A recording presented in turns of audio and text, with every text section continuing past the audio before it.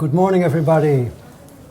Welcome to Gibraltar 2020 for an important match in, it must be the fourth round of the fighters bracket. These two players have need two more victories to make it to the final 8. I am joined here by Grandmaster Class 2 Daniel Sørensen from Denmark. Welcome, Daniel. Thank you. It's great to have you here in the studio to provide us with some expert commentary. Yeah. The match has started.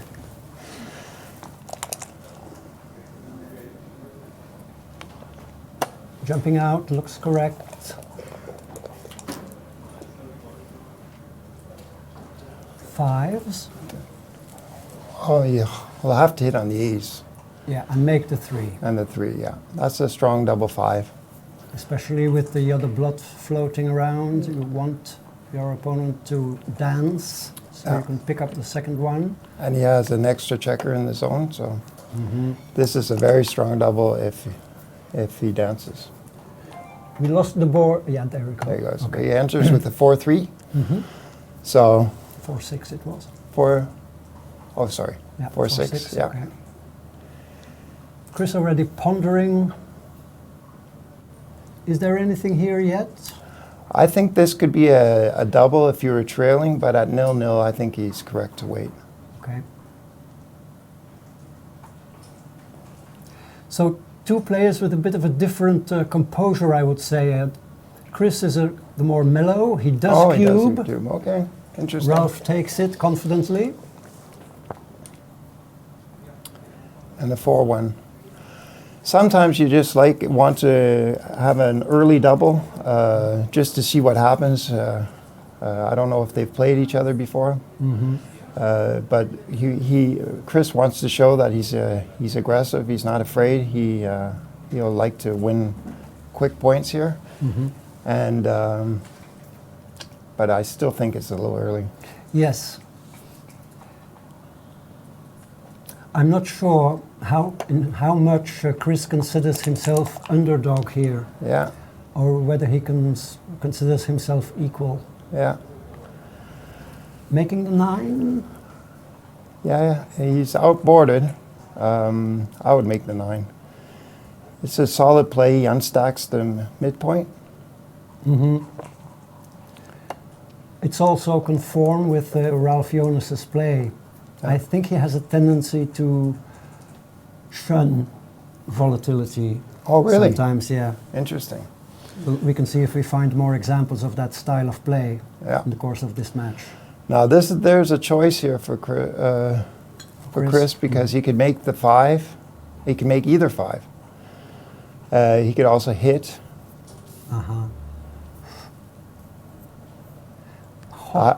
That's a very difficult play. But if he makes the defensive point, then he has no. So that's my play as well. Okay. 6-3. Uncomfortable. It leaves 2 blots, I would say. There's no way you can play with 1 blot here, is there? Yeah. No, he can duplicate 3s by running out, but that's not a real duplication because you would like to hit. He can make the 3-point. Ah, yes. Then Ralph will have 4s and 2s. Yeah. He could also duplicate the 2s by playing 13-4. Ah, yes. Wow. That looks like a strong play. Wow, yes. I had never seen that. That looks like the best play. Yeah. If this were a double consultation, I'd follow you. Okay, I'm not sure it's right. Jonas goes for something else. Yeah. He goes for the hit and run. Some duplication of 3s. Yeah. I think maybe if the cube had been in the middle still, this would have been a great action cube. Yeah. Because the hitting numbers are really gammonish. Yeah. But it makes a difference that he's already doubled. Yes. Does that influence your checker play?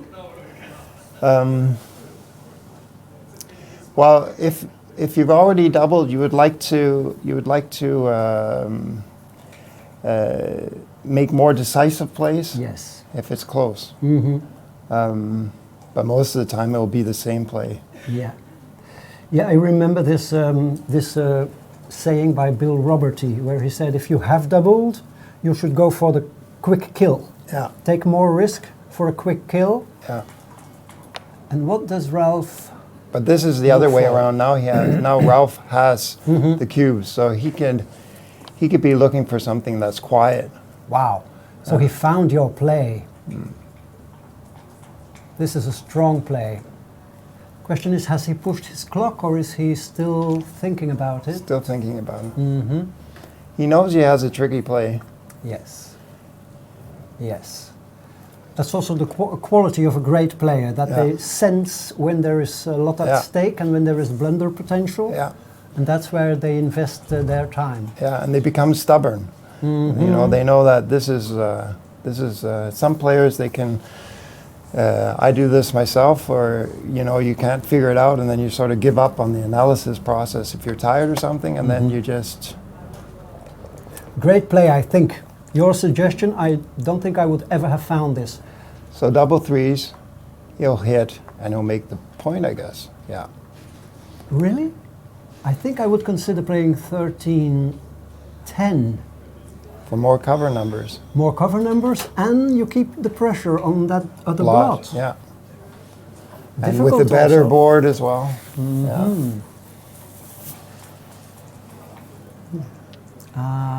Yes. Yeah. Well, it's the first play you see. Or the first play I saw. There's the 4. Great hit. But return shots. Yeah. So now he's happy he has the point. Sure. So 3s and 2s hit. 5-4. Yeah. We can almost hear the sigh of relief from Ralph. The 4 probably goes down from the mid. Yeah, it's a put pressure. Yes. Put pressure, duplicate 5s. And take advantage of the stronger board. Yes. Yeah. An escaping attempt. Yeah, and he makes a point at the same time. So a miss is very good for why he hits with the double 5. That's a hit. Wow, a great one. That's the best hit. And yeah, do you jump out now, or you make the 8? Depends on the race. Depends on the race, yeah. Let's see what the race is here. Well, maybe he knows the race.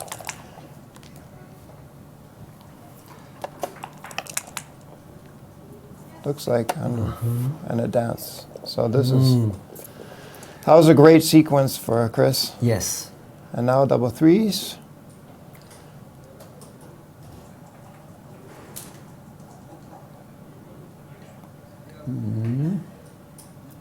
So no way to make a point in board. No way to clear the 15. So careful consideration required. Yeah, even these kind of plays, you want to make sure that you've considered the best move. That's step number 1. And then step number 2 is to find out if it's a tricky play. So he leaves some out. So 4-2, come in on the 2, and down from the midpoint.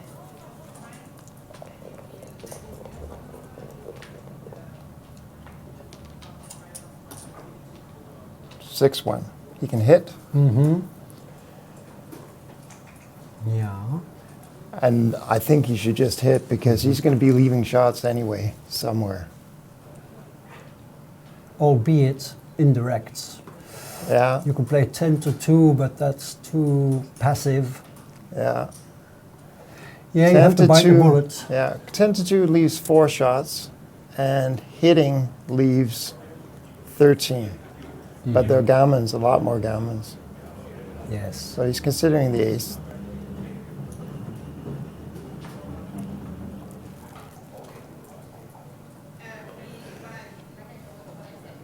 He goes for the cautious approach. This may be the double match point play.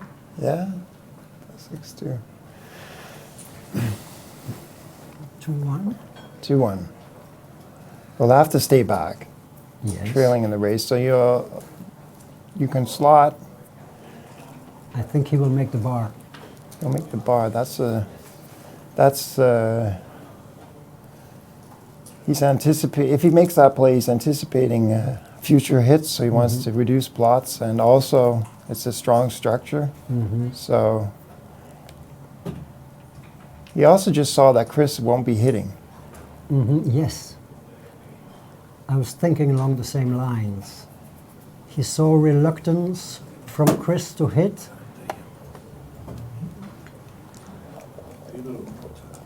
So he'll be hitting, of course, if he can point. 6-4.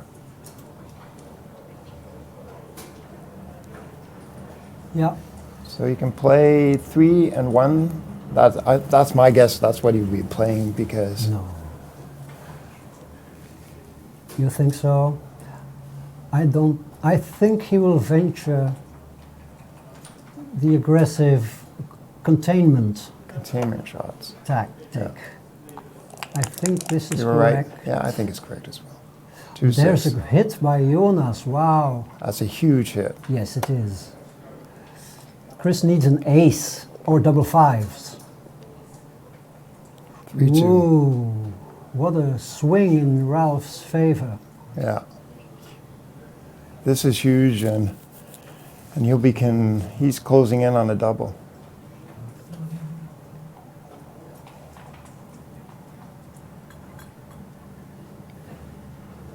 Yes. Of course, Jonas is still down in the race. Yeah. And he's outboarded, so he should wait.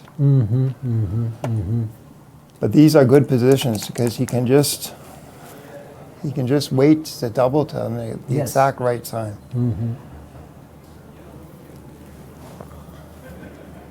I don't know about the correct aces here. Me neither. Maybe just 15 to 14. 15, 14. Or do you want to create some, like, I don't know. I think my play is just down from the midpoint. Okay. But it has to be close. Double threes. He'll move up, make the 4. Yes, good roll. It's a great roll. And slot or not really important. So now any loose hit will be very dangerous. Yeah. So 2-6, double 4s, 4-5s. That's only 5 rolls. Yeah, Yeah, you need to risk it here. yeah, easily worth it. Yes. Big swing here. 4-6. He'll have to leave the double shot. Leave out. A miss is great for Chris. This is highly volatile. Yeah, 24 hits. He's making sure with the 4-3. Yes.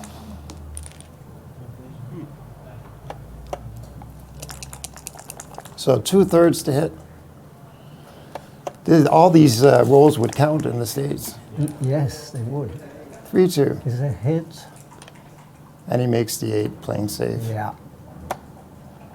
He knows that if Chris doesn't respond here, there'll be a strong, very strong position. 3-6, that should be a cash. Yes. Yeah. Wow.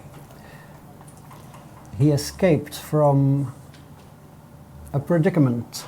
Yeah. He was in dire straits at the moment, Yeah. Ralph Jonas, but found some good rolls.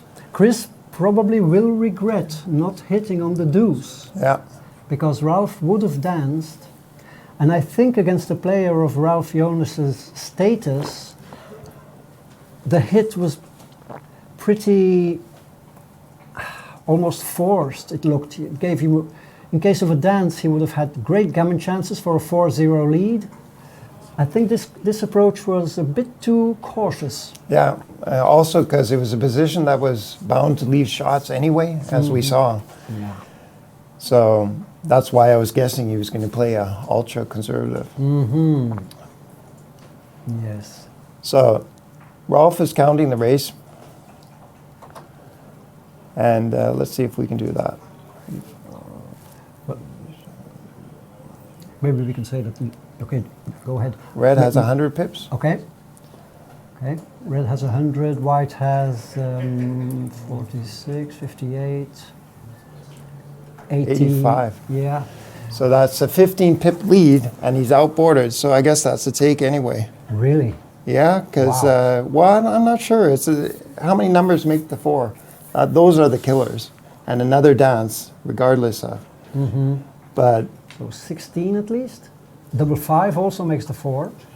yeah. But And there's yeah, the cube. There's the cube. I think Chris will drop. Yeah. Yes, in a Immediately. flash. Yeah.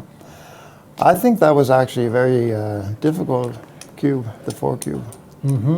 Because there's I might be way off here, but you know, when you have a stronger board and you have a race lead, that can compensate for a huge structure, because what he was threatening hadn't happened yet. So sometimes you can get confused on what the difference between what you're threatening and what you're actually doing. I see. And maybe Chris, he had lots of time to think about it and thinking about how Ralph's roles played, and you might be right. But sometimes you see positions like that where you can take them I see. because of, like I said, a board advantage and a race lead. Those two things, they're big when you want to consider a take. Okay. And a low gammon percentage.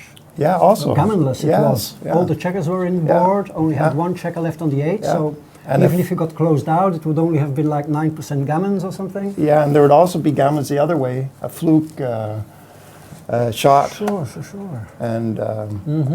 And maybe just enter on the 4 and then forcing Ralph to hit loose. And then you have pretty good return shots from there. Interesting. Yeah, but I'm not convinced one way or the other actually. No, but interesting considerations. Race lead, stronger board, Yeah, and only threat. yeah, So not an executed threat yet, but only a threat. yeah. I would be curious to see what this cube action was. Yeah. We may check it during the break. Yeah. So, I can't see it's 3-2. Wow, that's another good roll, for sure. Maybe the 2 down. I like this. Okay. He could have played 9-6 and then having the Yes. blot farther back. Yes. This leaves more shots. But a better builder, maybe. A lot better, yeah. And then, So- yeah. So he'll be happy with that after. Of course. I don't like taking 2 down with 5-4. You don't see it as often anymore. I don't like it, but it's very close. The 2 candidates with an opening 5-4, and then when you see someone roll like 3-2, then you see why that reminds me why I don't want to play it. Yes. But I know Michael Nielsen from Denmark. He thinks it's an underrated Opening, play. really? Yeah, he likes it. Okay. You need to know the continuations, of course. Yeah. 6-3, Yes. making the 3-point. So pretty even game it Yeah, looks. they have both a 3-point board and 2 checkers back. White has split. That's better. That's an advantage. That's a huge thing when both have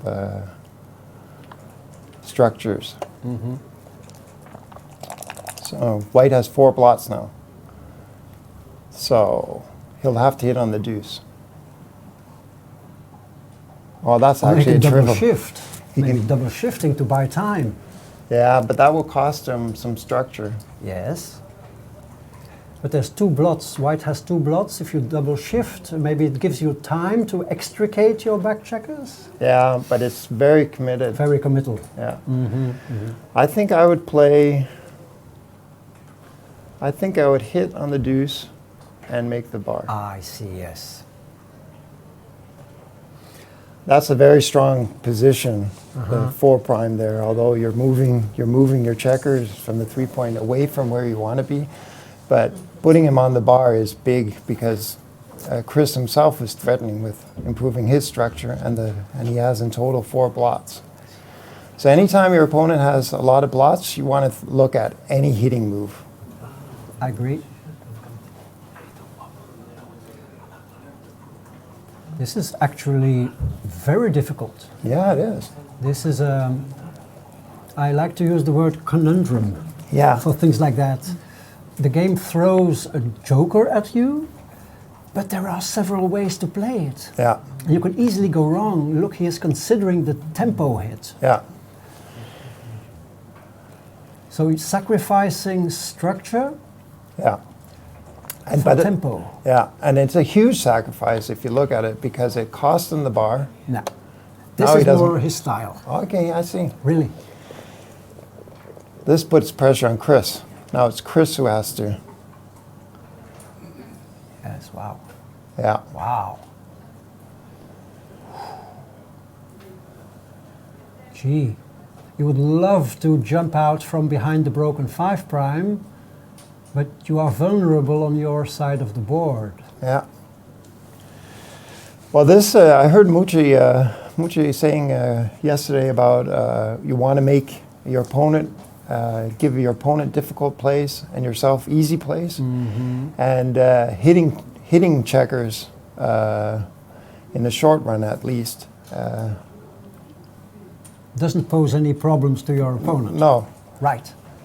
Yes. Whereas here, by hitting 0 checkers, Chris immediately was given a problem. Yes. Yeah, this really corresponds to what I know about Ralph Jonas's play. Yeah. If he has a choice between 2 plays and they are rather close, Yeah. he will not give the easy hit to the opponent, because a hit is something you can't miss. Yeah. Even an inferior player can see a blot and can hit it if he rolls the number. Yeah. There is a cube. This is wow. This is prime versus prime with timing issues. Yeah. I think maybe Chris misplayed that play, so anytime your opponent misplays something, you want to put some pressure on, extra pressure, I see. making him regret his play maybe. Position was begging for him to move his back checker, Yeah. so Yeah, making up the anchor. Of course, you reduce the numbers which jump into the gap. yeah. But I think. This is another tricky move. Oh yes. 4-3. He can make the 4, or he can jump, or he can just play something like 11. Or he can slot the You 4. can slot but, with the duplicated deuces. yeah. Wow. Wow. The fact that he can jump. Who has the timing advantage here? It looks like red. Yeah, because red can jump, whereas white, his 2 checkers are tied up. Wow. So that's the checker. Wow, he does. Well, he you- does jump. yeah. Wow. Now he 4s hits. 5-2. Now he'll have to hit and go up to. Yeah. This is just hit and split. Yes. Famous maneuver. But blots everywhere. Yeah. Some people looking at this position at home might think, oh, that's crazy because 3 blots and so on. But it's white who's being pressured here. And whatever, if white just leaves red alone, then Ralph will just run away with this. Yes. Chris recognizes that. Yes. This is This is an obvious play, I think. Yeah. Would be a big blunder, I think, to miss it. So 5-6. Wow, still very blotty. Well, we are being treated to a fascinating backgammon match. Yeah, this is great. Israel, do we have chat?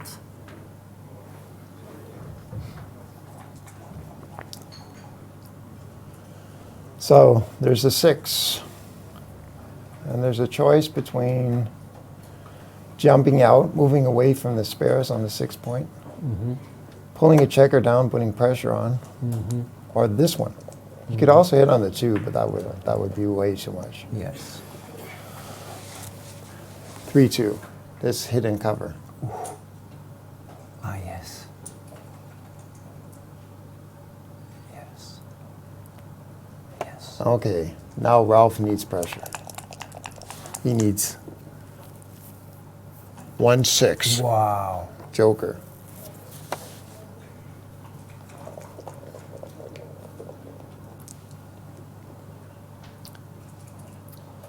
That's another there's joker. That's another one.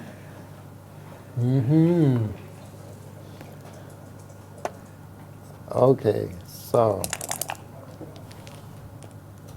Will Ralph dance, or will he come in? there's a huge swing here. 1-4. So 1. He safeties that. There are hit options.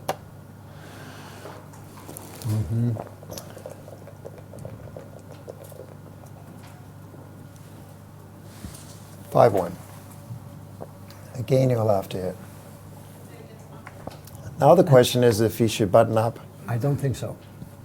I think now I would keep my flexibility, because you want to be able to escape or move up to the 21-point anchor in case Ralph dances. Yeah, and also if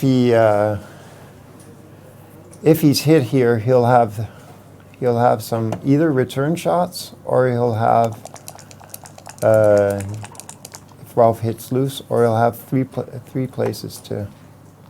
Okay, there's a dance. You need to cover and jump out. That would be ideal. Double 6s, forced. Forced. Yeah. Bad roll. Bad roll. Yeah. Not covering. So again, a huge swing here on the next roll. Dance. So now he can cover with 1s, 2s, and 5s, because the 2s are duplicated. Double 6. Status quo. And now he enters. Okay. Wow.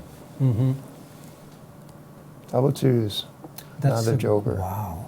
That's pointing and moving up. Well, the last deuce. I understand why he's considering this one. I agree with this one. I think being hit from the bar would be too much. Yeah. If he needs a 5 and a 6 anyway, so he'll be hit here. I'm not sure. I'm not sure. Even if it is correct to hit, I think Ralph may be tempted to just play 12 to 11. But it's just so huge to hit on the 4 because. Really? Yeah, because if you don't hit, then he'll have vulnerable checkers anyway. The checker on the 5, the checker, and also white is threatening to jump or make an anchor. Yes, but are you at such a disadvantage then? You see, this will probably be his play. 1s hit, 2s and 3s go up, and 5s and 6 jumps. So. Yes, but on the other hand, if he hits, he exposes himself to 17 shots or something, which are gammonish. Yeah. This is not Ralph's style. Okay. You see, the hit. Well, I don't want to prove my point with this roll. Yeah. Well, there's a huge swing on that roll. But I thought that Ralph considered the fact that, I mean, if he doesn't hit, he shuns the volatility. And now if he gets missed, I mean, white is still stuck with these checkers behind the prime. Yeah. White is in big trouble here. That's not clear, because he could just hit on the deuce. Point on the deuce. Yeah. He can point on the deuce, and then he'll be threatening to hit with sixes. Okay, I see. And white will have a harder time getting an anchor here. So a dance from here is winning probably and gammonish. yeah. And the downside are ones and sixes from the bar. 4-6. Wow. That's huge. Yes. But there were indirect shots anyway, so were there? Wow. Suddenly the game swings in Chris's favor. He needs to jump out or find a 3 or an ace. Yeah, but is he playing on too good? Or did he think he wasn't good enough? Oh, he obviously thought he wasn't good enough. I see. That was an obvious cube. I see. Because he's trailing 2-0. Ah, yes. And it's a recube and it's gammonish. So you in those positions there, he's threatening with everything. He's threatening with aces. He's threatening with 5s and 6s. So he didn't think he was good enough because his position improved. And what about this here? I mean, anything that does not contain a 5 or a 6 crunches. Yeah, but then you have a position from the bar where you're up against a 5-point board, and you need 6s, and your opponent will need 5s and 6s. Right. So even when he crunches, white is big. I think he missed the double there, and that position might have been too good. Yes. Especially with the blot. Extra blot. Yeah. Rolf must have known that was a big pass. Okay. Do you remember the position where Ralph doubled and Chris took? Because Simon Bargett in the chat says it was a big pass. Okay.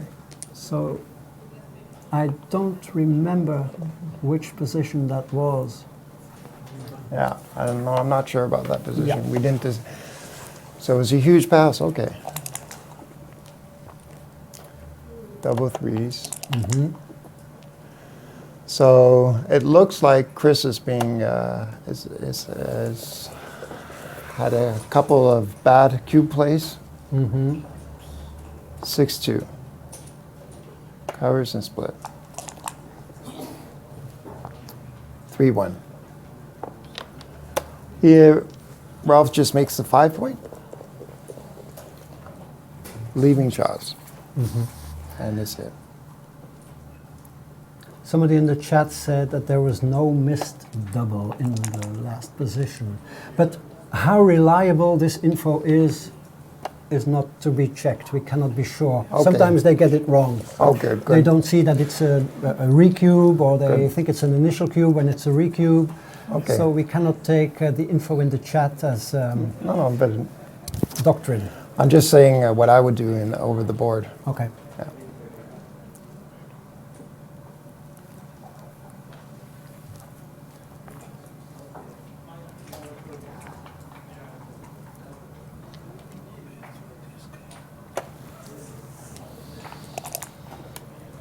Okay, with the race advantage, Chris plays it safe.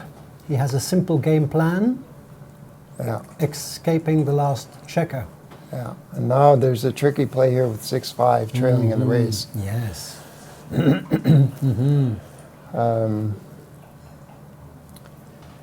But if he doesn't run, he doesn't really have a good 5. Unless he wants to slot. But that seems like a lot. But he does it. Good. If that's a good best play, that's great. 4-3. You bring it into the 6, I guess. Simon Bargett is a bit offended. I'm sorry, Simon. I didn't mean any harm. I was referring to something from last night where there was a 5-away, 9-away score at a certain moment, and somebody was really claiming that it was a big pass, but he had forgotten to see that it was a recube. So we're a little bit cautious as to take everything for granted that appears on the chat. But of course, everything which has Simon Bargett in front of a chat, we will take as pure truth. Simon is always right, somebody says. Cecilia. Thank you, Cecilia. You may well be right there.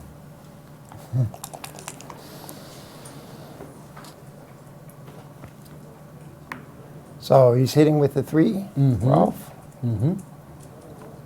And moves up. There are really no good 6s after the hit. So 1-5.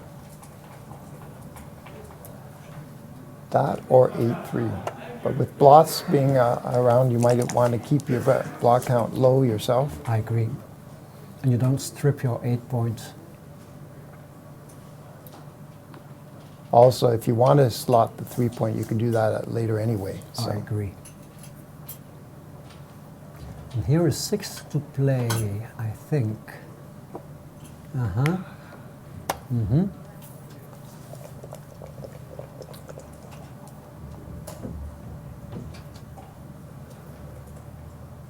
It's now we can move up or play 8-5, and moving up is clear.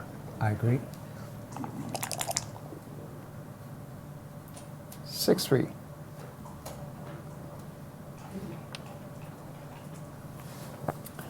Out. Yeah. It's a bold play. I think the bold play is justified because you are down in the race. It's duplicating 4s anyway. Duplicating 4s, a stronger board, high anchor. Yeah. And 3s. You hit and you make the 3 would be my... What is this? It's a 3-2. 3-2, yeah. Where are my glasses?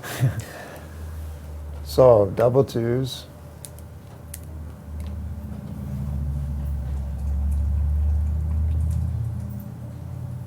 And playing 13-11, okay. Probably thinking that the 16 point and the midpoint don't work well together. Yeah. There is the 3 point.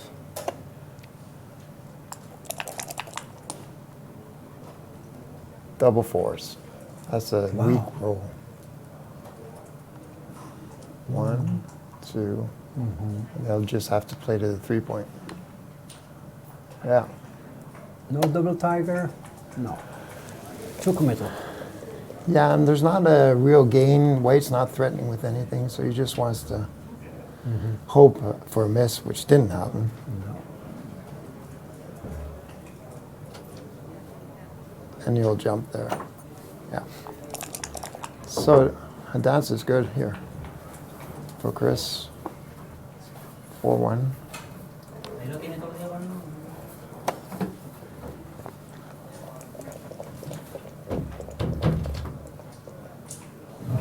So Chris stops to think about a double, but that checker on the 15 point needs to be cleaned up first before you can take any doubling considerations. Yes, I agree.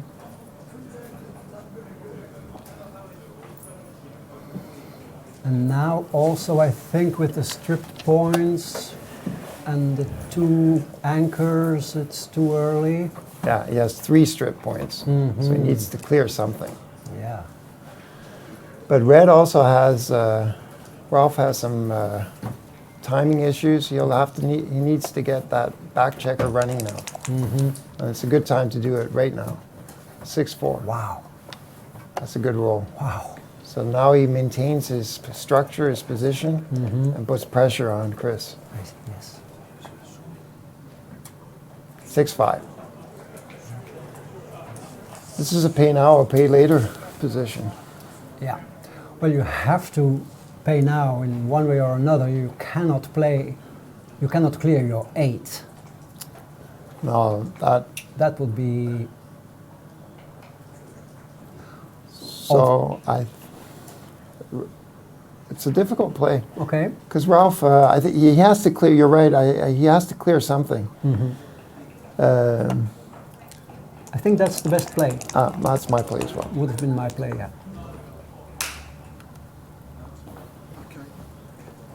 Oh, the die is on the floor.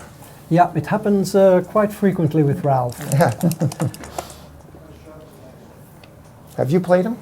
Yes, I played him in the final of the WBGF European Championships Oh 2 my weeks God. ago. Yes. Wow. We had 2 grueling back games. It was a 17-point match, and there were moments when the backgammon was in the air. I could have won 6 points. Everybody was well, not everybody, but people were rooting for a backgammon, but it didn't happen. Ralph escaped from the back games. Yeah, I did play him. Had a great fun. So you know him really well, and you're completely up to date with this game. I'm still trying to figure it all out. Yeah. But I have detected some patterns. Okay. And you've mentioned a couple of them already. Yeah. I hope he won't blame me for that, for giving away his secrets. Fourth wheel leaves the shot anyway, so. And now red, that duplicates 3s. So Ralph can hit with 3s, and he hits. Yeah. Okay. Yeah. Outfield control. And if there's no deuce here, He may be too good. Oh. that saves him. Wow. So no double. It's amazing. A lot of things have happened in this game, and the cube's still in the middle. Do you think that white is like a little bit crunched with the dilly builder on the deuce? That must be a factor in your consideration? Yeah, because he'll have to give up something very soon. Yes. So what he would love to do here is to hit, because that would solve his problems. And Ralph has 4 blots. Yeah, but Ralph is on roll. Yeah, So Ralph is considering whether he can cube here. yeah. Because white may be squeezed off his anchor at a certain moment, or will have to give up his 8 point, yielding the outfield to red. Yeah. Wow, he is giving this serious thought.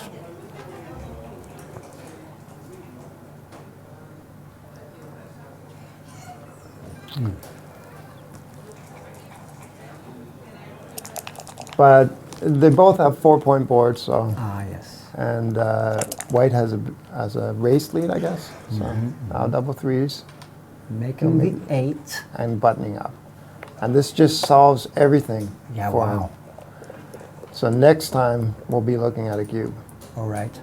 Unless, Wow, of Wow, course. now- Now that leaves a blot. Now with the blot, it's probably too good. wow, let's see, too good. No. Ralph decides to cash the points. Or do you think you can squeeze out a take? No, Chris will pass No, this. no, no. I agree. Those 2 good positions are difficult, very difficult, because you have what you need to look at is what happens. What does it need to do for the opponent to get back into the game? Yes. And with an anchor, a low anchor, that's a huge pass. So most of the gammons are with just hitting that blot. And if he doesn't hit the blot, he doesn't have anything. Right. However, well, he does have something, but he doesn't. If that's a pass, if misses are a pass, then he's probably too good. Okay, good. I think Paul McGrill in a lecture called this the ITA, immediate turnaround. Yeah, So when you are considering whether the opposition is too good or not, you should look at which sequences cause an immediate turnaround, Yeah. where you lose your double pass decision. yeah, regaining the market. So he hit loose there with the 5. I think it's actually quite close, hitting or bringing down the builder. He wants to take advantage of the threats. Of a better board and taking away a roll. So double 5s is a great response for Chris. And an interesting choice here. Yes, that would be my play, I think. Yeah. Correct or not? I would play that as well. 4-2. which is an average roll. He didn't hit anything, but he entered with 2 checkers. Okay. That hits and covers. And now red really just wants to enter.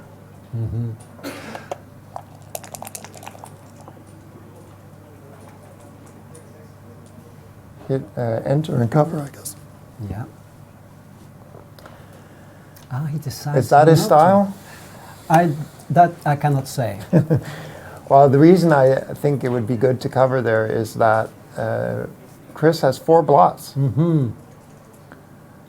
Yes, I agree. I think I also would have covered. The computer sometimes covers using his last spare from the 6 point. It looks inflexible, but you create a 3-point board, and especially with blots floating around, Yeah.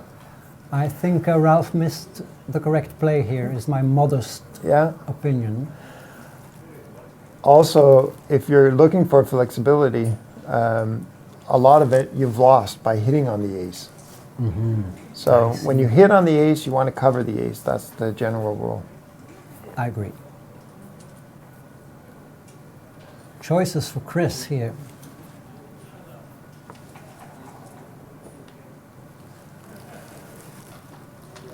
What about the 4 point? With the vulnerable blots in Yeah. the back, I think this is the better play. Double 2s. Okay, so the game has balanced out a bit. After some early blitz danger, we are now in a holding game. Yeah.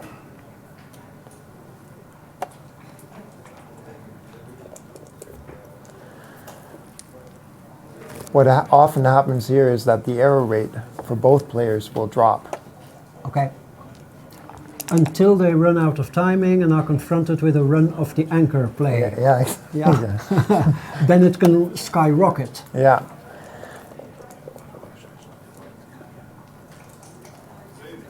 Ooh, that's ugly. So you'll need to move 4 aces. Wow. 3 of them seem to be from the 6 point. Or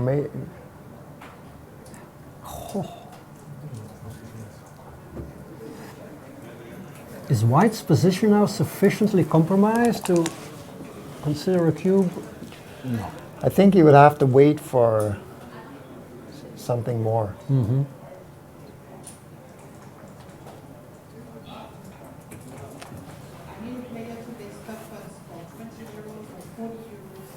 Ralph has a TMP position here, Too many points. whereas White's position is nicely robust with plenty of with some spares. Except he's given up his 6. That's another ugly one. Yeah. But red has 2 blots in board. Maybe you can play 2 down.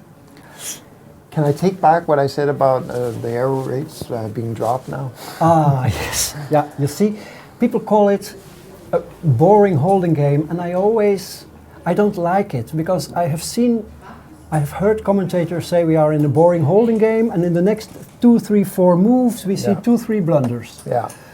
So they may be boring, but they are boring if one of the players rolls a high double, but in other cases it may become very intricate. Yeah, and this position is the Look. case in point.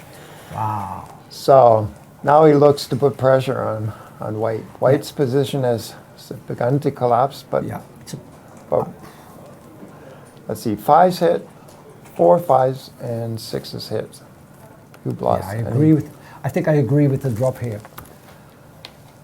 White's position was in shatters.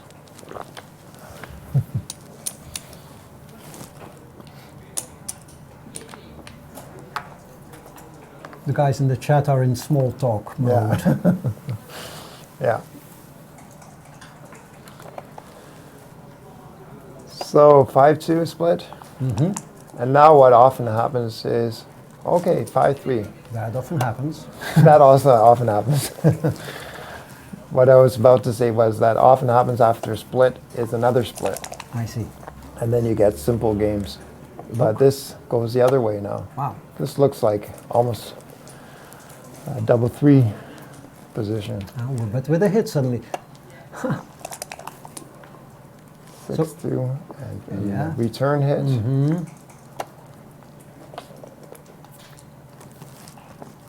And a 5-2. Yeah. Often you just want to move up to the best anchor, the potential anchor position. But if he does that here, then He would have to play 8-6 with that. yeah, I think this is better. Or yeah. difficult move. 6-1, double hit or point. Oh, bar point, you mean? Eh? Yeah, sorry. See, again, Ralph's style, but definitely not his style. This is not a matter of style. This is probably the right play. Yeah, I'll do this. Yeah. Spectacular game, this one. Yeah, and now he's under pressure, but 3-1. Great response.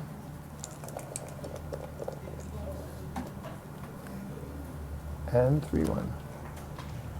Now is maybe the time to step up. Yeah, he's considering anchoring, it looks like. But you have to step up here because when your opponent has an anchor, advanced anchor, you want an advanced anchor. Yes. It's always good to have an advanced anchor, but the value goes even more up when your opponent has one. And also here, if he moves up with the 3, then the ace should be moved up so that they're both, See daylight. yeah. Yeah, that's correct. In our view. 6-3. Yeah. And he'll jump.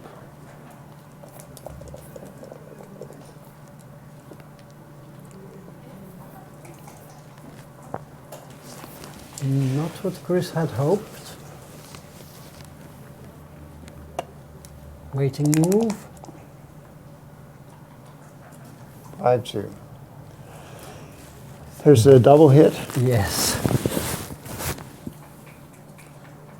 There is, and it may well be correct, double tiger play, because you cannot save, well you could safety the blot 15-13 and play 6-1, but that's very ugly. That's very ugly. Yeah, I think that you need to make something happen here. You have a stronger board, you are down in the race. The double tiger is correct. You knock the opponent off your 5 point. I think the double tiger play, I would play it. I think I would play it and push my clock. So Cube is in the middle.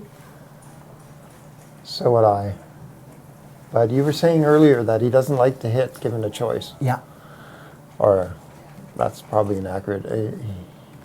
He wants to make his opponent play. Yeah. Another option would be 13-6. Yeah, that's his play. 13-6, duplicating 3s and playing with only 1 blot. Yeah, of course. I'm sure that he considered the double tiger play, but considered it too volatile. Yeah. And that's what you get when you duplicate. Yeah. There's a huge swing on that roll. It would have been a dance. Yeah. With 2 checkers.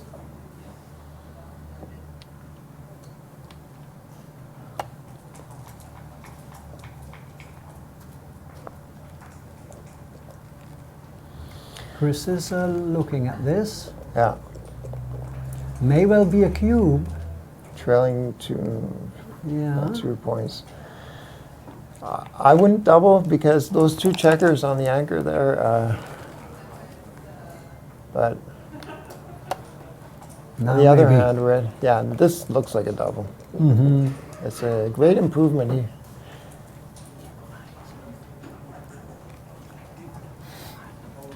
Yeah.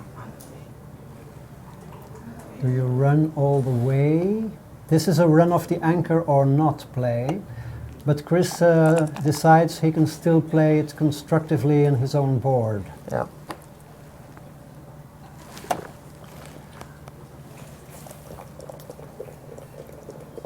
I think this is a cube. I mean, can you confidently take this? You have, what is it, 5 shots at the blot? Maybe you run out to the midpoint, duplicating aces. Your opponent has a blotting board, Yeah. but this is a tricky play which you may easily misplay in this boring holding game. And this boring holding game. I think I would play 20-12. Would that be a huge blunder, Daniel? I think that's a very difficult play. Double fours is terrible. Yeah. And he gave up his valuable 10 point in the process. Yeah.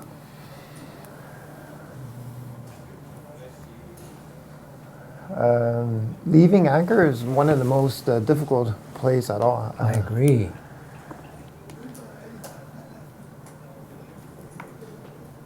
$112 for white. 63, 70. Now he has a cube. Although red is not much down in the race, you know. No, but his position is collapsed and he's threatening with the fours. It's a volatile position. Yeah. And even if he doesn't hit with the fours, red is going to have to be doing something. So this looks like a very strong cube. I would be more worried about the take, actually. I agree with your analysis. I mean, Chris is playing this a bit in Ralph's style, really cautious with the cube. There's the hit. This may easily be market loss. Yeah. He even seems sometimes a bit reluctant to make the obvious play. And Ralph will now be happy to drop this. Yeah. Tim Parfit in the chat says it was definitely a cube, and Cecilia Spark says no. So, wow. Is Cecilia's comment no? Is that? I guess she's saying no because he didn't double. Yeah. Yeah. Terry Pedersen seems to agree with the fact that there was a chain of missed cubes. Yeah. But without XG verification, we have to be prudent with our judgment and not be too harsh, because we could easily have it wrong. Yeah, and also those positions where you have some structure in front of an advanced anchor, and but you have an anchor yourself. Those are very difficult because you need to get those checkers home as well. It's not just about blocking your opponent. But when the position collapsed, there's a clear double. Yeah.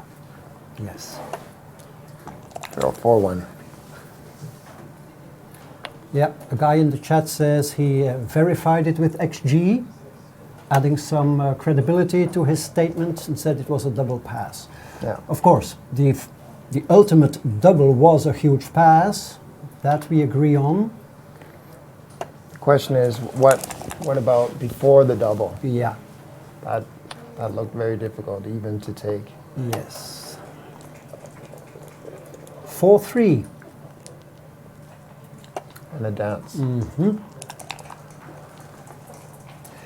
And the cube out of board.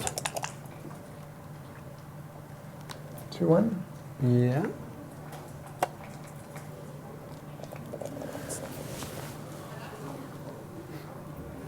Double threes.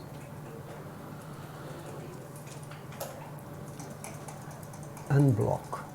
Yeah, that's a good response. 4-1. He can hit, but then there's no ace. So he'll have to play. I would play 8-4. Yeah. Conform Ralph's style. Double threes. A bit too many threes. Guess making the 4 point. No, he wants to make the bar. Ah, yeah, making the 4 point and keeping the midpoint. Yes. He played this fast. Yes, also because the first threes he could have just played and then considered it. Do you want the 10 point here or the 4 point? Yes, you are. I think you are quite right here. Quite right.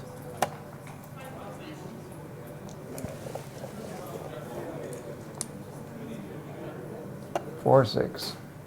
Like his play might have been better, but perhaps poor technique. Wow, that's a blitz versus prime, but an easy take, I would say. Yeah. Chris just took that in a split second. Yes. Almost insulted on that double. Yes, exactly. Yes, you read that well. forced to strip the 6 and create a dilly builder. An unpleasant roll. Yeah. Ralph will be very happy about this development. Yes. So gammon danger for Chris. Yes. 1-5. He'll have to step up. And another. So what's going to happen is Ralph will want to hit with 4s or 6-3. And now all his points are stripped. So when he enters, he'll have to give up something. Yes. Unless it's a small number. Oh, that's great. Talking about a small number. That's exactly what he needed. Whoa, this is a blow to Ralph. We can see him shake his head. Wow. It's fun also. I mean, Ralph is a great player to watch. You seldom or hardly ever see irritation or frustration. But we can read on his face that he's not happy. Yeah. But still, no reason for him to panic. This is still a very promising position for him. Oh, yeah. He would take this position before the game. Yeah, sure. Actually, Chris's position is terrible. 3 strip points and then just bury checkers already. So now he needs 6s. And even when he gets the 6s, then Ralph was ready to attack that checker. Yes. So even with this super joker roll of aces, Chris is far from out of the woods. Yeah. Do you think that anchoring up is necessary? I'm not sure. Yeah, that's a Maybe. tricky play, I guess, because you want to take advantage of Chris's inflexible position, but on the other hand, you don't want to leave bots around for a turnaround. So it's tricky.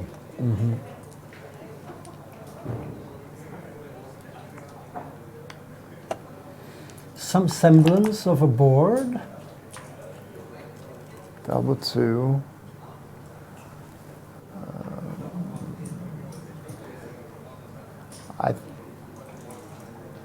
Right now he's blocking double 6s, which is Yes. Yes. so he will be reluctant to give up that point, but he's going to have to give it up at some point anyway. Yes. And if he leaves it, then what's the alternative? Then he'll have to move all the way with the other checker. Yes, at least if he leaves it now and the double 6s come, he will have a shot from the bar. Yeah. Tricky, these plays, how to bring your checkers home. Yeah. And then to what degree you want to keep them. Are you bringing them home, or are you or is it outfield control, or is it a combination of the two? Yes. Here, White's chance is actually the race, or a lucky hit in the outfield. So, and those two things attack each other. Yeah. Conflict each other. Yeah. So 3s, He finds it. and he'll bring the ace in, I think, Yeah. to cover. Right. 1-5 would be horrible. 1-6 is a joker. Double 1s are also great, but he'll be happy with any one. 4-3. Do you? Yeah, no cover. Okay. I would be tempted not to cover, hoping for rolls like 1-3, 1-4, 1-5, but that would be over the top, probably, or too rich. Yeah, that's tricky. This is strange. It's tricky because White had a 5-point board. Yes. So now when White's on the bar, Red might be tempted to give up the point now. But the problem with that move is then he'll have to bury a checker behind the anchor. You want to avoid that as well. So 4-3, great roll. Yes. I was just going to say that Red's checkers were not ideally positioned to bear off against the deuce point game. You don't want them on the high points. 4-3 solved it. Yes. Yeah. Now, according to Michi's book, against the deuce game, you want to look at the immediate danger. Right. Whereas if it's against the ace game, then you want to look at the long-term danger, the mountain structure. That's the aggressive play. Yeah, it is. He could have cleared a point, Yeah. but he's looking at gammons, 3 checkers, and although white has a 5-point board, it's stripped and buried checkers. So the gammons go way up by taking chances. Yeah. So white's contact value is severely diminished by his Yeah. compromised board. Yeah, Wow. and he recognizes that and is completely rewarded by rolling 2 high doubles. So You see, so Ralph's game is a mix of aggression and prudence. He is prudent in certain stages of a game where he doesn't want to create volatility, but he is very aggressive when it comes to gammons. to gammons and to exploiting gammon danger. No Yeah. prudence there. Yeah, That's the predator in Yeah. him which comes up. yeah. And the gammon danger is huge here unless Ralph finds one of his 10 anti-jokers. Wow. Now they're Even- backgammons. There's even a backgammon now. Five numbers. Though. 5 numbers. No. They'll take a break, I guess. You think so? Ralph is will not be the one to take a break. No, but Chris might. He's a grinder. I mean, taking a break is sometimes a bit of a sign of weakness, I think. I have a tendency to take a break when I'm like a little bit up Yeah, and I want to enjoy my lead a bit. yeah. And neither is Chris. Chris is very composed. Okay, next game. But What I'm is it? guessing- 5 away. 5 Yeah. away, 10 away. I always anyway. I'm guessing there might be some difference in traditions. In Denmark, there's a team competition, and there's lots of experience with long matches. And I wouldn't call it a tradition, but a lot of players will take a break after a gammon loss, a doubled gammon loss, and trying to sort of halt the game being The momentum. the momentum. Try to break the momentum of the opponent. And it seems to work, actually. Okay, yeah. We've all seen it happen, you know. Yeah. Nothing seems to work for you. You take a break, you come back, and suddenly things Yeah. turn around. Yeah. So Chris had 10 away, 5 away. This means that Ralph will be very prudent with the cube because the recube vig of the trailer is enhanced. Yeah. So you can take much deeper in mutually gammonish positions as the trailer when your opponent is 5 away and you are many away. Yeah. So we'll see what happens. 5 away is actually a very misunderstood match score. I agree. Races and gammonish positions, you have to be a lot more careful, and especially leading by 5 points as here. It's a very conservative score for the doubler.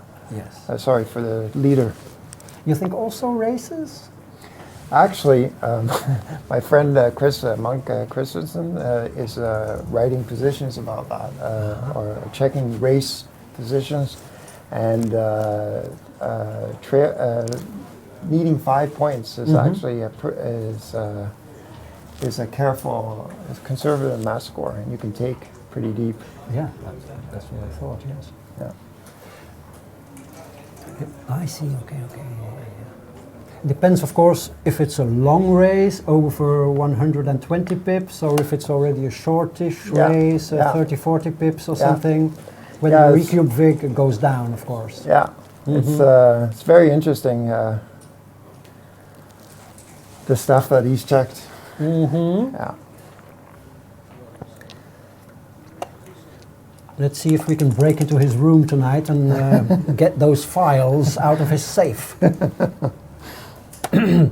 Okay, in the meantime, it looks like Ralph is in the driver's seat. The 5 is big, Oh yeah. especially with the deuce. Oh yeah. Great roll, keeping the cube away. Yeah, decides not to make the 9 point. I agree with that. It leaves no blots, and he doesn't need the 9 point. It doesn't work well with the made 3 point. This is a tricky play. It's always tricky because you want to keep your checkers back to put pressure, but they're also vulnerable to attack. Yeah. And also there are timing issues. So if you stay back, then at some point you will want to move those checkers up anyway. So you might want to do it already now. Yeah, he would have loved to move up the checker from the 23 point and keep the goalkeeper on 24. Yeah. Ralph shuns the hit and makes the 4 point instead. Yeah, that looks clear. Sure. 5-3. Now I can make the 15. Yeah. Does that have any value? What is the blocking value of that 15 point? Yeah, but Difficult. yeah, it's very difficult. It's the same as I mentioned before, the timing problems and the vulnerability of the blot staying there. So it's true that it should be easy to get past that point, but it does at least put some pressure on it.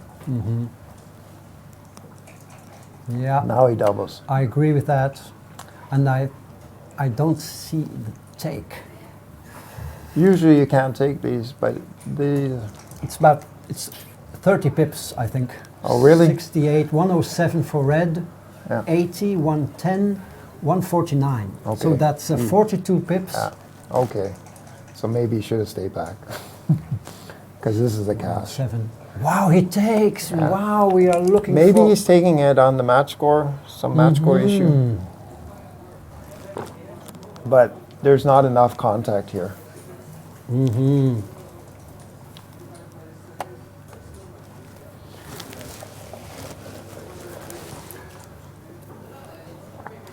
Yeah. So double 5s.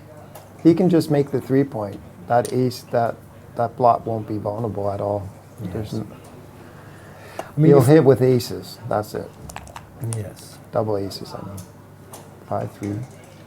I mean, this can have a big psychological impact on Ralph, because Ralph, I guess, is convinced that it was a pass. I think he would wait to double till he knew it was a pass. And if a game like this turns against you, it may really rattle you. So Ralph, Ralph doesn't seem like a fellow that is easily rattled. I said it may rattle a lesser player than Ralph. Let's talk like this. Yeah, okay. It was a pass. Somebody says in the chat 06. Okay. So that's an error. Okay. And it's the match score that's making it. No. If it's a pass at this score, it should be a bigger pass. Yeah, that's what I mean. So it would have been even more expensive. Yeah. At an even score. Yeah. So the pass is reasonably okay. Yeah. If you consider yourself to be a 2 PR inferior player to your opponent, you may be justified in giving up 60 millipoints. Yeah. And as we can see, the midpoint, Ralph's midpoint, has not been cleared yet. Yeah. But here now, difficult. Oh, he can just make the ace. He could make the ace. I think that is worth of consideration.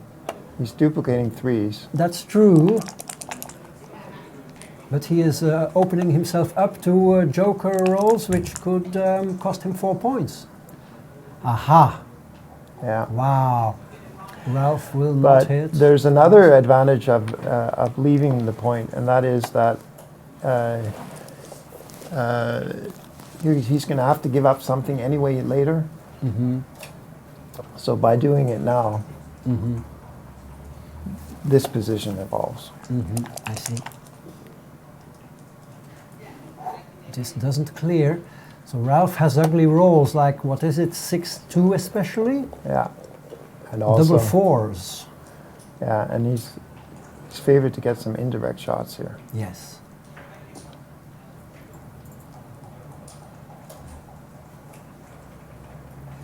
Yeah, crunch time or money time. But I don't think there's a. I don't know. I don't know what the PR difference would be between these two players, but I don't think it would be 2. No, I agree. I agree. I was talking hypothetically. Yeah. There was almost a 6-2. Yeah, I was talking hypothetically. Yeah. It would be disrespectful to Chris to say that there's a 2 PR difference here. Yeah. This is definitely not correct. I'm not. Maybe 1. I think maybe 1.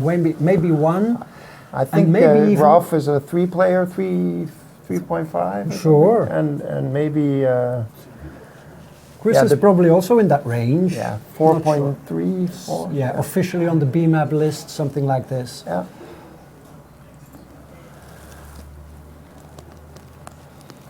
Yeah, 2 PR was a bit insulting even to Chris. I was talking hypothetically. Yeah. Let's say that these 2 players are within 1 PR point, especially with Ralph sometimes choosing slightly inferior plays. Wow. 5-3. Okay, so this is.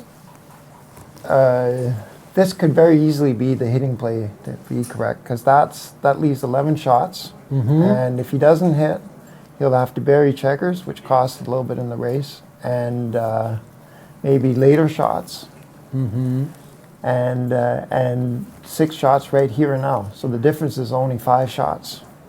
Yes. So I think it's pretty clear to hit. Okay. My guess is. Especially with the reshot. Yeah, there should be some life after that, even if he rolls a 5. That's interesting.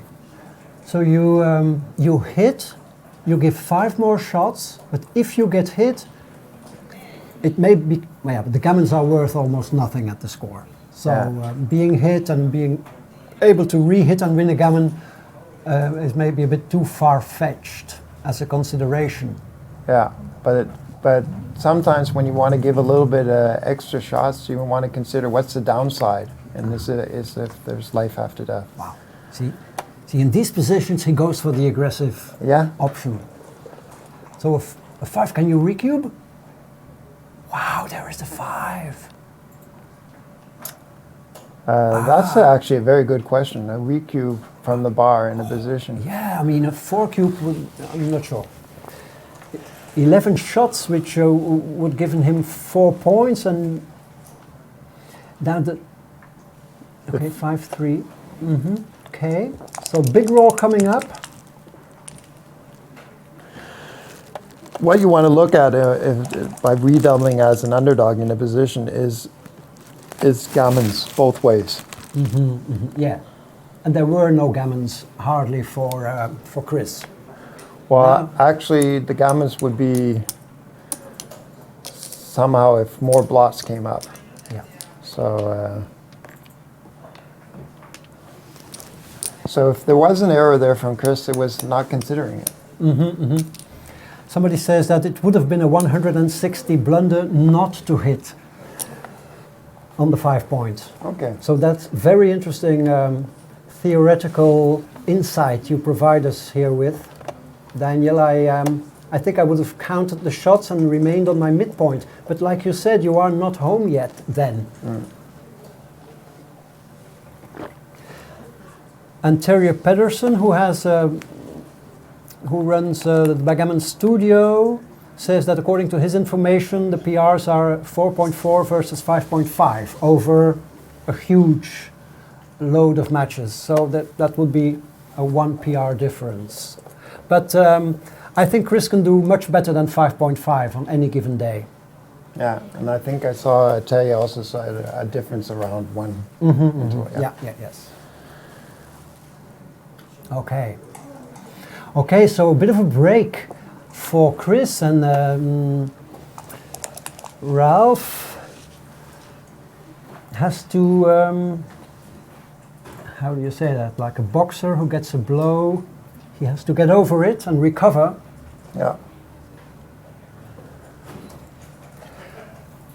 Time-wise, wow, look, Is this this is 7 minutes and 9 minutes? Yeah, I noticed that earlier. I was surprised. My prediction would have actually been that Chris was a bit slower than Ralph. Mm-hmm. But there can be many reasons for you spending a little bit more time. Sure. Maybe you're counting pips slower than you usually do, or it could be all kinds of reasons. Mm-hmm.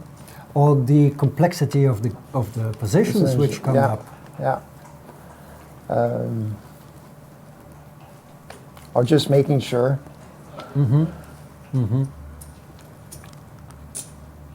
Yeah, this is an important stage of the competition. The winner of this match will, I think, only have to win one more to make it to the final four, or maybe two more, but I think one more.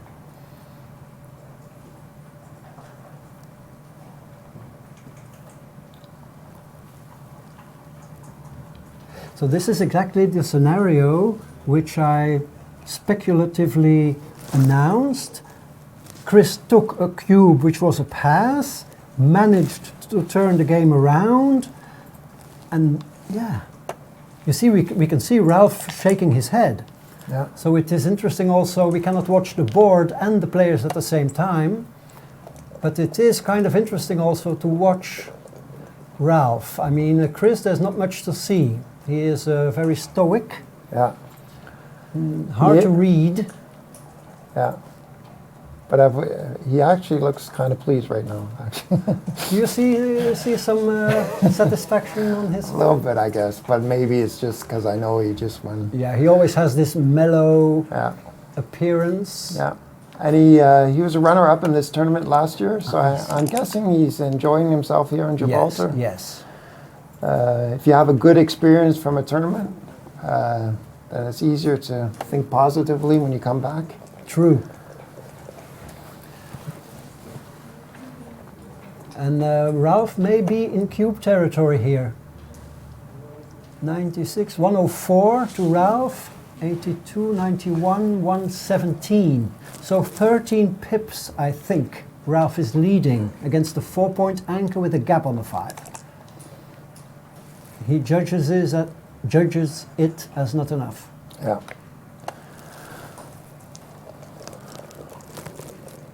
The open 5-point leaves a lot of shots. Mm-hmm. Mm-hmm. Yes. Even if you put the two checkers from the mid on the 10, it would still be a comfortable take. Yeah.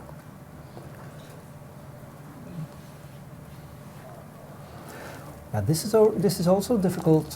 Yeah, because he's looking at that white might, that Chris will have to give up something. Yeah. Have a cube next time. Yeah. And that's a pass now, right? It looks like Unless a high double comes out. No, this looks like a huge pass. Yeah. 86 for red. 82, 85, 103.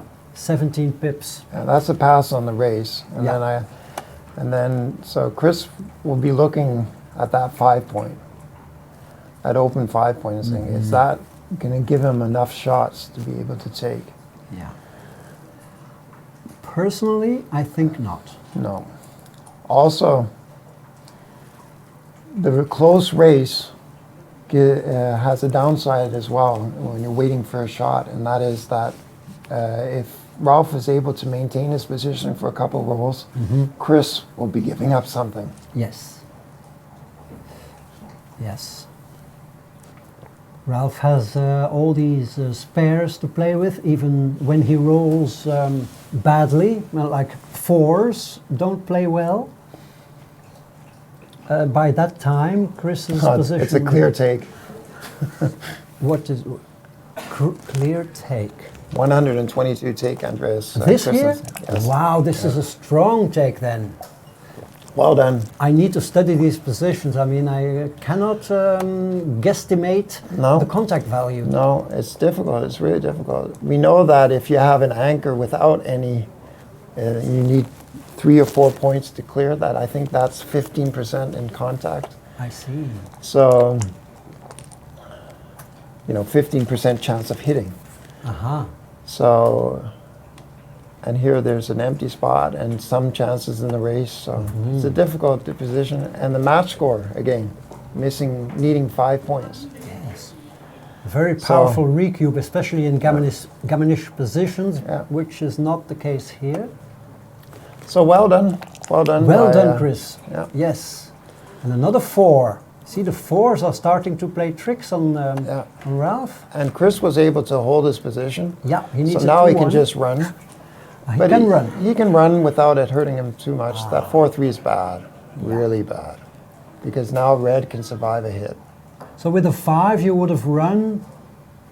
Yeah, you would have to run because what you're gaining, what you're hoping for, is to maintain your position, so that if you hit, that will win the game. Now the empty. Look, that's a fascinating play by Ralph. I would immediately have cleared my 8. He decides to keep the contact now. That's the 3 roll. It's the 3. The position when you have a point, 3 points away from the anchor. That's the danger point, according to Michi. Really? Yeah. Wow. Wow, he is forced to hit. There is these 4s.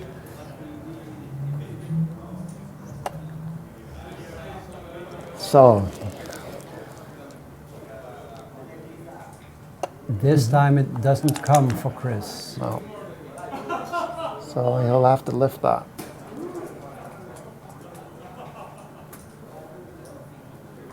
And take it off, I guess. Yeah. Yeah, I think I agree.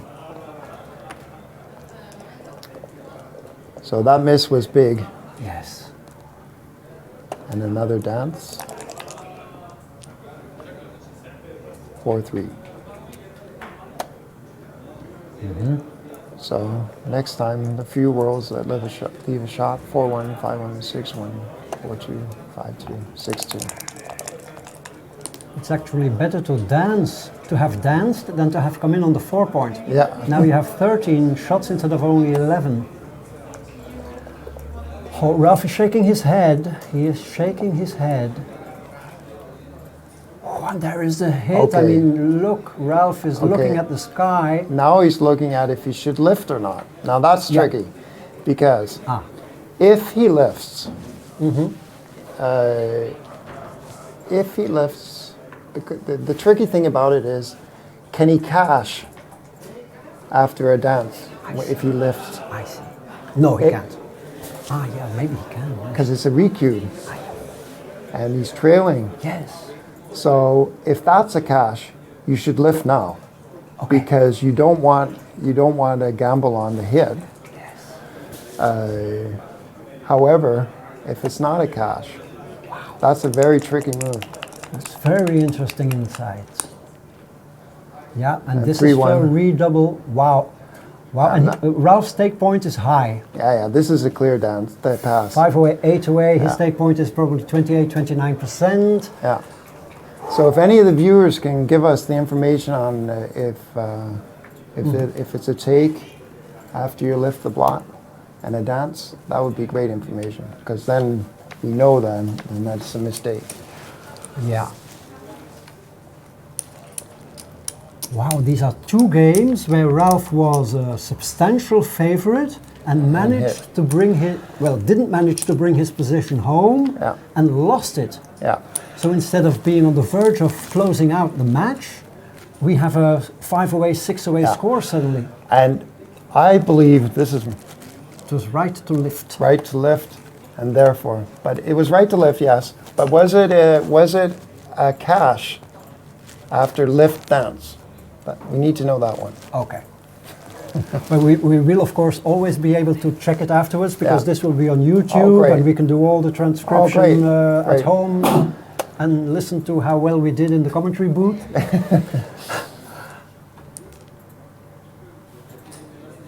Yes, somebody suggests, Terry, that maybe not lifting is a good option if you have a direct cover. And since he had no direct covers, that's maybe also a minor consideration, maybe. Well, now they say there was a take. It was a take.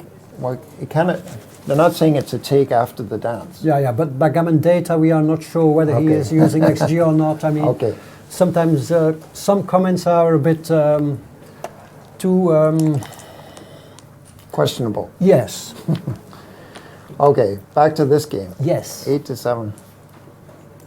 By the way, I would have taken a break here. There's no question at all. I would have taken a break. He's 2 games in a row he comes back, and Ralph, although he seems cool, he seems a little bit irritated. He's looking up in the air. He's not looking at the board. Mm-hmm.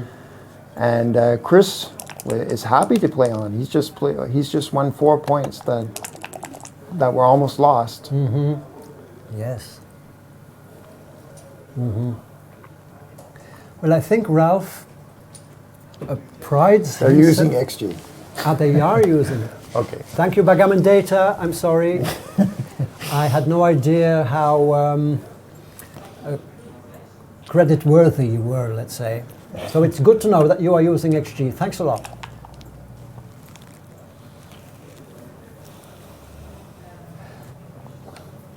It's funny how the game has changed. I had a break of 8 years where when I came back, everyone was talking about XG and how good XG was. And when I had stopped, we questioned all computer decisions. But that had stopped in the meantime. Mm-hmm. So now XG, whatever XG says is correct. Mm-hmm, mm-hmm.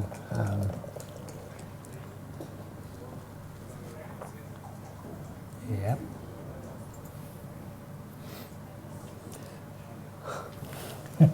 Taya asks, how did I become so strong, Daniel? And he knows I play on Backgammon Studio. Aha. So it's a rhetorical question. Yeah, it's a rhetorical. There's a smiley there. Mm-hmm. Yeah. Okay, good. Do you know Andreas Christensen? Yeah, yeah, You know him? yeah. He's a fellow Dane. Okay. Okay. Sixes, finally a bit of a break for Ralph. But I thought his play was very interesting, the 5-1. I mean, I would have automatically cleared the 8. And your insight there, I mean, I will have to listen to it again and ingrain it in my mind. That it's more important to to clear the point 3 away from the anchor instead of 4 away. The 3 away is the danger point. Wow. According to the book. Well, the book is about the 3-point anchor, when he has the 22-point I mean, anchor. No, it's any anchor. Huh? If you have a point, three pips away, Points. that's the point to clear. Yeah. Mm-hmm. Okay. So the race is here, 90, yeah, hard to say. 64, 95, 95 for red. 95 for red, probably close.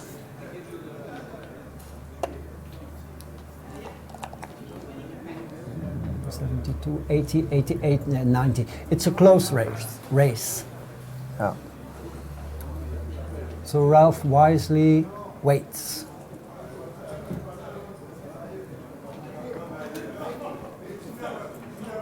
Now we're down to a 1-point lead, but it's still 5 away. Mm-hmm. So red will be a little bit more careful, but not as careful as before, of course, but still more careful than a 0-0 score, say. Yes.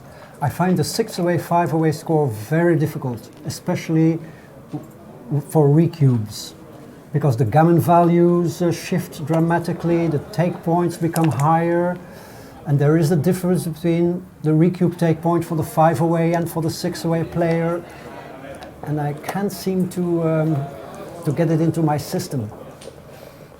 And also from the UBC tournament, we know there's 7-point matches, all of them. Mm-hmm. And because the players were so strong, they were getting their initial doubles in, so you often had redouble questions, and they were occurring at all scores. Mm-hmm. So much more than usual, because in usual standards there would be a lot more missed doubles and a lot fewer recubes. Well, in fact, this is a score 1-0 to 7. Yeah. And I always learned that as the trailer, if the leader doubles you, the point you give up doesn't cost you much. To go from 1-0 down to 2-0 down doesn't cost you much, so you can like drop it a little more easily. Yeah. It's one rule of thumb I have. Yeah. But I think it's fairly close. Mm-hmm. Yeah. Okay, there are the 6 shots, the 6 winning shots for Chris. This time he cannot pull it out of the fire. Yeah, what's the race now? We got 30, 38, 48, 51. 70 for white. Well, you wrote 4-3. Okay. Yeah. 70 for white, and this is there. This is a 48, 54, 56, 61. 56, 61. Okay. Close.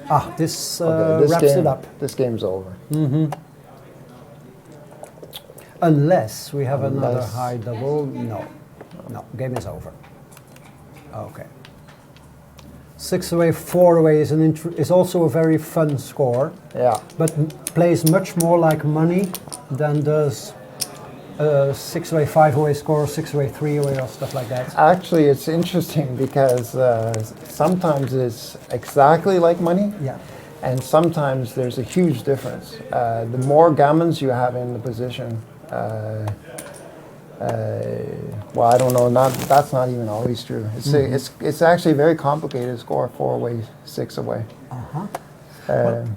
What I know is that the 4 away player can cube like in money, and the recube he gets is also like in money. So it's not that he has a very high take point on a recube. The leader. The leader. Yeah. The 4 away player. But the amount of gammons and the role that plays. That I am not aware of. So Yeah. I would be interested to hear more about that. Yeah, it's interesting. Let's see what happens. Good response there.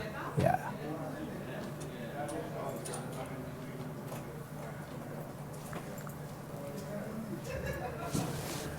That was the opening sequence 5. I forgot. Yeah, it was 5-4, double 4.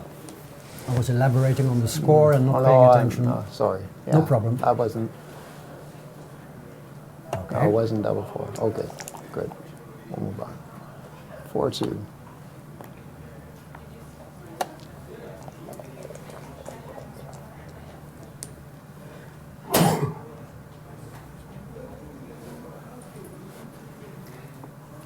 Yeah. Interesting.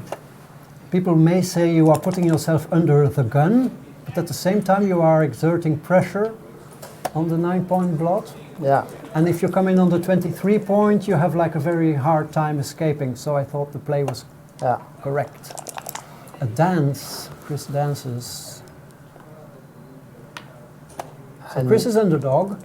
Yeah, and also a dance here is expensive. And there it Another is. dance. Yeah. So 4 away, 6 away. Yeah. He's threatening with 4s. He waits. Wants to hit first. Yeah, that's fair enough. White has agree. has a board. Mm-hmm.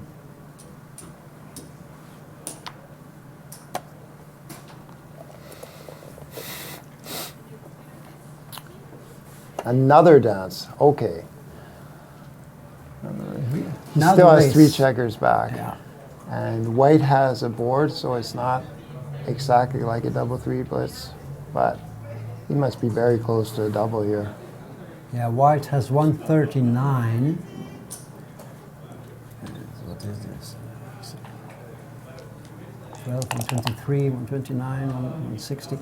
Well, he is like, And that's a super super joker, his best Yeah. roll. So now he'll be playing on if there's a dance, I guess. And if he enters, Really sure, for sure he will. and that's a tricky play. Remember, there's a checker back on the 24 point. But he, I guess he just considers he's way too good. I would think about it. Well, the only thing that, how did you say that? So when there is a turnaround where you cannot cube anymore, Yeah. you regain your market? Yeah. Or? Yeah, I guess that's what I guess he's considering Like this one. play here. Yes. Is that a take? If he considered this position a pass, he would have been correct to play on, of course, because this is a great roll for Chris. Yeah. So if he's right on that one, then there's no question at all that he should play on. And he does cube now, so he went probably from too good to double, and then there was this joker roll by Chris. Yeah. And now, do we have a double in or a double out? Yeah. But even if it's a double in, Ralph could have been right of a waiting, because Sure. 2-1 was an excellent response. Yes, yes. The immediate turnaround was very unlikely. Yeah. Now, He takes. he takes. Yes, he has enough containment equity. Yeah, and the gammons are fairly low, like because he can't anchor, so white will be moving quite a few pips before he gets around. Yeah. And immediately already, Yeah, white has 12 devastating rolls, which can take the steam out of. and he makes a bar He point. makes as a well. bar point, which is second best, but very good. So he's already justified his take. Where do you play the 6? I think to the 8. I think so too. Or But sometimes you're supposed to jump out, especially against the strip point. yes. They're calling that something? Falcon. Double something. falcon. Double falcon. Yeah. Double tiger, and jumping out with 2 checkers in front of a strip midpoint is now the double falcon. And everyone's doing it, I see. Yeah. 2s and 4s. Yeah. 4. And 6 down. You give up the pressure on that 14-point blot, but otherwise it would be too expensive. Yeah. Same problem. You want to come in on the 3, even though you put yourself under the gun. Yeah. And also, if he put himself on the 2, he could safety that blot. Yeah. Yes. But you have to go up to the edge. Oh, Double 5, 5. 4, and double 5s. Now that hits 2. Gee. Or you can just run with both. But that would leave return shots. This You is have to hit- difficult. This you is have a to hit 2. classic. So another turnaround, it looks like. You have to hit 2. You can't give him anything at all. Uh-huh.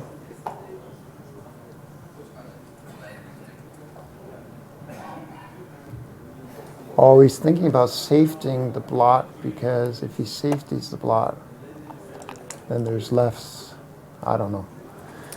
4-1. That's a great. But he has a recube here. You're trailing by 6 points, and you have obvious threats. Yeah. Consideration, of course, is that the gammon value for Chris, I would have to calculate it over the board. If he recupes to 4, a single win would bring him to 64, and the gammon win to single loss to 0. But Yeah, his gammon value is also 50%. Yeah, and he kills his opponent's gammons. So Yes. I would redouble, but I might be wrong. Uh-huh. Oh, it says it says I was correct. Correct to recube. Yeah. Yes, that was probably a bit too timid, because Ralph would maybe have been prepared to let it go. Maybe. Oh, really? I'm not sure. I'm not sure. I'm talking in general. Oh, it's After a small one. Yeah. After such a brutal anti-joker against you, players may be... I'm not sure. That was an exciting sequence, the double 5s. I couldn't figure out what the right way to play it was. I think I would just have played the 2 of them from the back and hit at the cost of some returns from the bar. But I have no idea. Yeah. But I agree with you, Daniel, that the recube was definitely an option. So they're telling us it was a small double. The first double. Ralph Jonas's double is small. Okay. So this 3-1 was tricky as well, because he could have hit. He could hit with the 3 and then move up with the ace. 5-3. And that just jumps. So Chris is just getting all the rolls he needs now. Yes. An ace and no 5. He cannot jump out.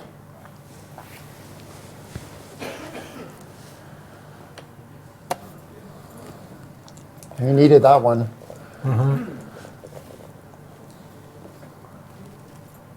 And 2-5. Another jump. Yes. Now he needs an ace or a 3. 3. 2. Hitting and lifting. Well, there's no other 2. 2 and 3. Now Ralph will hit with anything, of course. Sure. Pointing. So he's right back as a favorite. Yes. I think Chris just let a chance slip away after the double 5s. Yeah. He'll be happy about that now, though. I mean, and now he can lose a gammon for match. Yeah. Whereas the recube, if it got taken, at least he would have, he would not have been in gammon danger. Now there's jokers from the bar, double aces. Yes. 6-2. 3-1. It's getting away there. So should red come to a closeout, I think there are about 20% gammons. Yeah, with the 5 checkers in the outfield. Okay. 1-4. Goes out. Of course, he will never slot the bar. Oh, really? But he's thinking about it. I don't think he's going to do that. It looks like when he smells blood, the predator in him comes alive and he goes for the... he doesn't shy away from the aggressive plays when he smells blood. Yeah. So there's a big killer instinct. Yes. Yeah. But it's too big. It's not only the 1-6, it's also double aces. I think Falafel would say, I bet you 3-1 he doesn't slot the bar point. 4-1.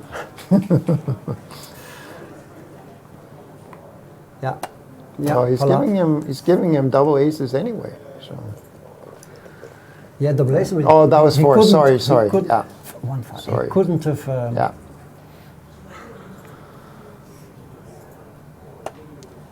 So now he'll hit with 5s and 4s. Double 5s. No, he'll make the prime. Yeah. And now he can hit. He can.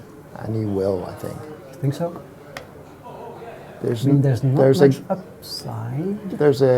He can close him out and win a gammon. Yeah, but very unlikely. Less than 10. Oh, yeah.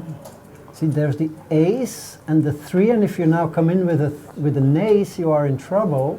Yeah, but still. It was worth the risk. Yeah, because that's a pretty long shot, and still he would have chances. At least Chris should be able to save the gammon here. Yeah. 4s don't make the 4 point. Is that deuces? Deuces. Okay. You bring them all into the 5? He can make the ace. No. That would be crazy. Yeah, you don't want to do that. He has the 6. Red has the 6 prime, so you just. You want to create crunching numbers. Yeah. Are there any? Can you create any? Well, 1-6 or 1-5 followed by something else. It's a sequence. There are no immediate crunching numbers. If it was a DMP, you might want to consider slotting the 4 point. See, there's the 1-5. Yeah. Wow, this would be really cruel. If Chris can now find some like a smallish number and then 2-1 is really. Oh. 4-1. Okay. You don't hit and you don't break your prime. So that leaves only 1 roll. Yeah, but maybe you slot. That's the question. But that would leave him. That would give him 3s, 2s, and 4s. Yeah. 2 gammonish. I think this is correct. And now there are crunching numbers.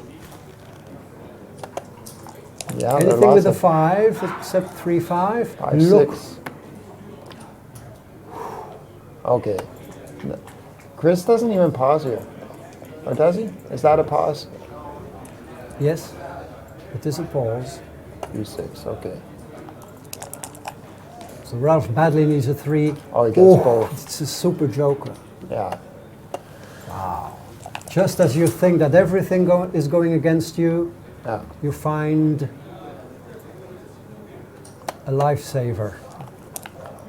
Okay, at least the gammon rate has gone down to around 10%, that would be my guess.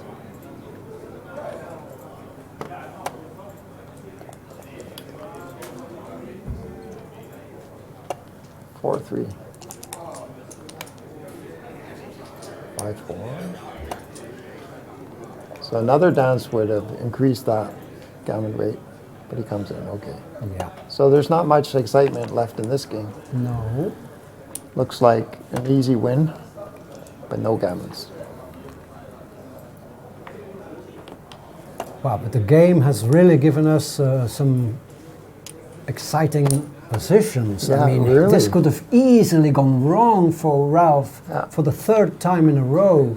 Yeah. If he hadn't found the Super Joker 3-1, but something else like 3-4 or 5-4 or whatever, the cube could have come flying. Well, I think he even had a chance. He also had a game-saving ace earlier on in the game, where Chris had jumped out, and he needed an ace, or else there would have been a recube. So 2 away, 6 away. Interesting. Yes. High take point in non-gammonish positions for the 2 away player. His take point is 23%. Yeah. But the gammon value is pretty normal.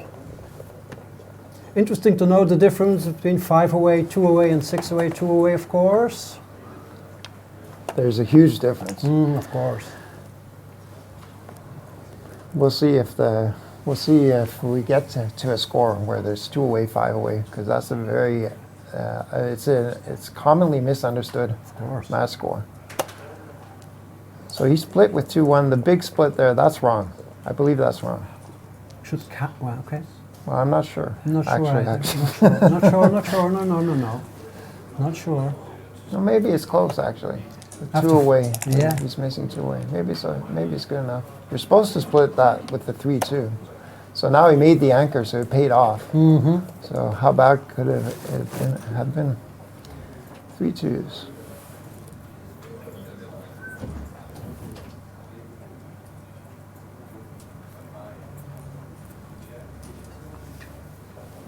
Yeah, you have to split. Yeah, again, your opponent has an anchor, so you want an anchor. He is thinking of how to split, maybe 2 up? Yeah.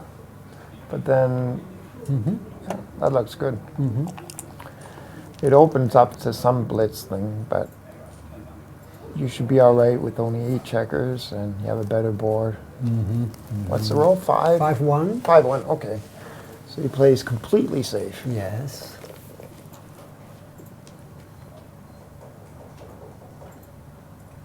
Oh, 6. You can run with 2. Yeah, but you give a direct shot. Yeah, but it's the time to do it. If you don't do it, then... And how about the bar point? Is that isn't there much value in that? It is, but it leaves the 2 back checkers. Okay, but they should be able to escape easily. Yeah, but the plan is to escape now. That's what I would do anyway. Okay. Now there's some contact. It's not a bad play, but 5-1. So you can make the ace. Yeah. And a cue. Yes, in a non-gammonish position, or yeah, reasonably non-gammonish. Yeah. So Ralph will have to figure out how much he is behind in the race, and if he can take this. Nope. Takes the eye. And now it's 5 away, 2 away. What Yes. are the complexities here? Well, Daniel? it's of people are used to that when there's a 2 away match score that you have to be very aggressive as the trailer and very careful as the leader. But of all the leading two match scores, this is the match score where you can take the deepest. Correct. And if it's a race, you can take down to 17%. Right. And that's crazy. Mm-hmm. And if you don't know that, that's A big you're going to weakness. you're going to be making huge mistakes. I agree.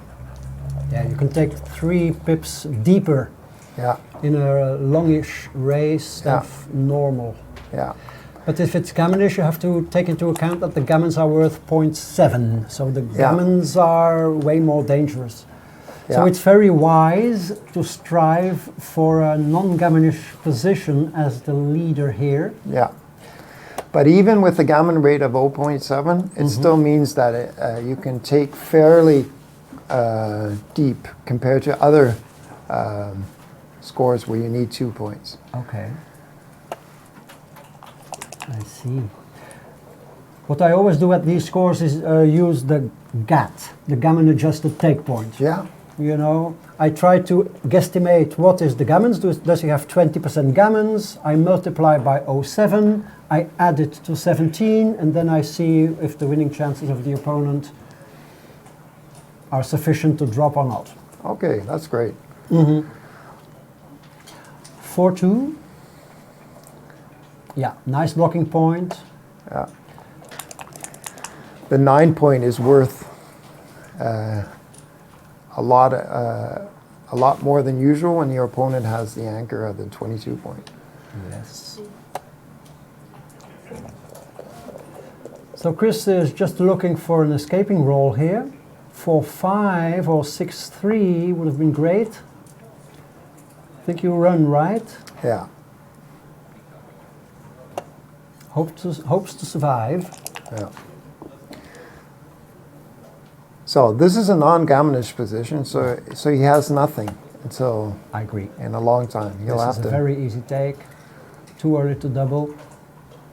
So he'll make the 11. Yes, or maybe with the 2 blots. No, you can't afford to make the 4 points. No, it's too risky. This is good enough. It's good enough. He wants to just improve his position. And although there's a low take point, Chris can just. Now we'll actually see if Chris knows this. Because with 2 empty spots, there's no chance at all that he's getting close to the 17% take point. Yeah. So you can just roll on. Yeah, this is a choice between the ace point or just moving up. Just giving up the 11 and then leaving some fly shots with 2 blots in Ralph's board. That might be worth it. I don't know. That's what he made anyway. 6 shots.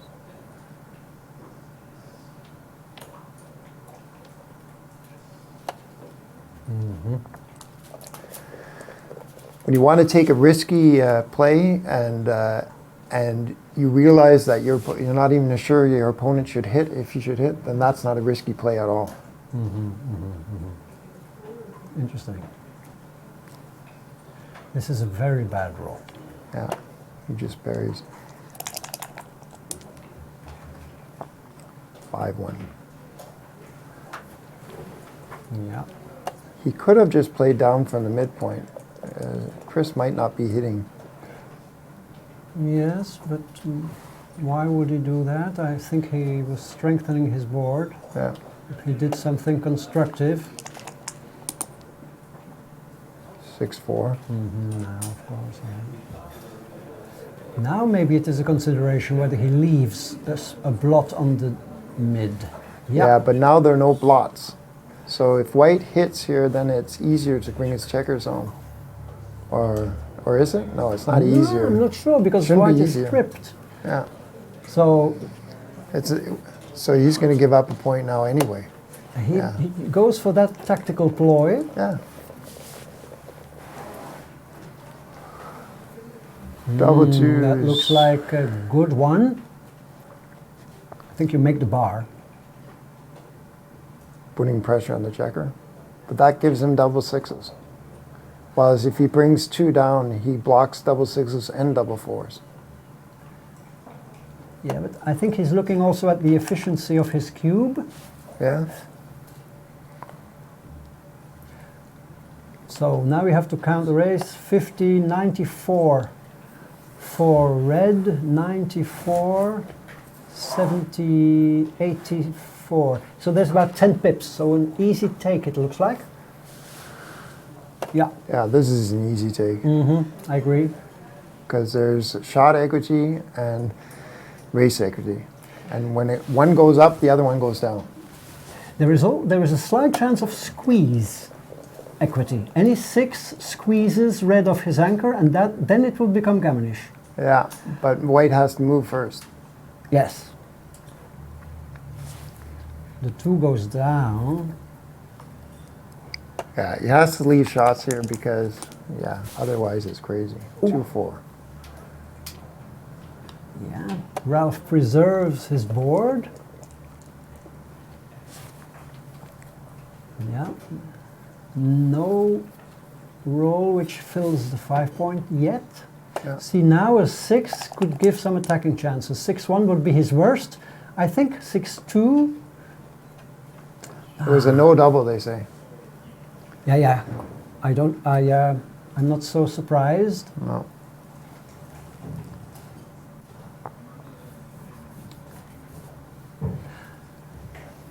So this opens up slight chances of a gammon. This will be a strong cube now. Yeah. There is the pointer.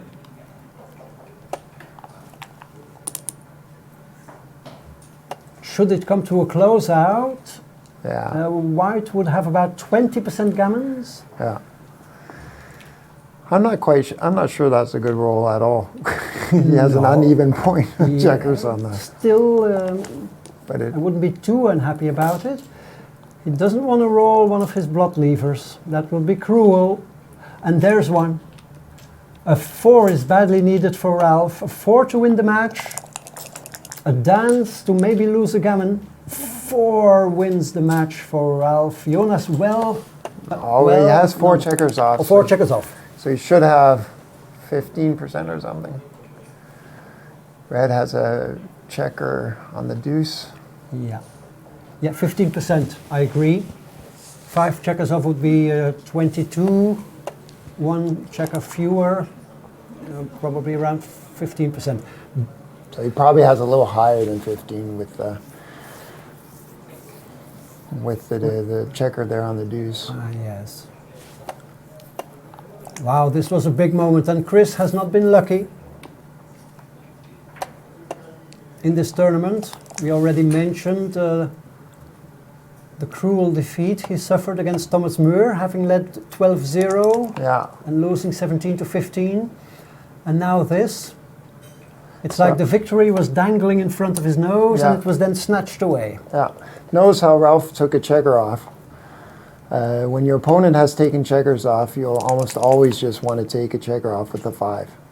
Oh, and now it's Ralph who rolls the high double and leaves the 4 shot from the bar. So what a funny sequence of events. Can Chris now find a 4?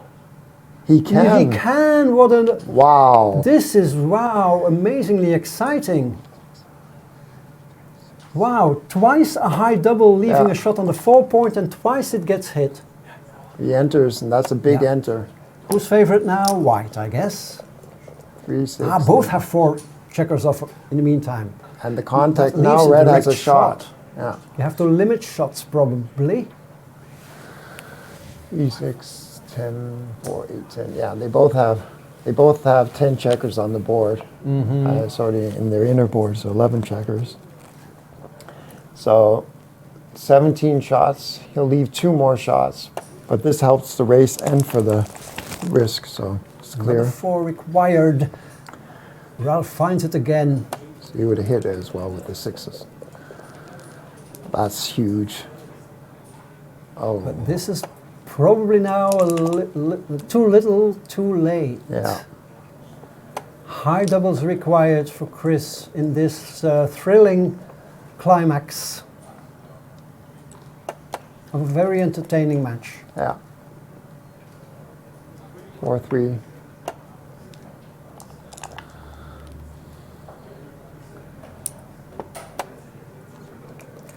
So it looks like Ralph is going to pull this one off. 5-1. Not often you see 3 hits here. Amazing. And that's a game over. Wow. Yeah.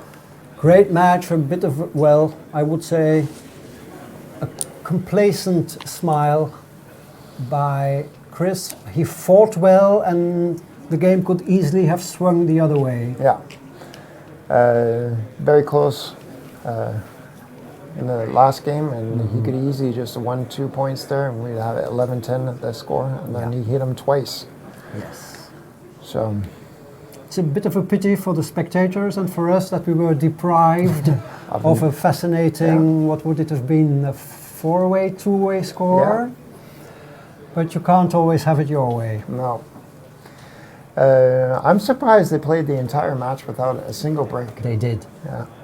Because it was a long game. They had many games, and there were also some swings, as I mentioned. So there was Ralph could have been disappointed, and but he just played on and won the match. So well done to him. Yes, I think. But I think Chris, he told me before the match that he has a doubles consultation match coming up right after this one. Yeah. So maybe he didn't want to stretch the match too long. And I don't think Chris is the guy who plays psychological games. Like you could play a bit of a psychological game by taking a break after you have just staged a comeback to let your opponent stew in his juice a little bit. But this is not Chris's character. Oh, he is too kind-hearted to play games like this. Yeah. But also, like, there's a question on how to get the maximum out of your game, and do you need a break? Christensen, who I mentioned earlier, he has a rule where he'll play for 45 minutes and then he'll need a break. Okay. And he knows by experience that his error rate it goes up if he doesn't have a break every 45 minutes. To refuel a bit mentally. Yeah, and 45 minutes, that's the same as the first half in a soccer game. It's a natural point to take a break. When you're working hard and the brain's working hard, it doesn't look like much, but sure. And we could see, I love this with the heart rate at this tournament because you could see during the match yesterday with Thomas Christensen and Michi, 2 guys that are in shape and in form, but you could see when their heart rate went up. Sure. And that, doing that for hours and hours, that takes a strain on the body. And so you need to know when to take breaks. And yes. I don't know if you need to know it. They were doing well, but there's all kinds of breaks. We could elaborate on that for quite a while. There are psychological breaks. There are tactical breaks. Yeah. But it was indeed a surprising feature of this match that none of the players took a break. Yeah. But now we can go on a break, Daniel. Yeah, that's good. Thanks very much for joining me in the studio here. I think your commentary was very valuable. Thank I you. will definitely watch the video again and listen again to your input. Thank you see very if much. I can learn from it. Thank you. You guys at home, thanks for watching. Hope you enjoyed it. We'll see you back, I think, after the UBC final. The UBC final between Ueda-san and Michi will be at 2:30, I think, and then after that we'll have a late evening match from the quarterfinals of the main here in Gibraltar. See you later, guys. Enjoy your lunch. Bye. Bye.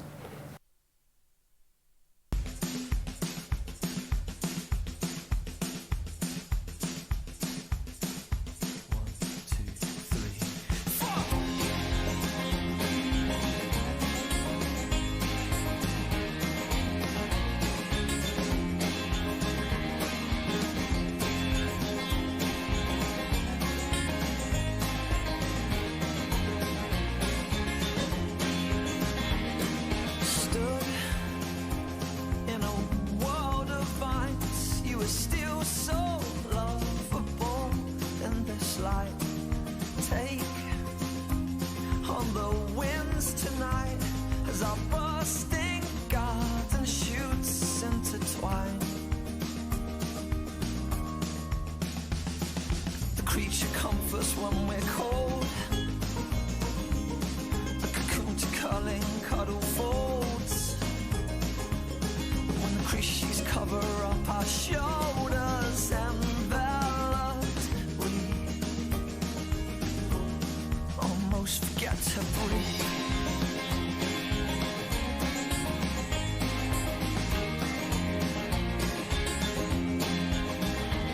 The stones laying flower beds, you arranged and rearranged them to fit. It's creative fingers green, like the perfect mother I'd ever seen. Creature comforts when we're cold, a cocoon to curling cuddle folds. And when the crease sheets cover up our shoulders, enveloped, we almost forget to breathe.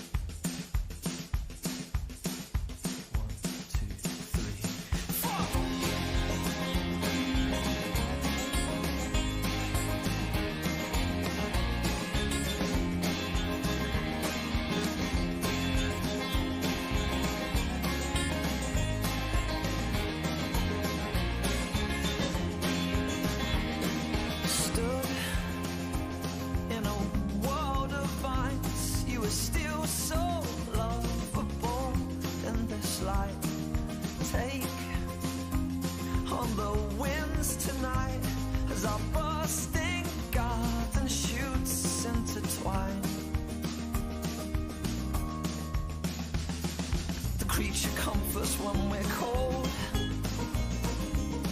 A cocoon to curling cuddle folds. When the creatures cover up our shoulders, enveloped, we almost forget to breathe.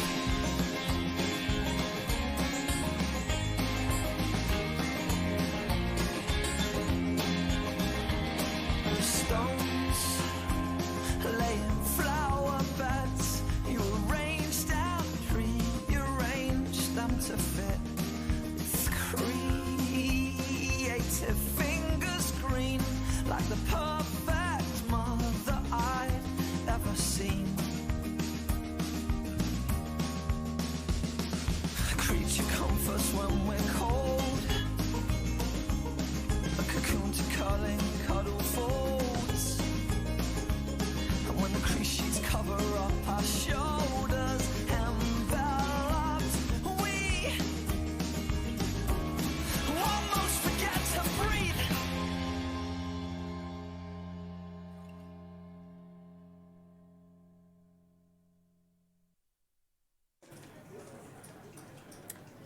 Hey everybody, welcome back to the UBC Contender tournament here. We've got Mark Olson and Mochi. We're going to do all three of us, Nick Blazer here too on commentary, for the final matchup between Michihito Kageyama and Hideaki Ueda. The Japanese final between, of course, I think everyone knows Michi, Hideaki, a little newer name, but, you know, young up-and-comer and been playing really amazing all tournament and coming up to this tournament too. I think Was Montenegro his first live tournament? Do I remember someone telling me that there? It could be. Yeah. I mean, of course, he played tournaments in Japan, but the Sure. first international tournament could be Montenegro. Yeah, less than a year ago. And it looks like they're kicking Impressive. off real quick here. Oh yeah, they already Okay. started. There we go. We'll talk about this setup, how they got here as we go. Yes. 6-4. This is always a fun to see kind of what, you know, strategy here. Split, I think, I guess technically at 7-away, 7-away, it's supposed to be point, right? The So it's deuce small. point. I like the deuce point, but I Yeah. think this goes for a more complicated game. Mhm, So maybe Hideaki wanna Yeah. try to complicate things. It might be that for money it's correct to split too, so that's a good one. Yes. So the average PR so far in the tournament is around 2.7 for Michi and 2.8 for Hideaki. So it's very close. Both of them has been performing at an absolute world-class level. Hideaki qualified as the PR player from both day 1 and day 2, and Michi has qualified through sudden death from day 1, and then he just made it on points on day 2. Really interesting opening already here, huh? I guess given that we can hit 2, we must have to make the inner board point. Clear play, I think. Yeah. Nothing much to say about that. Did you talk with them, Mochi, before this this matchup about the players, what kind of strategy they want to apply, what their mentality is? Well, I'm not sure, but the Michi has so much experience. This is not the first time he's in a big final. I think he just play his game. And meanwhile, Hideaki is less experienced. So I'm actually interested at how he performs in event like this. Mm-hmm. Yeah, it must be amazing. He's only been playing at a high level for 3 years. It's absolutely astonishing that he's at this level. He's the new rising star of the backgammon world and already in the UBC final. And look at this play. Because the pointing on head is so strong, you should just also make the 5 with it. Michi's distracted himself from this best play by focusing on that anchor and really wanting that. Small difference between these, but yeah, it's a fine play. Oh, he made a mistake here, didn't he? Yeah, very small. Okay, very But- small. 30? No less than that. And this must come out and hit, of course, yeah. Yeah. So nice that we got that PR race going on in the bottom right corner. We can follow the PR race. Well, it looks like move plus by move. plus like Michi's play potentially here. Or whatever analysis came on there. It's not coming up as an error in his stats. Yeah, it might have been a brilliant move. Yeah.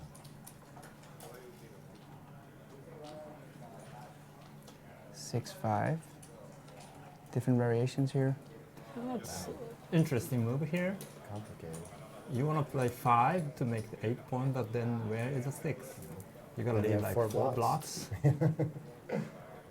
And very little presence on the other half of the board. It seems tough for that to be worth it. Actually, the right play here is not to make the 8 point. The right Yeah. play is to play 18 to 13, 17 to And it's a 11. blunder. Yeah, it just looks too Wow. loose. There's too, blunder right? potential here. Yeah. This is good for Michi. I think Hideaki, yeah, he made the blunder. Mhm. Very good news for Michi. He is Structurally leading. in front of that 23, it sure is tempting to make that play. Yeah. Oh wow, and we don't really do, I guess we can hit if we want, but 3 blots around and we nearly don't connect with any of them. Oh yeah, he can make the deuce after a hit. Oh, he doesn't see it. He doesn't see the right play. This is huge. Well, he probably found it now. Okay, now he sees it. I can Here's tell this- by his hand moving. Oh, you already knew before he put the checkers back that he was Yeah. about to do it? Yeah, okay. Wait a minute. Looking at all options, right? Yeah, it was just a tease. I don't Anchoring think looks so. pretty strong Yeah. there. Yeah, I mean, I you'd think- like to, yeah. yeah. I think he just saying it, but probably not gonna make it. Yeah, it makes much more sense. He's Yeah. outboarded, and with 4 blots, no thanks. Yeah, already has a lot of prime going on. He's up in the race. Okay. What is this going to do? I guess we advance the anchor and then find a 4, and sure, not where we Yeah. want to place the checker, but Such a powerful anchor. Just Yeah. destroys the prime value of Hideaki. look at those 4 checkers sitting on the prime that aren't going to do much at all now. 4-6 probably just safeties a blot. He's I in don't the like race, that play. But yeah, I don't think that's the right idea here. it's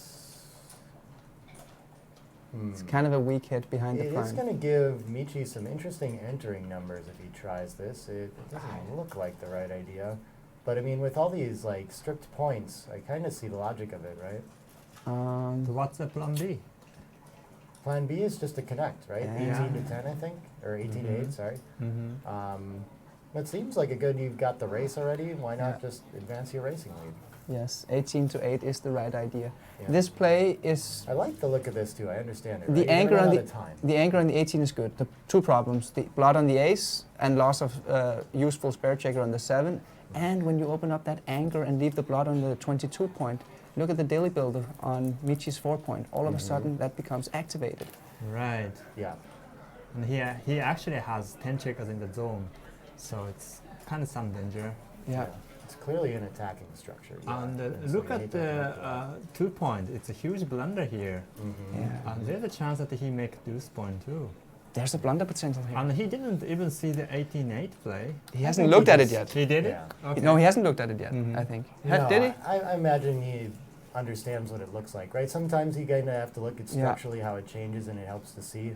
Maybe you just can visualize that one pretty easy, right? And sometimes you make the move of the move that you don't like.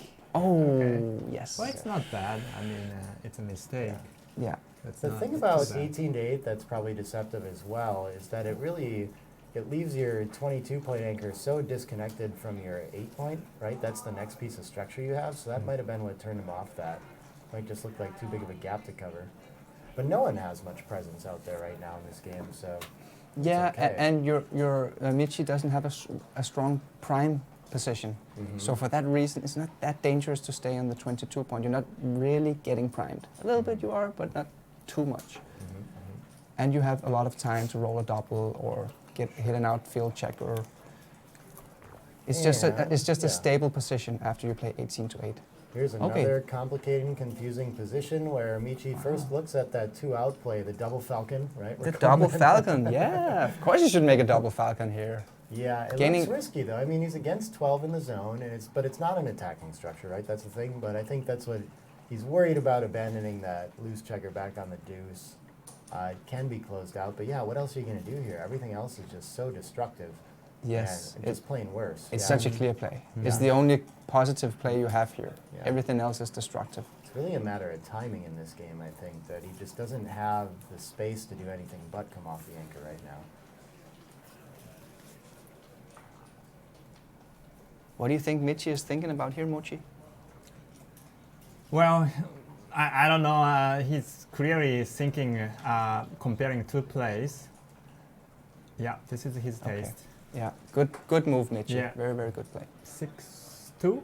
6-2. It doesn't hit. That's funny. Triple shot, okay. But what That's else are might be you? the best we can What do. else are you gonna do? You know? What Yeah, else are you gonna keep do? your prime in your structure, sure. Yeah, you're not sure. gonna hit on the deuce point. Yep. Now it looks like, can break one mid to hit and then remake another one. There's no way that I'm not hitting here. Yeah, the boards are He's still down in the weak enough that race. You just gotta, Best inner board. yeah, gotta battle enough. So the question is, how do you play the ace?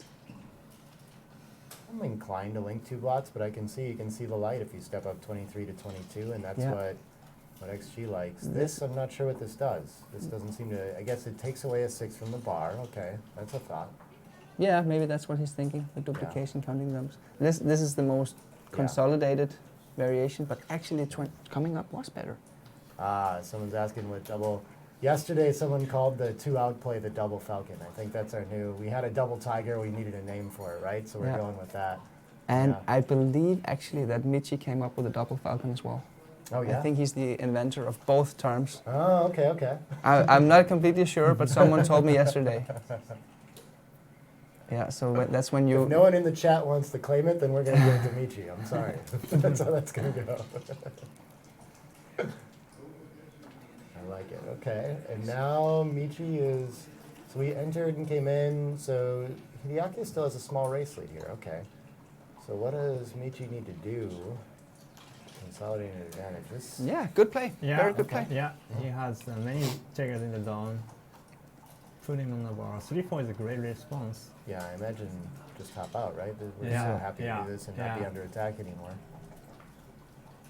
And now he's got a fairly clear advantage here. Yes. Still a lot of play for Michi, of course. Michi's concerned. Oh, good. Yeah, Yeah, you got to make the that's 4 too. point Yeah. because actually you want to come up to the 20 point because Yeah. you're less exposed. Here you have 4 builders pointing at you, but I think you got to make the 4 point as Michi did. So from a game plan point of view, Hideaki is trying to contain that last checker. So he's in a priming game plan. It could turn into a blitz at some point. And Michi is playing a race and potentially a blitz game I plan don't know here. if we can afford to leave a shot here agaest a 4-point board. Is this best? Yeah, I would have thought just break the... Oh, and we found yeah, another blunder kind of play wow. kind of pure here. This is tough. This is huge. The inner board strength is too much. Yeah, and the race was really close, so he doesn't Yeah. need to do that. But he didn't want to break the 8 point, that's why. Yeah. Do you think he didn't have full overview of the pip count here? Yeah, I'm pretty And maybe sure. that's why he made this mistake. Ooh, this is not a great 6 from the bar here. No, I'm pretty sure he knew the pip count. Oh, you think he did Yeah, know the yeah, pip count? Yeah. I I'm think surprised. he's doing a running pip count. That's I'm a surprised. purity thing, though, I think, right? Like, you look at these plays and you think, why would I be giving things away when I can, it's not a ton of shots, can come in high, so his board doesn't look that scary, but it's just, it's a 4-point board, and it's not the game plan you want to get into as a hitting battle, yeah. Yeah, it's actually a very, very bad play. Yeah. Yeah, and then we see the cube, of course, huge cube. Michi was probably thinking whether it was too good or not, and Hideaki has to give up this one. I Yeah, think these he's going to are find the pass here. Kind of surprising we get huge these numbers pass. that it's not too good. Yeah, This is, it's because you're not on the bar, and Hideaki does have that 18-point anchor, which Yeah. gives a lot of defensive value. yeah. I'm a bit disappointed so far of Hideaki's decisions in this game. He's up in the race. He shouldn't give a shot, and especially when you're outboarded. And we Sure. saw it was actually 150 blunder or something like this. I forget what the other play was that he blundered. It was similar. Yeah, I don't remember. He's down 2-0 in blunders so far. the 6-4 wasn't a blunder. He played behind. He played okay on that one. Yeah. Okay. So yes, but that was still half a blunder. Yeah. So This he's- is he's very actually- problematic potential if we're looking. I mean, he could be thinking, hey, I've got an anchor here, so how bad could it be? And I think, if he's thinking this hard about the cube, this must just be kind of a gap in his understanding of the game. not respecting the 4-point board with those open high points. I think he's thinking that he's got a lot more life in this. It could But, also yeah. be, for instance, Thomas Christensen was talking yesterday about, I was discussing about his, talking with him about the semifinal after the match, and there was a position quite similar to this. Look, he does pass, Good. where Christensen said like he wasn't close to taking at any point, but it's just in this format is so brutal. You cannot lose your concentration. You have to be sure Yeah. that you're performing 100% at every single decision. So it could just be that Hideaki was just being thorough. Yeah. What do you think, Mochi? Do you Well, think he Thomas is talking about the cube action, not a checkers play. And Yeah. so this is a cube action. Exactly. Yeah. Yeah. Where you really want to make 100% sure. Yeah. So it looks ugly to start, but we've seen plenty of matches that have gotten past 348, right? That's it's not like a death sentence for the PR. If he plays clean for the rest of the match, he can still be well below 4, even 3 potentially, you know? Right, he just committed 3 blunders in Yeah. the first game. Mhm. It could happen. Yeah. It's not a great start, of course. No. Sometimes, I mean, that's kind of common in this game, right? Is like you get into a game you don't understand, and the misunderstanding repeats, right? And you Yeah. don't get any forgiveness for it being the same mistake, basically. Right? Yeah, that wasn't the case here, though. It was Yeah. 3 independent mistakes. We saw a small error here with the 5-1 from Michi. Yeah. Style stuff, and he's. Yeah, I guess you had different variations. Oh, that's a huge number. What do Oh, you- this is the joker here. What do you think about this Wow. one, Mochi? Yeah, I guess you just play this, right? Yeah, and he could have a cube already. Yeah, this is probably good Yeah. enough to develop. I mean, he's got a long way to go.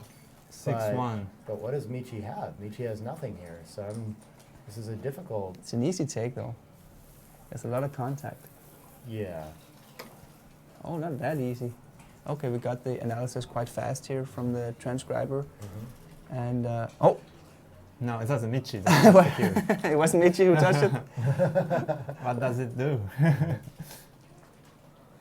Means he's already volunteered to take, I think, is why we're going to commit him to that. Oh, I've been missing all the chat here. Yeah, we have Backgammon data saying if you like the video, press the like button. That's true. You should definitely press the like button. Everyone watching this video right now should press the Oh, like button. Very good Ooh. cube. Very Yeah. good cube. Snap Very good take, cube. good job. And 6-4. Oh, that's is a gonna good shot. develop a little. Yeah, Yeah, I that's think a good the 2 shot. points better than giving up the 10, of Definitely, course. Yeah, definitely. pointing on head. Yeah, Great stuff. with 0 shot. Yeah. Yeah, 0 shot and increase the blitz value by a lot. Yeah. 5, 2, yeah. Looks Oh, like- I've been told to turn up my mic a little bit too, huh? Can people hear me okay? I hope. Missed that.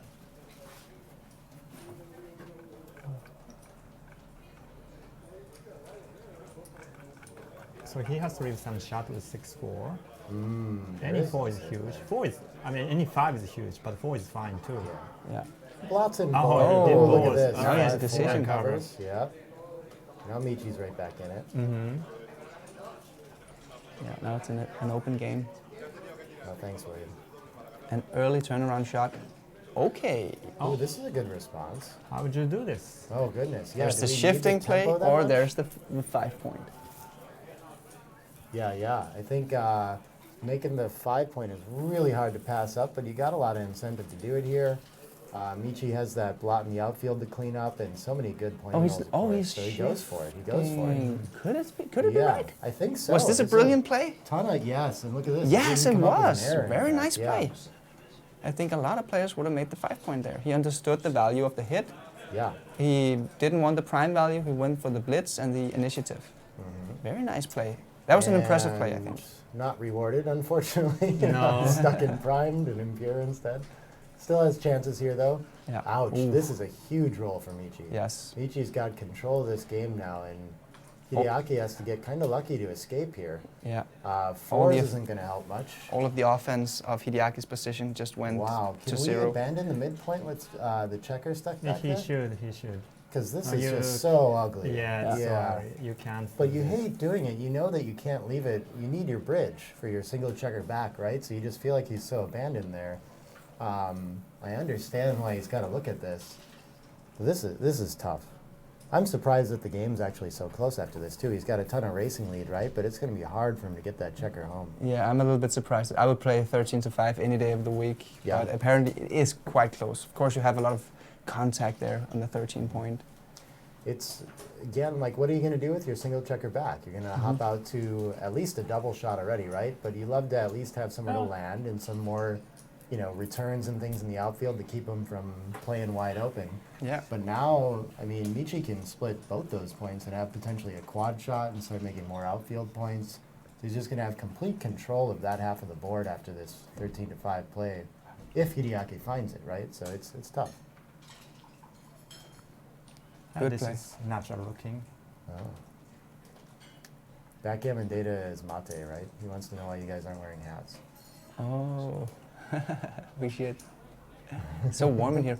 Oh, he did. Okay, yeah. You don't want to leave the fly shots when your opponent has a strong inner board like this. So it's a good. Oh, probably what a good. shot. No, it Okay. wasn't the right play. There was a Yeah, better play with yeah. the 6-5. I think Yeah. you got to maintain your double shot, which is what I Yeah. was talking about there for a second. And so now immediately Hideaki punishes that with a great joker of 3-5 to hop out, and only has the single shot to risk. And now he's in the driver's seat again. So he got away with it. That Yeah. was a scary moment for a second. This in is that game. almost a gen position for Yeah. Hideaki, Mhm.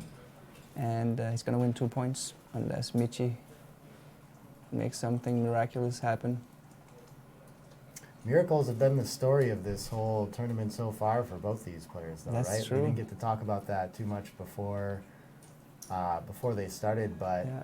both these players have been on the brink of elimination since day one, basically, Yeah. right? They've made it in. Hideaki made it in on the PR wild card, outplaying close opponents by about 0.05 PR. Yes, That's several, about like the come. almost a handful of players with a very small margin. Yeah, So and yes, Michi had to survive the actual tiebreak that we did, right? The sudden death playoff. yes, Made it in on that, and that was a close one too, right? They tied the points, and he had to win on PR to get in. or yesterday against Thomas Christensen, Oh, who yes. didn't make a blunder in 2 matches. Right. But Yeah, Michi they- found a way to win. He just played a 0.4 in match number 2, perfect game, Yeah. and found a way to win 2 points. And What an exciting qualify match for that it. was. Same with Hideaki and Well, I mean, Hans Levy. don't yesterday, forget too. Michi came back from 0-6 Crawford, right? +2 on the bar against 5.4. That's true. Yeah. Outrageous. Completely outrageous. Yeah. Wow, that is That actually should incredible. happen too. Yeah. Otherwise, Michi will be eliminated already. Yeah. Unbelievable. And of course, Hideaki's opponent, Hans Levy, played 1.7 in the first round, and Yeah. some reason he found that the 500 blunder take. Yeah. Mhm. Yes. Yeah, so after Hideaki yesterday in the semifinals got off to a 0-2 start, losing the PR yeah. battle. Wait. The game is going on here. Yeah, Oh, that's true. okay. Now He's Michi is just back on in it. double 5 and back He's- to the game He's now. back in the hunt. double Oh, that's three. strong. Yeah. But Michi is in the hunt. Now he needs another big double. Yeah, he's double 6 or double 4 away. Okay, and here we go. Hideaki, of course, with a clean game here, is bringing his PR down as we discussed. So, in the competitive range for sure for that PR battle too. Okay, this one, It looks like you'd fill in the 3. yes, right? for Why sure. not? You just gotta see it. Just play 6-3, and then you take out. I like that you say you just got to see it, right? And so he puts his head over the Oh board real look, close. I was wrong. I was wrong. It's Oh, actually a big wow. mistake. Oh, because you can get the ace. Yeah, this is the wise play. play. Yeah, he's Okay. much better in this pair Interesting. off Yeah, than I I probably am. would have played to the 3 because it looks like Yeah, but here you miss out on 1 pip. That's the thing. And it's Yeah. odd number of checkers. Mm. Yeah, Oh yeah, It's yeah. not so like you- even number of checkers where Having a you miss really is have okay. to take 2 off in the next check. Yeah. You can miss once. that's true. Sure. Yeah, that's a good Seems point. like 3. When you don't fill in the 3 though, they're bad for the rest of the game, which is kind of a bummer. The But aces otherwise, you the can ace always is going to be fill. bad. Yeah. Yeah, that's fair. And here you get 9 pips instead of 8. Great play. Yeah, Great good, find. good play. He kept his concentration. He calculated, and he found the best play. Oh, Mochi, someone wants to know. Oh, Oh, yeah. We can talk about this play, but someone wants to know what makes you the Japanese player so strong. It's a good question. yeah, from Guy Anisimov. Yeah. I know you and Michi both yesterday talked about your tournament preparation and having 2-hour study sheets. I think your organization to study and preparation has got to be a big part of it, of course. I don't know if Hideaki follows the same template that you and Michi do. And Guy Anisimov is asking what's the prize money for the winner. The first prize of the UBC Contender tournament is 5,700 euro, and the winner qualifies for the championship fight against Mochi, where there's another 5,000 at stake, and the title of being the UBC World Champion. Okay, so there's a little bit of equity left for Michi here, but he needs to get lucky. Yes. Okay. Yeah. Huh? Double 4 or more. Yes. Threes work, right? And Of course, but yeah. okay, let's see if he gets it. Hmm. No. No. But Okay. look, okay, Hideaki doesn't claim his decision here because he should actually roll the dice and see if he can roll an ace and take out 2 checkers. So he just missed out on a decision. Michi actually did the same thing yesterday against Thomas Christensen. Oh, I didn't Yeah. think about it. So someone in the chat was saying they're rooting for Michi because he's so nice. I mean, Hideaki, of course, is too. Maybe that's a weakness in this, though, right? They're too nice to claim their decision. They just do the polite thing. Yeah, Yeah. both players are really nice. It's too awkward for me to roll that position, you know? Yes, exactly. It's a That's shame. probably more of it. It's just Yeah. it's so like ingrained. I've won. Yeah. Resign. It's actually one of the weaknesses about having the machine evaluate your performance. But at the moment, we haven't really got anything better than that. So it's kind of the name of the game. Oh, did you see what just happened there, though? No. He forgot to resign it, and so Michael put in a 3-1. The opening roll was the last one in there, He which gave him would a- have game a decision. He get. I think that happened, so we'll have to go check that. We gotta If go you're playing check that. it. But End of game 2. But I if mean, if he just gave him something with a non-ace, then it's okay. he if gave he him just 3 ace. he gave him an ace. Oh, so we have a transcription error. So there's going to be Yeah. a slide. We have to go in and modify the match file after the match. Of course, the odds of that being relevant are incredibly slim. Yes. But I mean, we've But seen still. it. We've been Yeah. had a couple of those matchups with the 26 field. For sure. Actually, in the tiebreak or in the sudden death situation between Michi and Sergei Irokin, that was the case. One more decision for either one of the players would have claimed then the win. Oh no way! That's how tight it was. What were the PR battles in that one? What were the? 2.79, and both of them had that basically. Oh, So jeez. just one more decision would have won the match on the third decimal point. Cool. I got my won the- nephews and my sister in the chat saying hi too. Hi everybody. Oh, Kelly. Exciting. Yep. Yep. Hi, That's Kelly. My sister. Yeah, so this is for those of you guys just tuning in, this is the UBC Ultimate Backgammon Championship Contender Tournament Final. So it's one of the biggest matches of the year. The winner of this match will take down 5,700 euro and play Mochi for the championship later This this is a tricky year. 3 that we're missing out on discussing here too. It's scary to step up under the gun with 2 checkers with 10 in the zone like this, but he does have the better board for now. He's very much primed back on the 24, so I like this, but I can see why he's struggling with it. This is a tough decision. What do you think here, Mochi? Well, I'm gonna step up. This looks natural to me. Some numbers are duplicated, like 2-3. He will not be pointed on the 4 point, and 2-1, 3-1 will not be double hit because. Oh. You know. There's the Insta-Q. cube. Okay, yeah, there's some market loss here. Okay. So. It looks Well, like that it. makes sense. I mean, Yeah. he's up 16 pips. He's down one away, 1-2. Yeah, very good cube. Yeah. Very good He has cube. an anchor as well. Yeah. Yeah. His opponent doesn't. So he must be. Good cube from Michi. This is another Sure. great reason too. If this 6-2 is going to hit loose on the 5, you usually want to get that cube in before you make a big play like that and have a big swing on the next roll. I don't see. I guess he could play for the race here, but I would be inclined to go after this. 6-4. Oh, what a weird play that is. Better distribution for covering. Okay. Yeah, Okay. and it's less shots, right? If you hit loose on the 5, Right. Very then, true. Right. Okay. then all of a sudden aces are good as or the 2-1, Mhm. 4-1 Got it. double aces. So yeah. and you have a little bit better spare checker distribution. So I think Yes, it makes this was sense. a good cube. It was almost. It would have been close to a .08 error to miss. It's a clear cube. Mhm. Yeah. Pretty The strong. volatility was there. The market Yeah. losers, Mhm. very easy to take though. Yes. Um, Yes. quite plenty of similar. game here. Yeah, quite similar 2 feet on the positions. ground when he gets attacked, he should anchor a lot of the time. Yes, it And he was. has that 5 point. That's But Michi had 2 game plans. One is the attacking, the other one is racing. Yeah, so yeah. it's very, very safe Yeah. double, actually. Mm-hmm. There's no way it goes wrong or too far wrong after this play. So which hit he was looking at? Yeah, this. Wow, he is looking at the best one. Nice Very play. good, very That's good. awesome. You guys find that too? I don't know if I would even think about that. I would just be so excited to hit on the 5-1. 20. I'd probably just do it. I hope I find it, Yeah. but you never Very really know interesting. before you sit there. Yeah. 1, 3-1. 3. Great. It's actually more or less the same decision here. Yeah. True. Except now being, I guess, entering on the ace is a little. You're out of. I'm kind of More leaning out of towards danger. hitting on the 4 as well, like Michi Yeah. here. Yeah. But I'm not sure what's the right play. That looks a little better.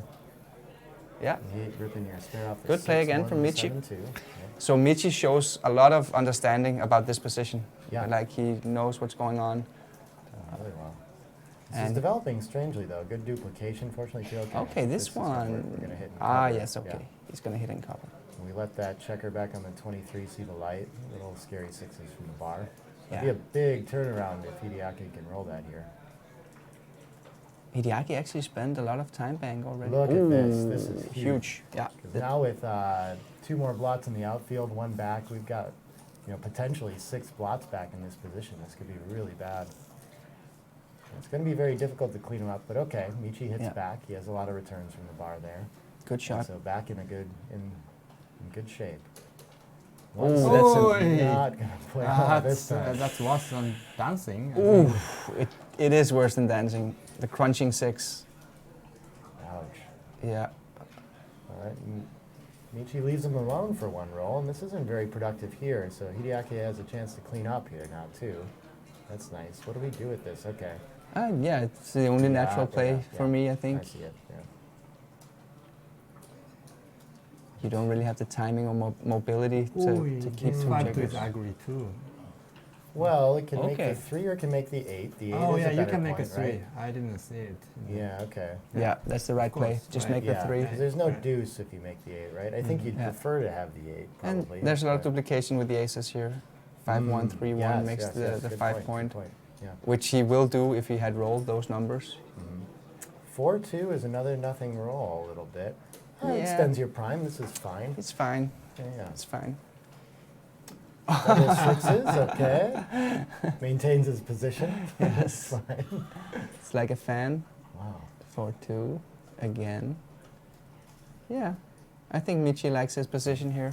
These are the He's kind in of a good games spot. that can be really mentally exhausting too, though, when nothing goes the way you're kind of thinking it should. It's just a lot of thinking, right? There's very strange decisions in this whole game. Okay, so he opts to play this deuce first. Okay. Yeah, he's going to consider hitting, I guess. Whether Ah, I okay. like the look of that. Oh, it's a loose play. Yeah. It's not a very effective blitz play here. And it's not like Michi's next roll is so constructive that he needs to take away a tempo or something like this. So He's not gonna do it. He's Yeah. just, he just hates putting a 5th checker on the. I I'm seeing understand, this. I understand. Yeah. I like how he thinks about it though. You can tell how much he just hates the impurity, right? He just looks around and doesn't like to make like simple stacking plays when he can avoid it. He likes to keep those checkers working, which I think everyone that's played backgammon for a while does that, right? You know that this is a very stiff and not good position, and it's a last resort. And so he's going to do this here. Yeah, he will. Yeah. I think so. Does Michi have some bad numbers here? Not really, right? Double. must. It's like a No. 5-2 or something. 5-2, guess- 5-4. Yeah, I guess 6s isn't bad, but it's not great either. Oh, he's really thinking. Yeah, there's actually some blunder potential here. He could make Wow. this play. I hate this play. Even if you found it, what's gonna happen? Now you're gonna make a deuce point? Oh no, it's too open. Yeah. Actually, how does? Yeah, good play, Hideaki. Okay, so he spent a lot of time already. He's down to 4.5 minutes on the clock. Deuces. How do we play 5-4? guess it's a I was good looking shot. for, but yeah, I mean, you're happy to switch for the 5 here, right? Yeah, I it's a gap think you so. gotta fill in. You hate opening up the 6, I guess. I The would've- race is pretty close. I can see why that's. Oh, he not played so that one good. fast. It was the right idea. I would Yeah. probably play it 18 to 16, but good play. Oh, Michi, even better. interesting. Yeah, he Okay. should just keep the 18 point. Yeah, it's It's such a nice. squeeze on Hideaki. It is, maybe, yeah, exactly. I think it's Yeah. the squeeze because you're up in the race, so you usually want to break contact. But yeah, it's a squeeze. Yeah, he would have room to play a 3-2 here if he had passed off That looked play. weird. Was He that just the right? gave up the Ah, 5 point. oh, He yeah, didn't it- leave a shot against a 4-point board. So I mean, he It's committed to the impurity last time, right? And I guess he's sticking with his plan. I would have a hit on the ace pawn in this case. Yeah. It does look Now it better makes here. more sense. That makes Yeah. more sense, I think. Yeah. And it- But 13 that to a 8 was the bigger best error, play, I though? think. Yeah, it might have been. No, I think hitting also on the bad. ace was better, Yeah, okay. but I'm not Okay. really sure. I didn't really see it only in the last second before it switched. That is interesting, though, that we had 3 strong candidates, and this time he just kind of picked one and went with it. You know, I'm not sure Yeah. I didn't spend more time on that. I didn't like his play. Yeah, I I think, think- it was too ugly. I Yeah. would have probably played 13 to 8. I Just think play it pure. requires me usually at least a minute to break my 5-point like that. Yeah, It's going to take a while. good. And it should, because it's such a big giveaway when you break your own 5-point. It's a dramatic Yeah. play. Yeah. Okay, this one is a little bit tricky. Yeah. Finding Yeah. the best variation What here. an interesting game they're There- stuck in here. yeah. This is tough. This is very tough. So Hideaki is very much on the ropes here too with that. You know, he doesn't have time to sit back on the ace point. He's against a 4-point board and doesn't have a very strong structure of his own. He's just kind Oh, of yeah. dominated. I think he made a mistake with the deuce. If you come up, you prefer to keep the 8-point. So he made a small error there. I see. He could have stayed back and played 2 from the 8. And But why wouldn't you prefer this to is keep a- the 8-point here? It's still part of a prime and helps you build the 2-point. yeah, know, you like so- the point, Yeah. and You don't the- want to leave the blood. you don't want to leave blots on This both one is sides. huge. Yes. Yeah, yeah. Humongous. And look at this again too. He's like kind of committed to the This makes more sense. pure game or the impure Yeah. game plan that he doesn't want to look at this. This looks pretty natural. Yeah, Oh, actually, it's close. It's I thought the close. 6. I don't really like creating another blot, so I probably would play to the 2 if I was gonna hit. Small error. Yeah, you, Yeah. should give up. You shouldn't hit here, but that's a small Yeah. thing. The Eyes of Shiva. All right, and they're gonna play here. They're gonna Eyes leave of a Shiva. lot of blots, but this is totally fine with how much better our board is. I think he's Hideaki's happy. got a blotting board. It's a So good why shot. not just 6 to 5 here as well, right? I don't think we. What else are we looking for? I guess we slot the bar or something like that. But I just. It's this too looks big. like a- It's too yeah, big to slot the bar. Yeah, 6 You don't want to 5. give 6 numbers to. Oh, okay, 16 to 15 is best here, and I'm why is that though? It gets off a double 2s maybe.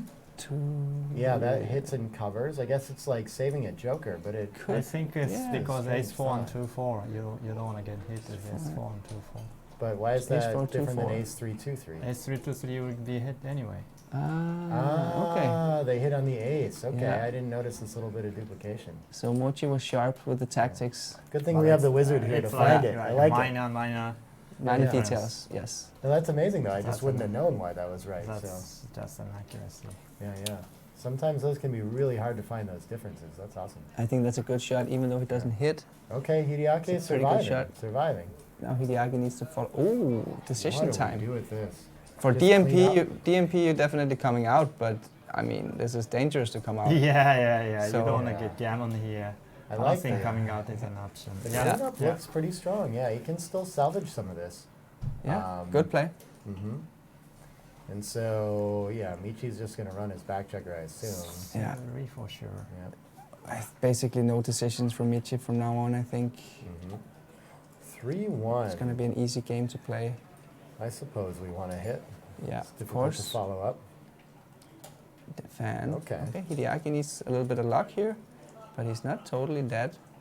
2 down. Yes. Gammon saving pips occurring all over the place here, Yeah, too. and the 9-point is Good help. nice. It blocks the 4-5 Yeah. from moving. It's Look at this. builders And for his the powerful 3-point board is Yes. going to keep Michi out for a while here. Oh. Does splitting even help here? I just think that we're trying to run with a 6, right? Making So the 8, I think making the yeah. 8 is good because you This is duplicate the 5-4. That's the only hitting number. Yeah. So it's just 2 shots. You do kind of rob the 4 Oh, when you- here as yeah. well. You create an interesting cracker instead. It's still a pretty good It's not shot. a blocker. Yeah, right. It invents his, yeah, okay. Okay, this is a nice shot too. A little more structure. And again, if he can keep containing Michi with this like 3-point structure, okay, but Michi hops over it. Not too difficult to do. And now it's going to be difficult for Hideaki to maintain enough structure, as I say, to have a winning ace-point game here. And this is going to seal the deal on that. He's Yeah, just crunched his board. This is a horrible position to Yeah. be in. And so now he really wants to run off a gammon in time eventually here. It's going to be about the best he can do there.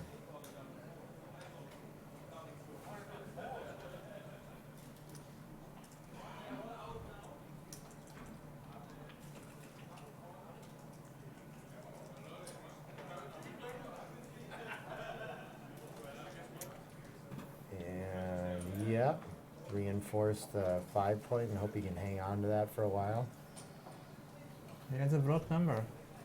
Oh yeah, sure enough. We just left a shot already. Well, Hideaki still has a board. Not a great board, but enough one to kind of contend, but he misses it.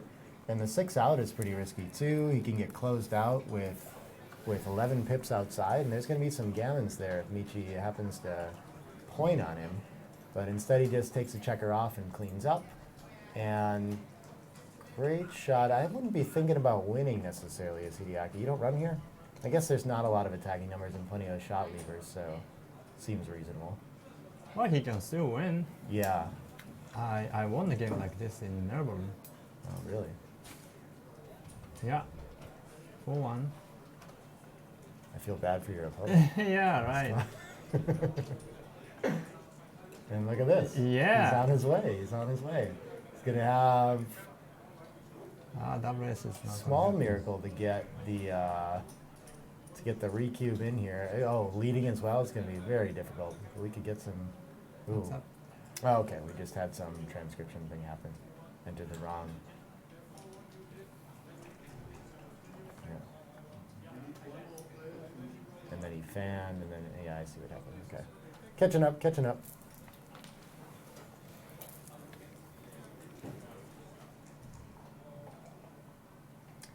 And okay, still Yeah. dancing on a 4-point board. Yeah. We're getting closer. 6-1, great shot.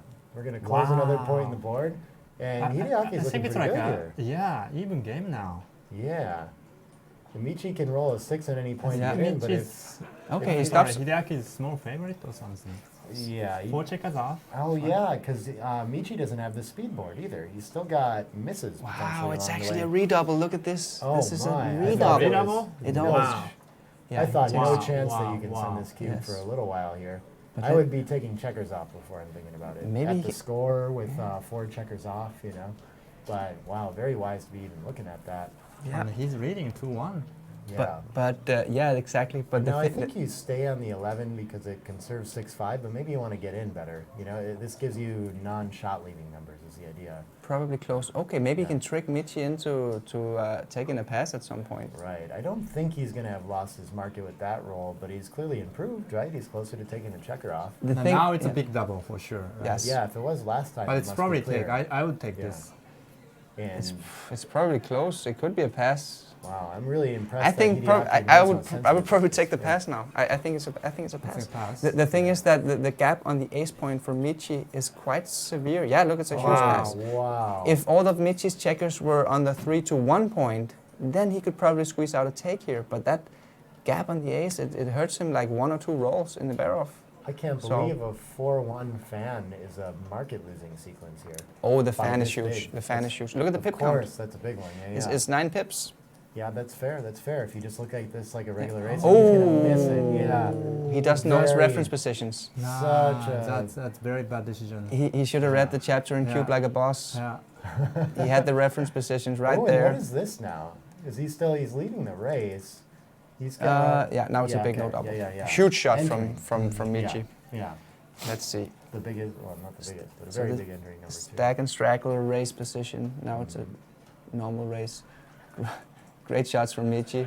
Yeah. Oh, Ooh, there we go. and winning the match is crucial for Hideaki. He's down on the PR so far. Right. Yeah. There are so many reasons to be scared of sending that cube, though. I definitely understand that miss. It's I- like we're recubing at a leading score too, right? So, There is 2 complications Yeah. factors here. There's the reference position knowledge and there's the score theory. And Yeah. either one of them could... oh, So this is 5-5, but the Michi has a big gap on the ace point and deuce point. So it's very difficult for him to take this cue. Very interesting. Yeah. Ah, And we are at a racing pass again. Easy. I would have to think it's a bigger pass, but it's only 100. Yeah. But he actually gonna double this for sure. And it looks like it's probably not. Is this a money take?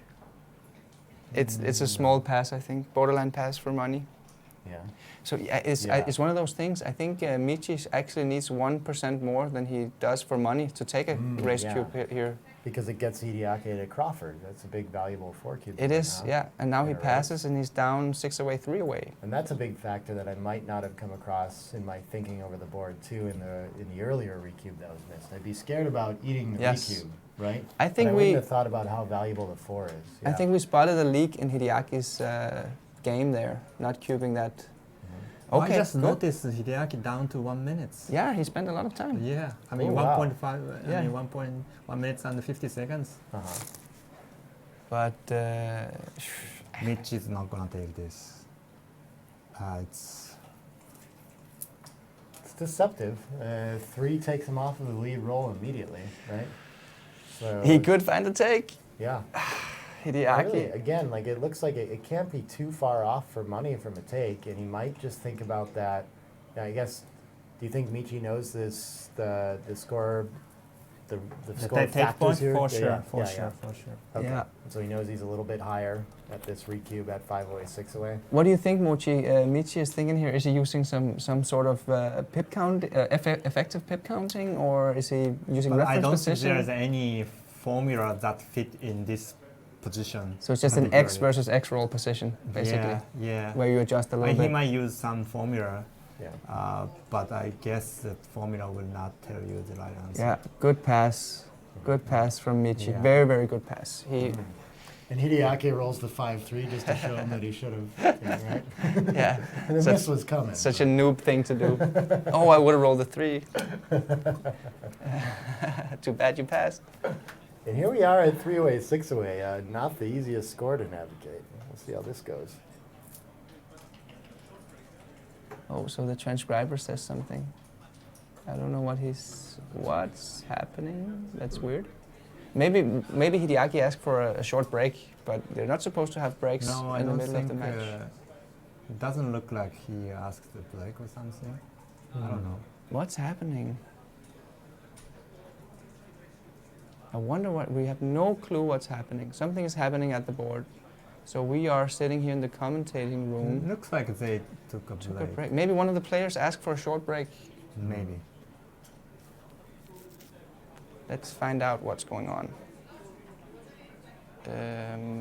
Yeah, someone's asking if I don't think the players are allowed to know what their PRs are mid-match like this, but after the first 7-point match completes, they will know their PRs from the first one, just to know who won the PR battle, all these kinds of things. Yeah. So yeah, And Hideaki is actually away from the. And this is Michael Krakus. He's communicating something to Michi. Okay, so this is a little bit of drama going on.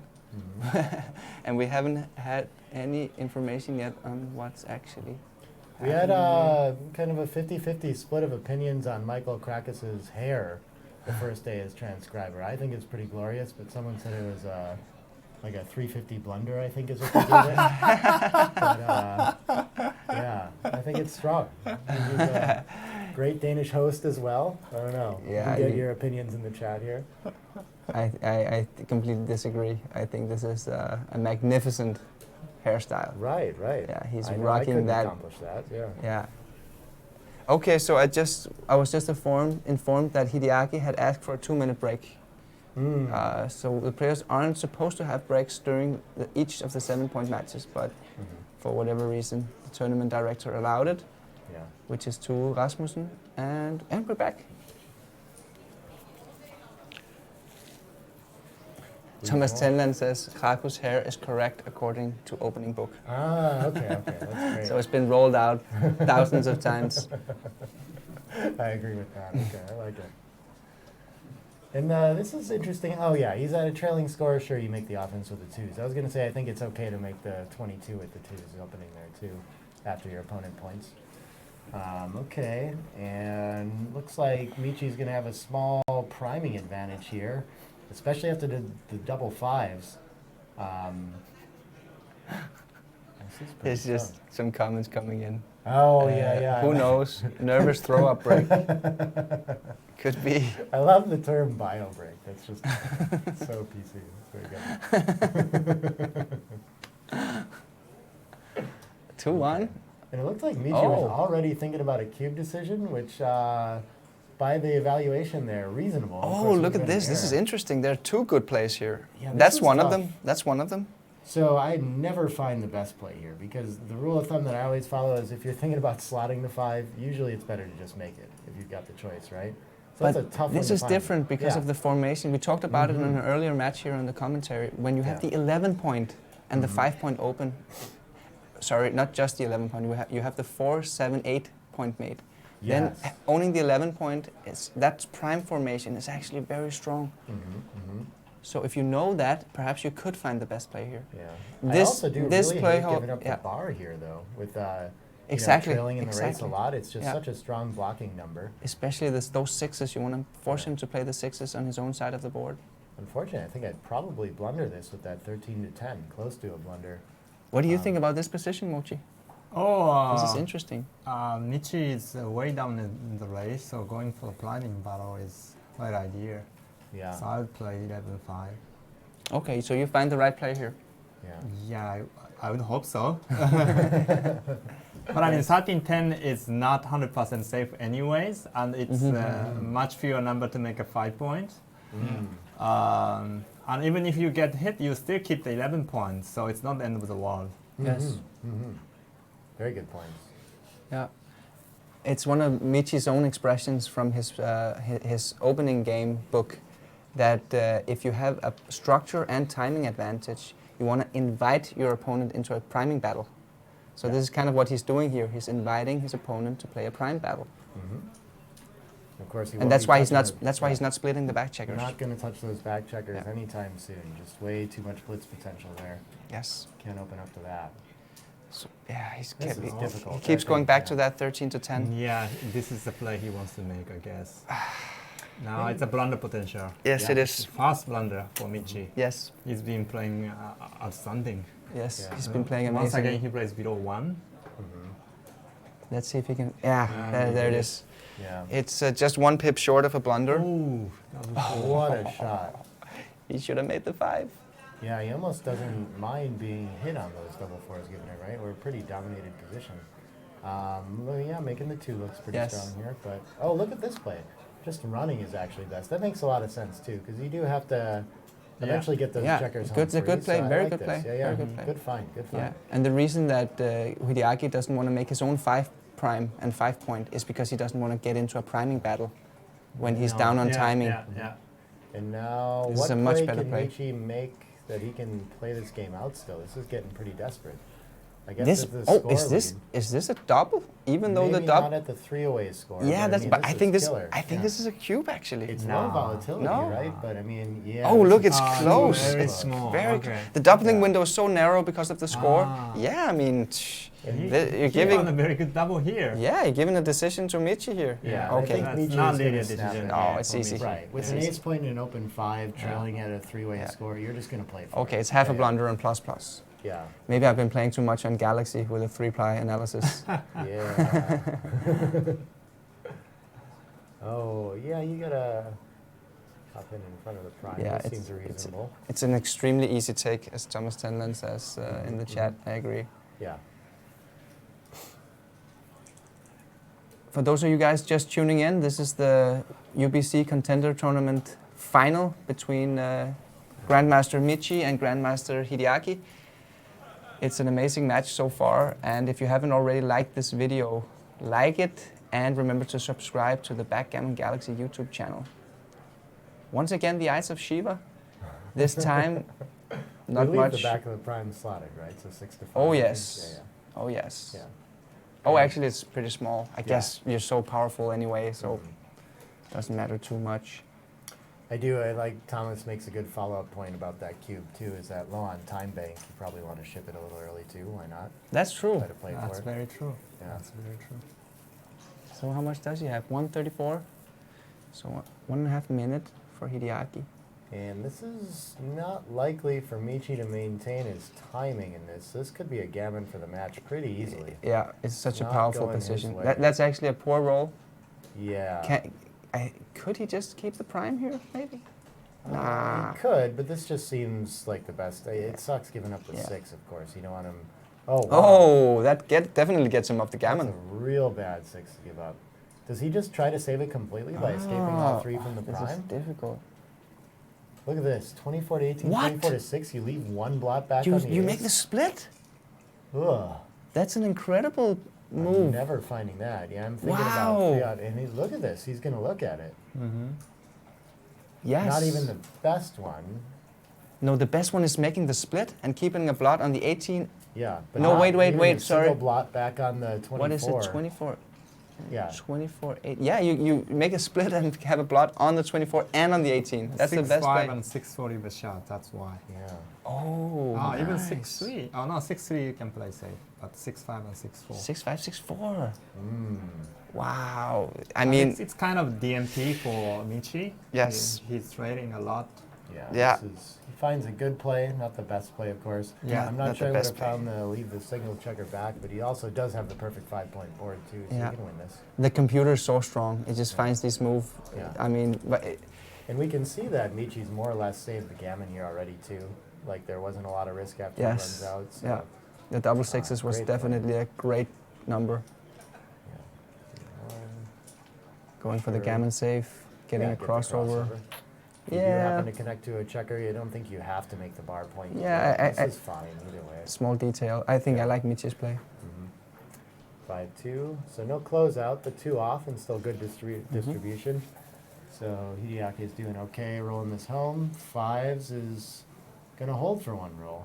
It's not too Yeah, I bad. think it's a good roll, actually. Let's see. 2-1. 2-1, okay, we're gonna hit, I imagine, right? We could Oh. clear the 6 though. This could be in a quiz. Oh. So many plays here. Off with no hit is best. How fascinating is that? Yeah, I guess you do want your opponent to crack. That's probably the best thing that can happen. Ah, yeah. Yeah. That's a clever play. Look And then at you have this one. Yeah. This seems like the natural safe play at the score. You Yeah. want to win your 2 points and get to Crawford. Why not just make a robust position like this? But what a brilliant play, taking a checker off and, Yeah. and don't hitting. Not, Yeah. not hitting. Yeah. Okay, so he does get the crunch anyway, Mm-hmm. even though he broke his prime. Yeah, rewarded. Yes. 6-2. Michi is playing at a 1.6 so far. He's Yeah. playing outstanding. Hideaki is grinding his PR down from that horrible game 1. Yeah. Actually, he started out bad yesterday as well, Hideaki, in the first game Yeah, yeah. against Hans Levy. Think there's And any then- chance that that's a factor in his game, the whole first game jitters? A lot of people suffer from that, where they tend to just not play their best on the first one if they haven't warmed up. And he leaves a checker outside for the decision. Is Michi doing some clever gaming here? I don't think. Okay, he's going for I, high doublets decisions, or I didn't. I guess he just created double 4 as yes, more yes, effective yes, numbers. yes, yeah. It didn't really matter. It was fine. Okay, deuces. No, it's gonna be a single win to Hideaki unless Michi gets lucky. Oh, interesting. We don't have the heart rates today. I just noticed. that. Oh, they don't have the heart rates. Those were kind of It, fun. it wasn't. Yeah, it wasn't too interesting yesterday because both Thomas and Michi was just at a stable pulse all the way. Thomas was like 82 and Michi was like 95, and it didn't really vary too much. There was one moment in the first match where I think, Cube gets to 4, and it comes down to the last shake, right? he was Oh. Michi needed the double. holding the 4 cube, and he thought forever about sending the 8 cube back first, and it was just, he had a chance to roll a doublet, And eventually, once he shook and shot it, they both kind of spiked there. That was funny. It's like close to the whole match just right doing that. Okay, so it's 6-1, Crawford. 1 minute and 13 seconds on the clock for Hideaki. And 2 minutes and 15 seconds for Michi. So both players are quite low on time.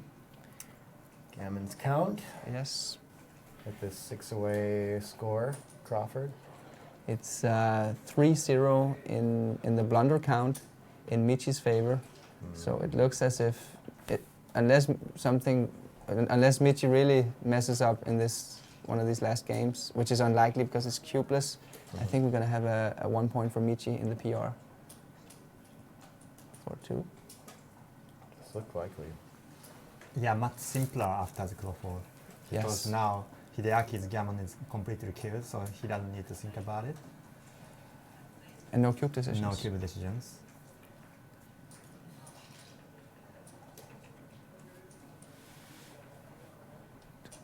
Or two. Yeah. It's not pretty. Strange use of It's that. not pretty to play that deuce, but I think it's definitely the best one you have. You don't want to play 13 to 11, strip your midpoint, leave the fly shots. Yeah. So what else are you gonna do? Yeah, and it's a blot hanging out when you're likely to be attacked on this roll. So, you can see it. Oh, I thought he was about to move 7 to 5 here with the deuce. Yeah, he needs to hit. The gammons, he want to win a gammon here, to win 2 points rather than 1. Big shot from Hideaki. Mm-hmm. And he's Yeah. still just over a minute on time. He's Oh gonna- yeah, wow, what a fan. that was crucial. Let's see if Hideaki can capitalize. Yeah, and the 6. Yeah, there aren't a lot of. I guess he could. Yeah. I don't Oh, see we it. might have an interesting back game here. Oh yeah, that could be fun. Yeah. He has all the motivation to go back to the back game. Yes. He has nothing to lose. His opponent is no time. Oh, Michi has only 2 minutes Is that too. Oh, is that? interesting. We can make the 2. Yeah, point, exactly. You can make the deuce. This is reasonable. though. Yeah. Oh wow. And it's Oh yeah, fast, yeah, of yeah. course. Good instincts from Quickly finds Hideaki. the best play. Yeah. Yeah, that's impressive. Good instincts. I would have What do we spent some now? Do time we there. make the back gamer come out and hit here too? Huh? Yeah. this You is- gotta hit. You still have good front game potential Yeah. here. Mm-hmm. Yeah, it seems that we avoided the back game, unfortunately, So far, still so enough. far. Now it's unlikely, but yeah. What does 4 play hits. be? Yeah. And where is the 3? Maybe go to the 6 point. Yeah, I think it's better. I think so too. A little bit connection between 22 and 16. Okay. Yeah, having blots in front of a strip midpoint's not too dangerous. Right. Good shot, 6-1. Oh, there's a transcription command. I think that they are okay. I think they're good. I don't know what happened. 5-1. 5-1. What does this do? Nothing. 5 Seven. for sure. He's already played one there. Two. Yeah, it's too big to make the triple split, right? Yeah. That's a good shot. Activating that daily builder on the 4. Really, really good shot. Oh, it was a small mistake from Michi. The 6-5. Maybe triple shot was right. The triple split? Triple split, yes. Could have been, yeah. He still had the best inner board. Wow, Okay. this is a great, great shot. Yes. Look at this. Not What only if he that, gets a but- 4? I need you gotta come up, right, Mochi? Or is there any idea in staying back here? You still have the goalkeeper back there for contact, so man, he's down so much in the race, though. Yeah, I don't know. That's I would have tricky. played this as well, but yeah, it seems to be the right. Oh, this is a bad one actually. The Eyes of Shiva. Yeah, this is He- fine. You take some contact away. Yeah, actually, no, yeah, sorry, it's not that bad. Yeah, Not yeah. that bad. Michi Fan. prefers to come in on the 23 for now. Deuces. Yeah. Yeah. I Could think come down with 4, or you could just go to the 9. the 9 seems pretty strong. You're still pressuring Yeah. a lot behind until he gets on the 5. Great landing point for the midpoint already. Yes, I agree. Lots of The 11 point is actually the danger point because it's 6 pips away from the anchor. yes. He's in a good shape here, Hideaki. 6-2 is not very strong. This could just get rid of the 8 point. Okay. Looks like the natural play. Or but you so could if you pick want Hey, a now. pass. Oh, pick and pass. Oh, interesting, that's the ugly, ace. isn't it? Isn't Yeah. it too ugly to pick and pass? I love it. It leaves shots too, and it kills a check. We with the didn't get ace, to so- see the hint on it. I think Option, our though. transcriber is losing concentration sometimes. Well, it goes pretty fast here, so I Yeah. think he's probably just doing his best to keep up. Yeah. 5-2. This looks awkward. Yeah, we're gonna have to give away another landing spot. Now that midpoint's getting to be a liability. Awkward but playable. Mm-hmm. And now Michi's gonna have plenty of decisions about whether that blot back on the 22 is good contact or if he needs to clean it up and not Wow, be look at this attacked. play. Look at this play. What XG is Oh, what? finds. 20 to doing 16 and then playing 13 to 11. Just Why? maximizing contact. Oh goodness. Yeah, that was a tricky one There's to some find. logic to it. There is 2 blocks on board, and we're 2 going to blocks. bury 2 to the ace instead of Yeah. taking the opportunity. Okay. Still a good play. Seems reasonable. You need to play safe. But what about this one? Michi should really actively now he seek the sees it. contact. Now he Now he sees it, sees yeah. it. Now And he this sees is it. clear. This is the biggest signal to me to play the single blot anchor is dead checkers on the ace Yeah. or deuce like this, and he's No, got no, no, 2 dead behind already. So I hope He- he finds some max Yeah, contact, he but got it wrong. He got it right the Yeah. first time around. Yeah. Well played, Michi. He's. It's not even a score thing either. This is just the way to play this position Yes, now that that's checkers right. are dead behind. Yeah, but these end game contact decisions are very tricky, and Michi is playing sharply Yeah. for one that's an expensive fan. Now Hideaki is looking really good. Wow, almost game over. Michi needs to get really lucky now, but he's leading on the PR. I think it's safe to say that he's going to win the PR point Yeah. if he doesn't make any mistakes from here. Probably not. Look how well Hideaki has brought this back, though, after that tough first game, right? He's going Yeah. to finish probably under a 3 here. That's another good decision from Hideaki. Yeah, no hit. Yeah, You don't just- want the 4th checker back. Exactly. Why bother? Exactly. Yeah. It's Okay. just going to create more contact value to A your little bit opponent. of life for Michi. No chance of close out at Threes. least. 1, 2, Yeah. 3, 4. Yeah, and there's going to be bad shots already. 3s is a fun shot lever. 6-3. Yes, Yeah. both players playing really well, with Michi just playing a little bit better, avoiding the blunders. Hideaki has 3 blunders in 4s this is gonna match. Be safe for now, and now favorite to leave a single shot, I think, on the next roll, right? No, not quite. No, 'cause not the quite. sets work, but yeah. But he Oh, does he leave does it. He did, with he the one did. checker off, yeah. You wanna see an ace? There's no gammon, at least, for his Ace! side. No. Nah, it's boring. Now Yeah, you need game 2 over. aces, yeah. Game over. It's going to be 1-1. Yep. We had that transcription error of 1 extra decision. I don't remember for which player it was. Yeah. I think it was game 2. It's But fine, it's not going to be matter. it's not going to be decisive. Yeah. We might have to. It could be decisive in the overall final if the second match is a 1-1 as well. It's going to be the average PR. But for now, it's probably not going to matter at all. Yeah. This is a safe PR win for Michi. Yep.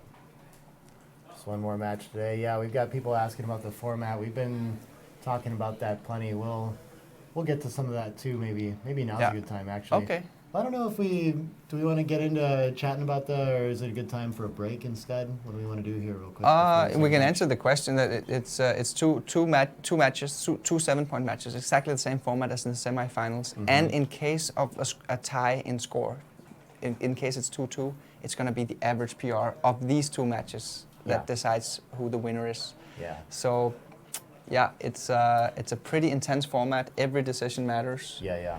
It's yeah, We've it's had tough. good conversations about that too. People are begging for a 3rd match, probably a 5th and a 7th. If they Yeah. could really have it, but it's a lot of time already, like into the tournament schedule.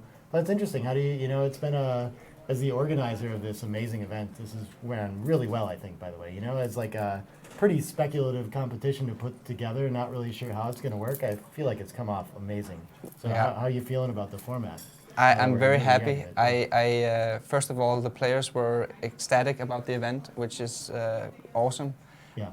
I'm very happy about the balance that we seem to find here between winning matches and having a skill battle at the same time. We had 10 spots through the point system and 2 spots through the average PR. It seemed quite balanced in terms of you want to avoid the friendly backgammon where you corroborate in playing low error rates. You want to outplay your opponent. Yeah. But you also want to make sure that the best performing players are not disqualified. So this 10-2 format from qualification from day 1 to day 2, I think was pretty good. We have some pretty cool ideas for next year.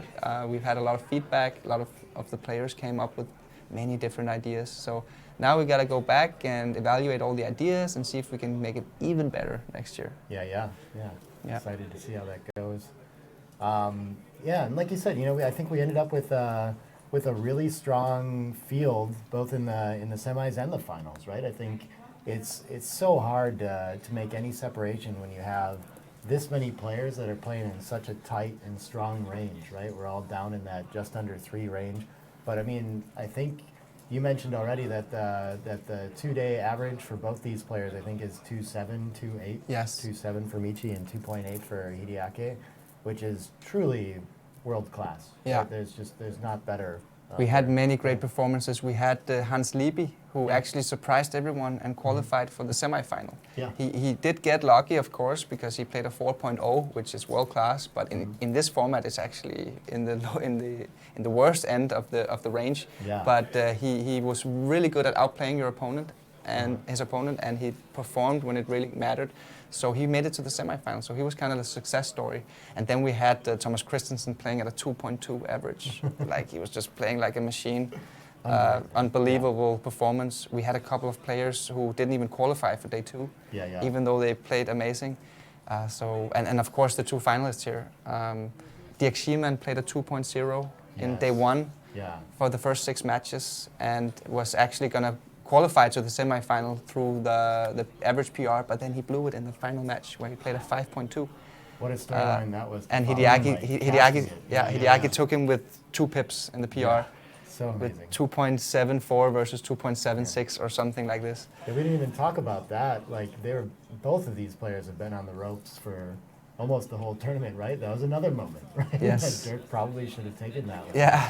One very big mistake to push him over the edge. I'm also surprised at how much drama we could have seen in this format. You know, it's much more exciting than usual backgammon, where of course you can be surprised with dice rolls, but also mistake player can make.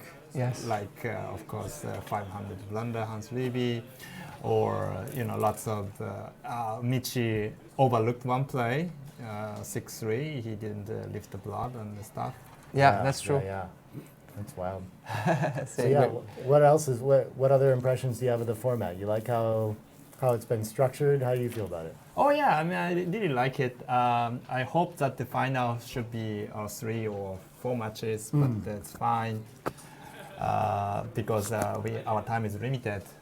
And Michi and Ueda, both players are really good, so in the end of the day, there's some luck involved, of course. Yeah. But so far, they showed us excellent backgammon here. Right. And we are pretty satisfied with the performance for now. Yeah. It's a fine line between just like playing 107-point matches and finding who has the best average by the end of it, right? And having some sort of luck element and excitement to follow here too. I feel like this format has blended those two things really well. We've lost some amazing performances on the bottom that weren't able to make it to the semifinals or the finals, or sorry, just the finals mostly. But yeah, at the same time, we've had very strong players make it through the field all the way through. So I think it's been a great balance. I like to see it. Yeah, I agree. It's a format where, of course, there's going to be some luck involved, but the very best seem to find their way to get through. Yeah. So yeah. Agreed. I think right now Michael Krakos here, as we can see in the monitor, he's trying to send us the match file. Oh, okay. So we have it down here. So in the break, we could go through some blunders. Well, that'd be exciting. Hideaki is writing something in his notebook. I wonder what he's writing. Yeah. I'm putting up checkers. Right. It's supposed to be a 10-minute break. So I think we can... What a format where you play a match at like just under a 3-2 and you've got to be disappointed because you're... Yes. He's probably disappointed. You're just like, He's probably disappointed. Tank the PR battle on that one, right? That's so hard. Yes. This game is too hard to consistently not make any blunders in it. It's going to happen here and there, and you're really across 2 matches hoping you get the right games where you don't run into it in yours, I suppose.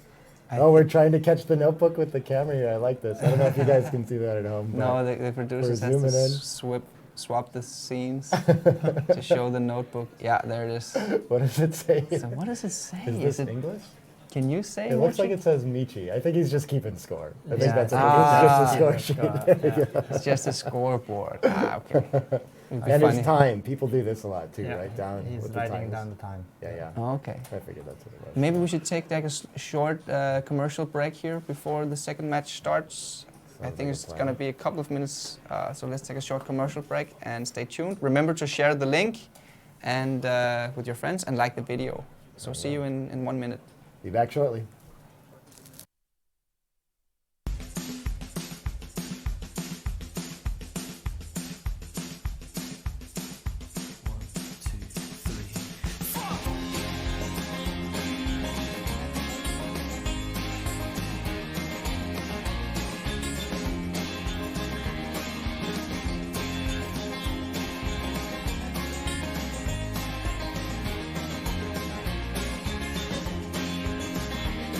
Stood in a world of fights. You were still so lovable in this light.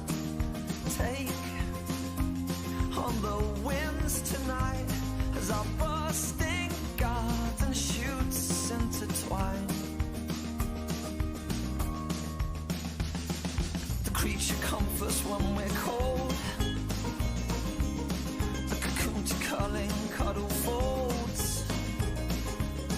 When the creatures cover up our shoulders, enveloped, we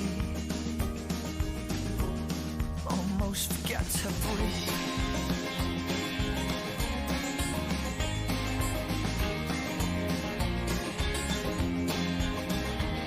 The stones laying flower beds, you arranged and rearranged them. Buddy, we're gearing up to get started pretty shortly here. Looks like we've got the players at the board. They're ready to go. Grabbing some drinks on the commentator's side and everything too. But yeah, we wanted to cut back to the action, make sure we didn't miss anything. I think they're about ready to start. 1-1 battle right now with Michi leading the tiebreak. And I think we saw from that semifinal last night between Michi and Thomas that it's not a huge advantage, right? And it's even less so here. It's not Yeah, leading the PR yeah, by yeah. so much. Yeah. He's leading 1 PR, Yeah. so it's achievable for Ueda to come back. So Ueda needs to win PR, both PR and outcome, or a tie 1-1 plus lower averaging PR. Right, yeah. Yeah. So of course, like always, playing good backgammon Yeah. is the strategy for both. Yeah, but I mean, very good chances for both sides of this match. Yeah. Yeah. But if Michi keeps his level in the next match, it's very difficult for him to catch up. Yes, If yes. Michi If plays he's going two. to win the PR and the average, yeah. Michi does have to make some mistakes, I think, for Hideaki to have any chance in this one. I think I just forgot to turn off my mic. Maybe you can hear me ordering. Oh, well, orange yeah, that's juices. cool. Yeah, could everyone hear what Mark ordered? Some orange juice? That'd be exciting. Just orange juice, right? It's just orange juice. And I was like rushing the waitress, like, give me faster, I gotta go. Yeah. Oh, people are asking about who the most challenging opponent would be too. You said you would prefer playing Christensen. That's an interesting story to me too. I feel kind of heartbroken for the Danes, the Scandinavians in general. That's actually the semifinals, right? Was like both Scandinavia and Japan in there, and kind of got beat out there for the Yeah, we got All Japan beaten semis. by the Japanese. yeah. Okay. Here we So go. here we go. Yeah. Match number 2.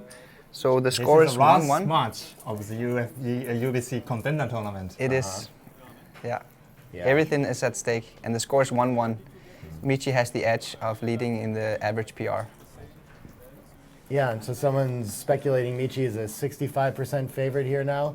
Man, I have no idea how to guess. That sounds kind of high to me, but it could be right. Yeah, sounds correct to me actually. Yeah. Okay. Yeah. Okay. I think depends how locked up we think that PR battle is, and it's really I think it's only like 200 or 300 in equity, right? So it's maybe 1 or 2 blunders for Michi that he would have to make. Very possible. So whatever the odds are that happens or not, I suppose is a big part of it, right?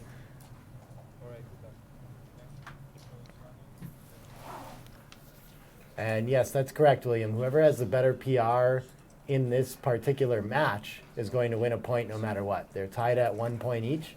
It was split last match between win and PR. Great shot here, so 4 checkers back, but still Hideaki has a little better offensive structure, looking pretty strong.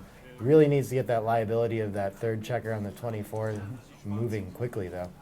I think William Lee just corrected his question. He asked if the better PR in each game is guaranteed the win. No, it's not correct. You get 1 point for the PR win and 1 point for the match win. So the first match was a tie. However, in case of a draw in points after 2 matches, it will be the average PR over the 2 matches which decides the winner. Wow, that's a good shot.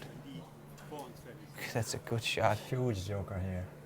6s, yeah, gonna get things moving a little bit, huh? That's a good shot. Okay. Yep. So his 4 checkers see, back. We're all ready for a 4-3. shot like that, and now he's got a big advantage. Is it too early to cube, right?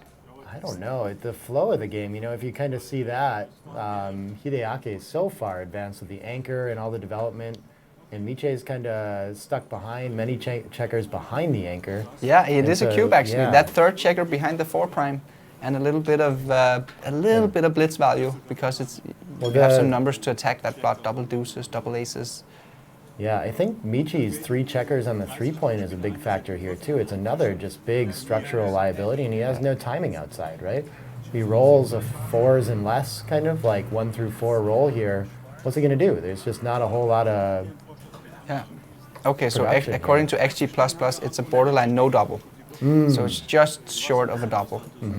Which makes sense to me Yeah. actually. A lack of market loss. There's Yeah. not. This doesn't look likely to change a whole lot on next roll, other than some big anti-jokers probably on Michi's side. Yeah, exactly. He has. I wouldn't double this. This is too easy. I want to give him a much more difficult decision. Ah, yeah. If he's thinking on that level too, that he needs some blunders. To Let's happen. say he Yeah. hit loose on the deuce, and Michi rolls something bad. Then I would give him a double, which is Yeah. one more. difficult. Wow, that's How a about good shot. this? He That's a makes good the shot. 5 prime. Yeah, Yeah, Puts the anchor not at this the is edge. what I'm talking about. Yeah. The 6-5 is for sure. Oh, but yeah. still, I Yeah, think but it's a actually double very- here. It is a It's double, here. yeah. Very strong You're gonna shot come from out, Michi and then though. he hit loose on the ace point.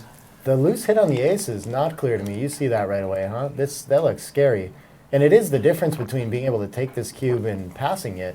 Oh, this doesn't this is- seem like the right idea to me. I don't know why I want to leave the direct, but I'm scared to have another checker behind a 5 prime like this. What Yeah. what do you So- what are you thinking there, Mochi? Why does that play come so fast to your mind? Hitting Wow, on the it's a ace? minimum shot. It's only 1 shot, right? And plus okay. 2-6. So that's the key. 2-6 is huge too. You can play 8 Oh, to plus 3, but 5, it's just 6. 2 Oh. in pure. It's So very clear actually. Yeah, that's 2, true. 6, 5, 6. Yeah. what about why the 8 to 3 you didn't look at? I mean, it looks ugly.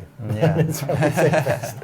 But okay, now he finds a really strong cube here. Oh, he and Michi's passes. going to pass Yeah, it. I think okay. I think it is a Yeah. pass on Oh, XG++. okay. Look, no, actually, look at this. Okay. it was a take. So we got a little equity out of this. Yeah, That's don't- interesting because the checker play before the move actually said it was a pass, but did now that look- we got to the position, No, it looks like it said it was a take, but now it's a. Oh, sorry. Yeah, it did say it was a take after the checker play. the checker If play you said hit it was on a the ace. if you hit on the ace exactly, Yeah. but he didn't. Oh, he didn't. He didn't hit on the ace. Or, I think he oh, found did he? the ace. Did he Yeah, find I it? think he Oh, found sorry, it. I was just maybe Yeah. fixated on the other play. Sorry, my bad. Yeah. Okay, This yeah, is okay. interesting. So he found the right checker play, but but then he passed a small take. Okay, fair enough. Difficult decision. yeah, these are fun openings too. I like the 6-4 split with another split. Of course, they know it automatically, and yeah, good luck with this double 3. There's a few options here. Okay, I was looking at the other side. I see. Okay, this should be a little easier. Anchor strong. There's not a lot you can. I'm not inclined to leave the checker on the 9. Actually, I'm surprised by this.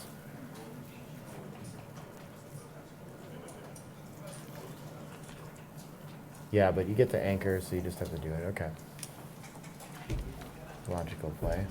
The 5 is going to hit, and the 4 is going to make the 9, I suppose. And a little bit for everybody in this game. Yeah. So William L. once again asks something in the chat. He says, so you can be a champion without winning a game. That is theoretically true, but it is extremely unlikely Have you seen it yet? I haven't thought about that. I can't remember. None of the players has won all of their PR battles, and none of the players has won all of their matches. So, in theory, if you win every single PR battle, then you will eventually win. But it's not really going to happen. That's extremely unlikely. We've got concern over the PR focus too. I know a lot of people worry about that, and I've got my opinions about what place it has in main tournaments and things like that. But I am really encouraged by like the excitement around this format, and there's like how many players are here to play this PR format, really, right? So Yeah. I think that there's room for both styles of the game, right? I still always want to go play regular backgammon at a tournament and have that option. But I think the PR focus is just another thing to draw players in with a different kind of motivation, It's So- a different format. This is Yeah. just for the grandmasters to decide. It's a skill-based world championship, if you want. Yeah. And a lot of people really crave that honor, right, of being like seen as the strongest player, right? It's too hard to demonstrate it in a year, 10 years, 20 years of backgammon, right? So we need something like this too to really separate out at the top, I I think so. Yeah. But yeah, this looks like a pretty natural play here. The double threes and big advantage for white right now. What is 2-1? Okay, this is a decision actually. There are Especially what's no going on with the good back choices. checkers. Yeah. Are you anchoring? Are you splitting? Yeah, I'm not sure he what should your best anchor. move is. There are so many checkers in the zone. 10 in Yeah. the zone and way outboarded. Yeah, And that's going he to has be. 3-point board. Michi has none, so the ace is clear to me, and deuce guess. full slot. But Yeah, this is on not stack standard, after, yeah. It seems fine. It's yeah, going to give you he- some winning he's chances down. with, yeah. That's I like a cool your play. That's a cool play. Let's see if he finds it. Yeah, you're right, Mochi. It's actually a Yeah. very clear play. If anyone can find it, I think it's Michi because he's been really sharp so far. And this Yeah, is a he very sees strong it. anchor too. You Yeah, can see good as soon play, as he does Michi. this, yeah. Very, It's- very good play. It's challenging, even though Beautiful he play. voluntarily primes himself. It's challenging for Hideaki to really do anything too constructive on this next roll, right? He's kind of frozen all those checkers. This is way too early to double. Yeah, But what a 2-4. beautiful play that was Yeah, by what do we Michi. do here? Hit and down looks natural. Oh, hit and go. Okay. This is reasonable too. Oh, okay. Good play. And he does I this like it. automatic. Yeah. Mhm. Okay, yeah. Makes sense. Now it's a double pass, I guess. Still got work to do. Yeah. Okay.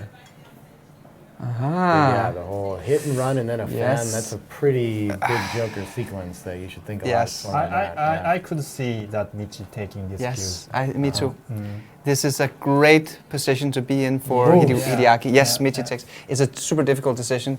Snaps it up So pretty he's quick, he's too. in some way lucky to be in a position where he can give Michi such a difficult decision to make a blunder. And For he some does. reason, There's a- Michi spent almost no time on it too. He just feels confident that Yeah. this is playable. yeah. And this is the first blunder from Michi. Yeah. Interesting here. I'm surprised he doesn't automatically make the bar point and clean up to the mid. No. Why would we? I guess 6 to It's 5 is a close. fine ace too. It's, But yeah, it's this 18 to 14. Wow, that's really a strong contender for a play here. Okay. yeah, it's a concept that you don't want to stay on an anchor while you're trying to get your checkers home. Yeah. So You're priming I see. yourself. I see. Yeah. Okay. but it is also pretty good because you're getting away from Yeah. getting primed with the last pair checker. So it's Yeah. basically a toss-up. And Michi does have absolutely no development yet too. So. Thomas That's right. Tenland says that Hide is ahead on the total PR now. I don't think he On is, total Thomas. PR? I don't Okay. think he is because Hide made 3 blunders in the first match, and this is Michi's first blunder. Second, right? I think he had one in the. Oh, not a blunder, but It he made an wasn't- error in the last match too. But it wasn't. It was one. But look pitch. at this. If we look at the equities, it's 255, 260, something like this. It's Yeah. very close now. Yeah, so I okay. think it could be in there. Yeah. Okay. Depends on decisions and all these. It's very difficult. Interesting. Did I see something about a quiz for the competition? I like that. I was thinking about that too. Like, what other? It would be neat to see some other modalities for a grandmaster test too, right? We talked Yeah. about speed gammon a little bit. You being could an interesting include thing all to kinds of test. disciplines, Yeah. speed, quizzes, Yeah, whatever. yeah. I like but it. at least the current format has the power of being very simple. Yes. It's 1 point for PR, 1 point for win, and then Yeah. we just play 7-point matches, real backgammon. Yeah. So So what do we do here? We can take away. Yeah, this is the way to make a loose hit and kind of go for it. But maybe we need to just play forward and hope to not have a fourth checker back. Very close. Clearly wins more. This seems to be the DMP play, right? And so, yeah, they play very close. Ooh. Yeah.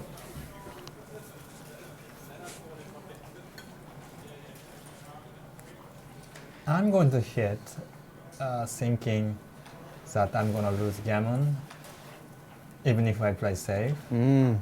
So this clearly wins more games. so- Yeah.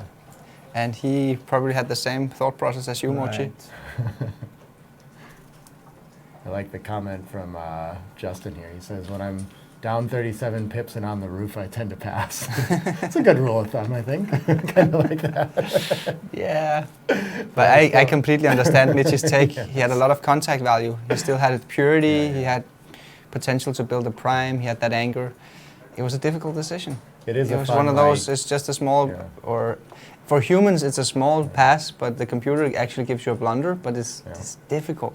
So Michi went for the wins here and is getting punished currently, but still has that anchor, so he's not going to be down and out for a long time here. Ooh, if he could make that ace as well, that would be very strong. So Hide is going to want to hit with a 4 most likely if he gets the opportunity. He does Yeah, not. he has some decisions here. I think he's going to be, I think it's pretty simple, I thought, on Hide's. I think he's like slotting the bar here, right? And just playing real pure, I assume. Yeah. And treating it like a potential back game for now, but it can Yeah. go either way. And he It's kind of close. misses that opportunity. It's close, yeah. He chooses the safer Sure. or less short-term risk, less Sure. long-term reward. That's the play. thing, is that there's actually short-term risk in playing to the 13. He would like to spend a 6 to hit on the ace as well, right? So he misses out on that opportunity. And even if he's hit from the bar, Michi doesn't have structure to contain him yet, still has 4 checkers back.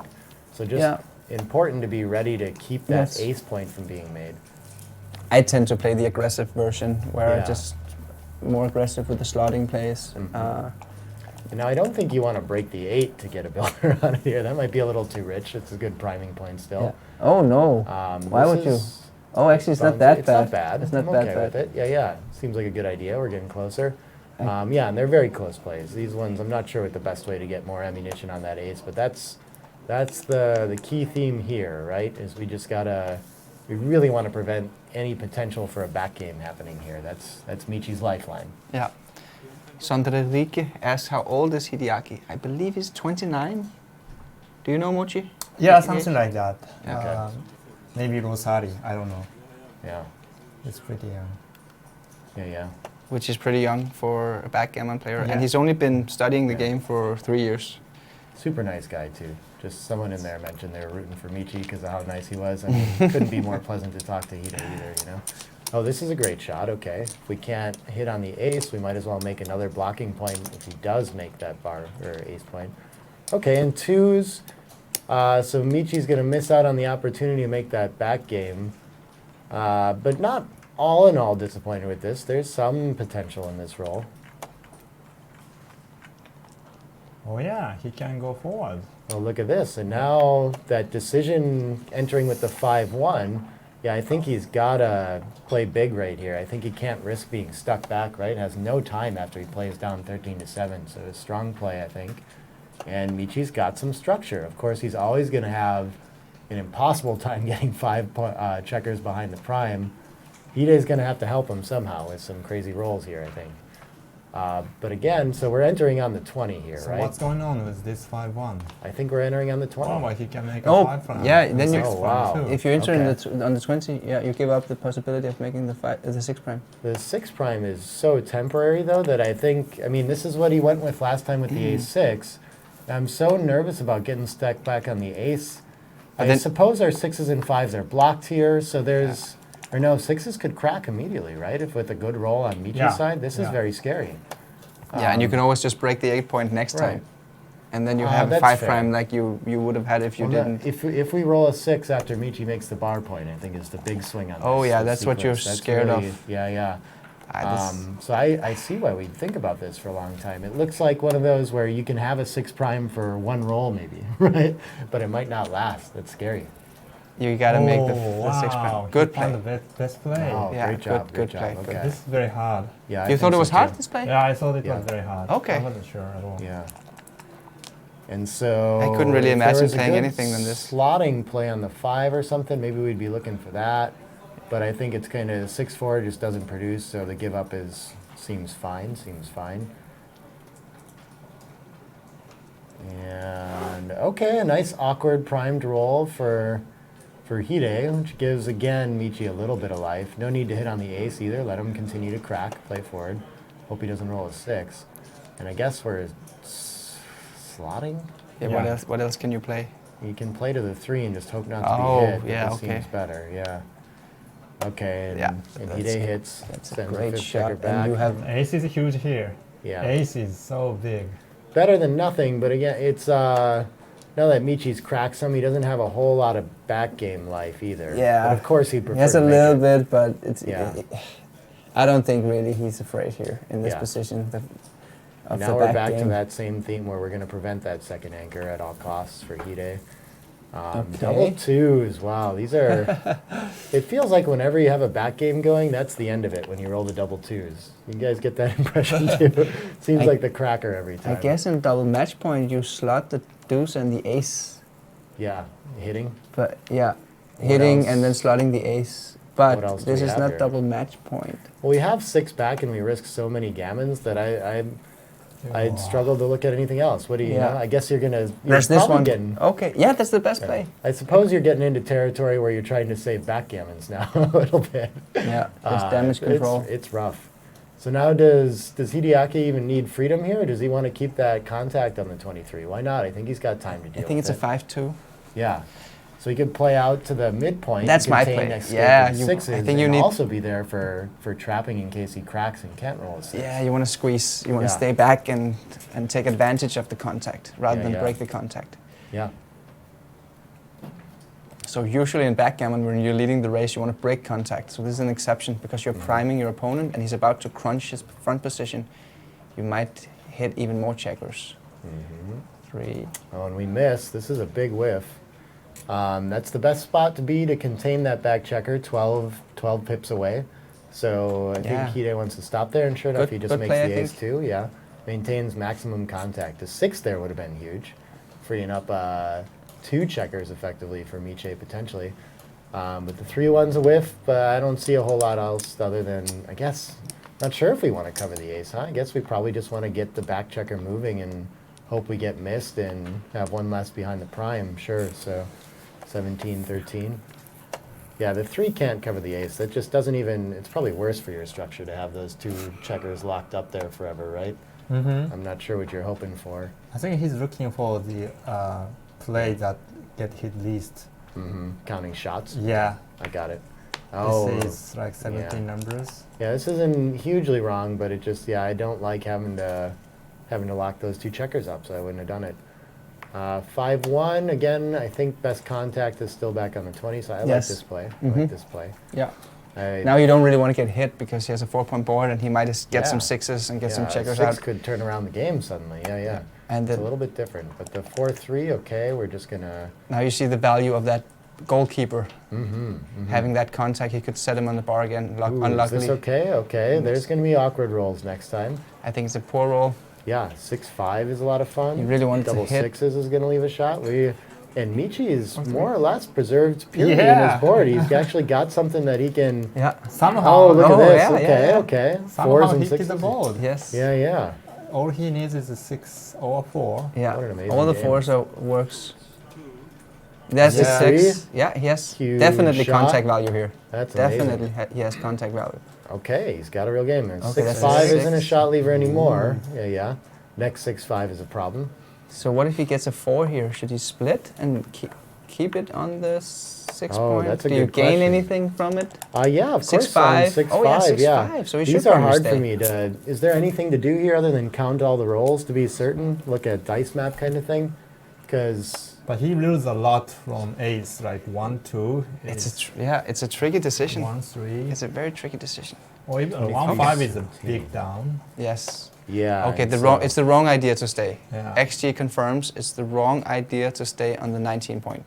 And this is just strictly a matter of counting through the rolls and seeing which ones you gain and which ones you I lose, count right? the numbers. Yeah. Yeah. That's Tactics. tough. Good I'm too play. lazy. I Good hate play having from. to do- But you gotta do it. I mean, Yeah, there are backgammon is a dice game. You know, tactics matters. Would have cleared super easily, and I didn't even notice how awkward this roll is. Wow, it forces a shot on 2-1. There's no way to play it again? safely, and that's a huge part of why that last play was correct. That went from being a direct shot, it would have went from being in the air, right? Yes, yes, Yeah, yes. Yeah, as Mochi pointed out, the aces were really expensive.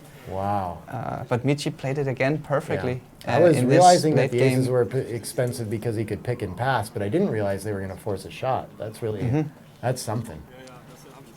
6-4. Yeah, 6-4 I cleans think up a Michi little has been bit. playing really well in these end game contact positions, Yeah. which are very tactical. You need to look at all the numbers and calculate, and he's Yeah. been doing a great job.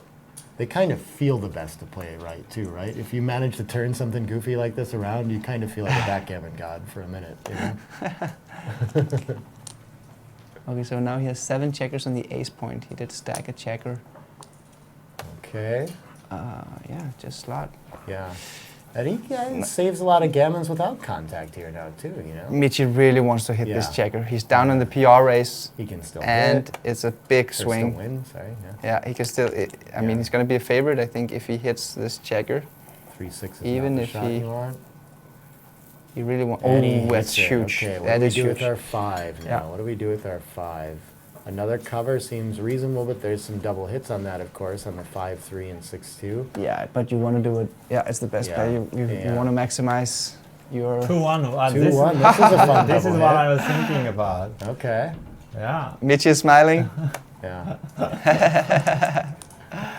One of them's the having fun right deuce is now. a He huge. doesn't think Oh, he's that's a gonna- horrible roll. Yeah. He only enters with 1 This is checker how and you he get misses the shot. backgammon for the match, I think. Yeah. Wow. Here it goes. What a brutal roll. Oh, man. Oh yeah, there's Yeah. actually gammon chances in this one. Oh, that's a good one. Michi's That's done really laughing. nice. Yeah. He didn't didn't having want- a lot of fun. He now. didn't want the 4. Wow. Oh, the 5s is 2, huge. 3. It's Oh, gonna he's leave gonna a shot, isn't it? Gonna leave a shot, But it but puts a check in still a there. good roll, I think. Yeah. Still a good roll. Uh-huh. And Michi wants to hit that checker. He misses. Oh, and he misses. This okay. is, it's yeah.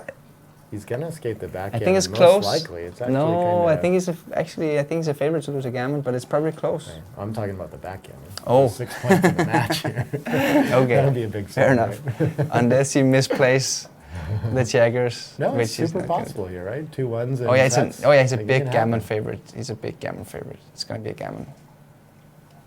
An ace and Yeah. 2 sets. Oh yeah, and- he already had 4 checkers off. It's Okay, he- just a 2-1. A This is a 2-1 gammon. for the backgammon. yeah, you want to Oh, split, yeah, so right. We need Actually, some sets too. 6 checkers on the ace. Oh, point, is there one yeah, stacked up? yeah, Oh, yeah. okay. Oh yeah. Backgammon is not. Ah, Okay, okay, okay, 0%. okay. Yes, but it's Well, going then to be a this is about gammon. a gammon match, It's going to be a gammon, yeah. Big win for Hideaki. He's leading the PR point and And the 5-0 in the match. 5-0, yeah. So Michi Huge has to favorite. find a way to win the PR actually in this Yeah. match, or get lucky and win the match. But my feeling is Michi is only like 1 blunder away to catch him out. Yeah.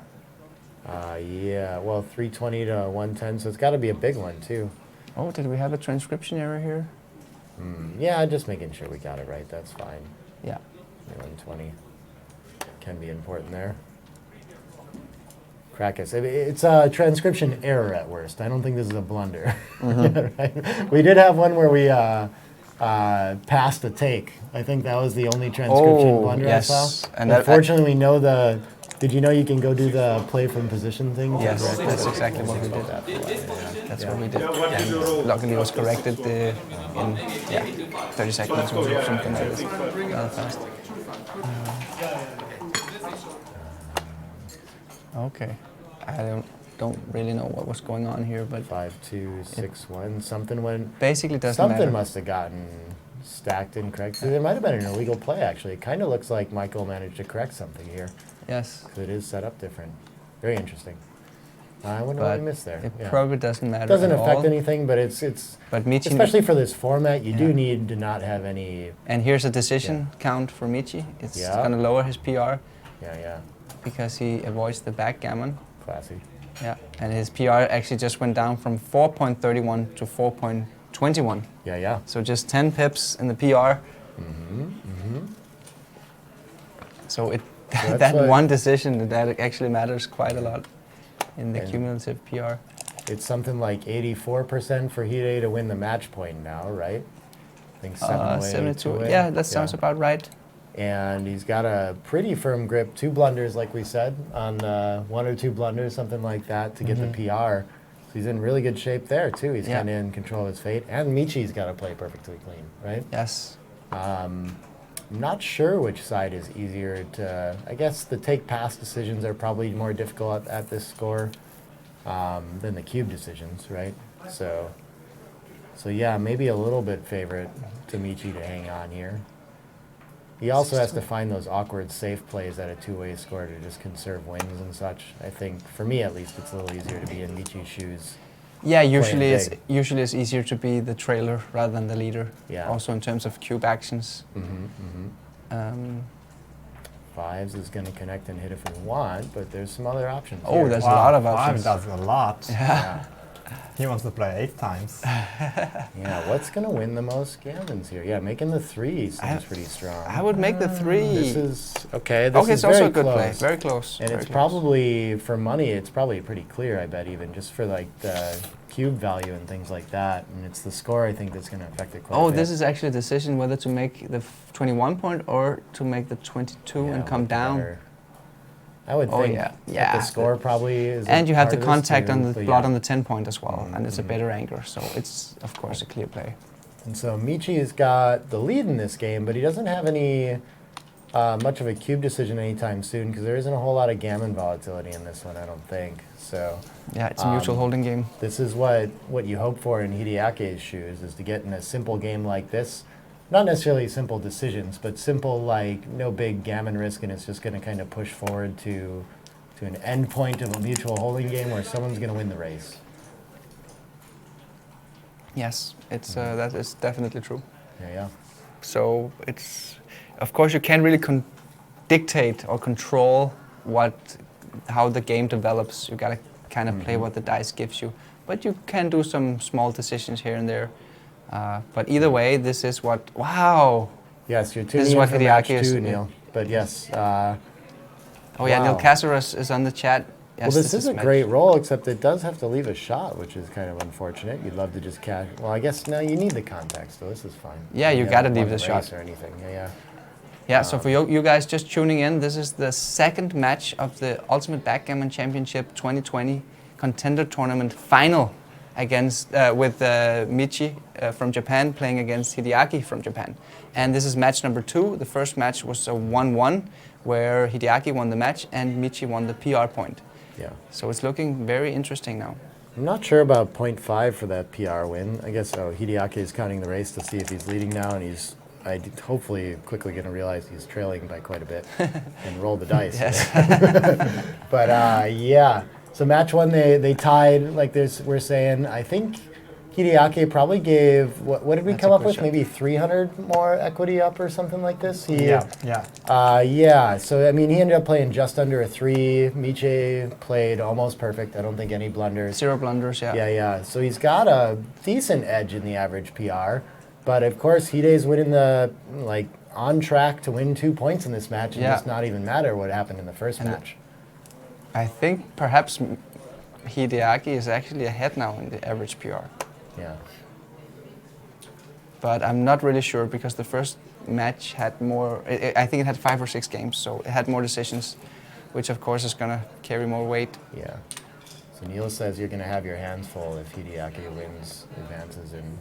So yes, whatever happens, if instead Michi advances, Wow. then Mochi will have his He hands just full with rolled double that. sixes. Wow, he Again? caught up in that race. Wasn't he down 37 or something? Oh. 37 pips? Right. If he can get a... So, I mean, I think ideal here, right, is that Michi rolls something right in the take territory. Right? And then we just get to play this game for the match. If Hideaki wins 2 points in this game, Yeah, it very could well all could be happen. over. Yeah, Hideaki would be the hard to screw this race up. 2020 UBC Contender. This must be early still, though, right? Ele- Yeah, after the 4-3, it's going to be a 11 4-pip lead? Yeah, he it's- didn't. Yeah, it's 4 Yeah. pips. Yeah, 4 yeah. pips. So 12, but I mean, we're going to get close, and the take point's not going to be that much lower than it is for Oh, money. sorry, if I at think it all. was 3 It's on pips, the so right now way. it's 7 pips, right? I think it's gonna be 12, 8 pips, I think. No, because it was just 3, it wasn't 4, it was 3 Oh, pips. okay, okay. So 7 Okay. pips up for. Oh, yeah, he missed. I think the transcriber put in something erroneous Maybe with put the in the wrong 6-2. roll. Yeah, wasn't it a 5-2 by Hida? Oh, we're not even sure about the roll now.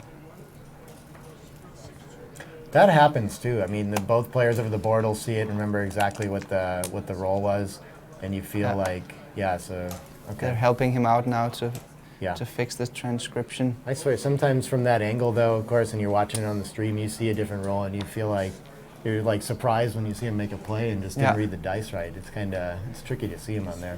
So he has an elevated position, the transcriber, from a tall table, and he has. Oh, now Michi's gonna look at the monitor. He shouldn't see the PR. Oh yeah, you gotta be careful here. So it's very important that Michi doesn't see the PR now.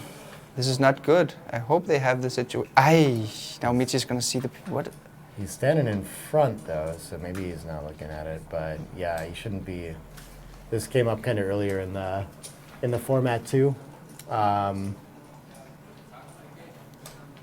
I don't think there's a lot you can do to adjust it. I based think on that they are either, aware. but yeah. Definitely shouldn't get to. It's actually thinking of how this is set up out there too, right? The camera that's kind of looking at his sweatshirt right here Yeah. is set up like slightly in front of the table. I think if we got a shot of the room, we could see that. I hope that the tournament director and the transcriber has the situation under control and doesn't show the PR to Michi. But we don't really know.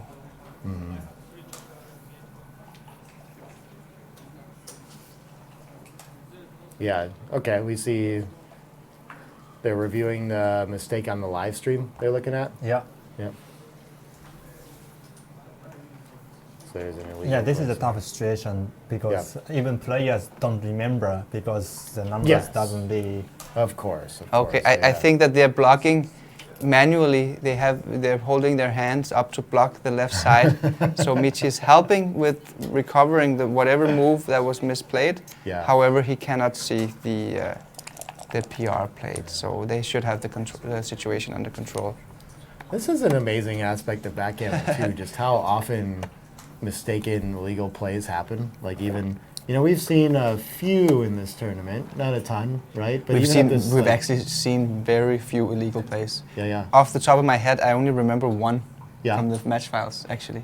Oh wow. Okay. There could be a couple of more, but Yeah. it's almost no illegal plays in this tournament. It's a Which is odd quite amazing, aspect of actually. live backgammon, I think, though, is that you really have to be managing your opponent's play too and watching and make sure they play legally. Like it's not my favorite part of playing live for sure. And I think for something like this, that's one point on the side of the electronic play to me. It would be nice to not have to worry about that ever. Just having something managing whether or not a move is okay or not. Well, also backgammon is a game that played without a judge. Yeah. Most games with that high stakes can be played with judge. Ah, yeah. That'd be a Like good way to do it too. I played a tournament in Melbourne. It was $5,000 entry. It's really high stakes. And semifinals, nobody watching, like me and him, So, but it's like a normal, of course. Sure. right? It's a gentleman's game. Come on. But Yeah, for it's example, really in unbelievable, poker, obviously there's a dealer. Yeah, Dealer there's is someone controlling controlling it. everything. Yeah. Yeah. That's fascinating. Have you discussed solutions to that with anyone, or what do you think? You think a judge is the right way to do it? You can't have like 80 judges for each match. No, for some of these I big mean, tournaments, but right? Yeah. in the late stage, like semifinal or final Sure. with high stakes, Yeah. they can provide some judges maybe. I've seen a lot of tournaments that have a judge for the finals. But now That's- we have cameras, so it's Yes. a great help. Okay, I I do think think, they are good to go here. And they fixed the error. I don't know what the error was. Me neither. I don't think they made any corrections to it. And Looks we like didn't the even same rolls. Think about a cube decision, even though I guess we're kind of close there. Lost some pips in the race, so not going to be a decision here. Jens Yeah. Averkamp says maybe next time with referee. Yeah, Yeah. but that's kind of the job of the transcriber. He's not only transcribing, he's also making sure. Ooh, Wow! There we go. And he's going to win 1 point. Very unlucky. Wow. Game is over. So what Very if unlucky to win just 1 what point if of it. Michi? Oh, now there's a mistake again. He's talking and talking and talking to all kinds of people, distracting him. What are these people doing around the umpire? Okay, yeah. So now we see the angle. He's trying to get the rolls right. Oh, 13 to 12 didn't happen, so he's certainly got a transcription difference from the board state. I can see that. Not sure. Yeah, that can't be right. Oh, no, it could be, because he played because 12 to plays- 6, 8 Yes, to exactly. 6. Yes, I yeah, think we're sure. good. And then the double 6. Yeah, So yeah. what happens now if Michi rolls something big that takes him into the take territory? Then we could Yeah. see the final Sure. ending right Unfortunately, 10's But not going to be enough. here. No, yeah. it's not going to be enough. So simple it's- double pass. Yes, it's a We're going double to figure pass. that out quickly. Yeah. Michi's not going to take this, of course. I like Thomas's point on there too. That's actually a big perk that I didn't realize early on of recording all my matches. Of course, I like to study them, but if you have a camera going, that's like your own personal referee, right? Anything weird happens and you just go look Well, back but at the the people recording. don't see the illegal play. Huh? We don't see legal play. Illegal. Yeah, yeah. At least if there's a question, you go, you know, if you're kind of disagreeing about what the legal play was or what the dice roll is, you have something to go look at. If you It's see similar it, to yeah, having a yeah. referee.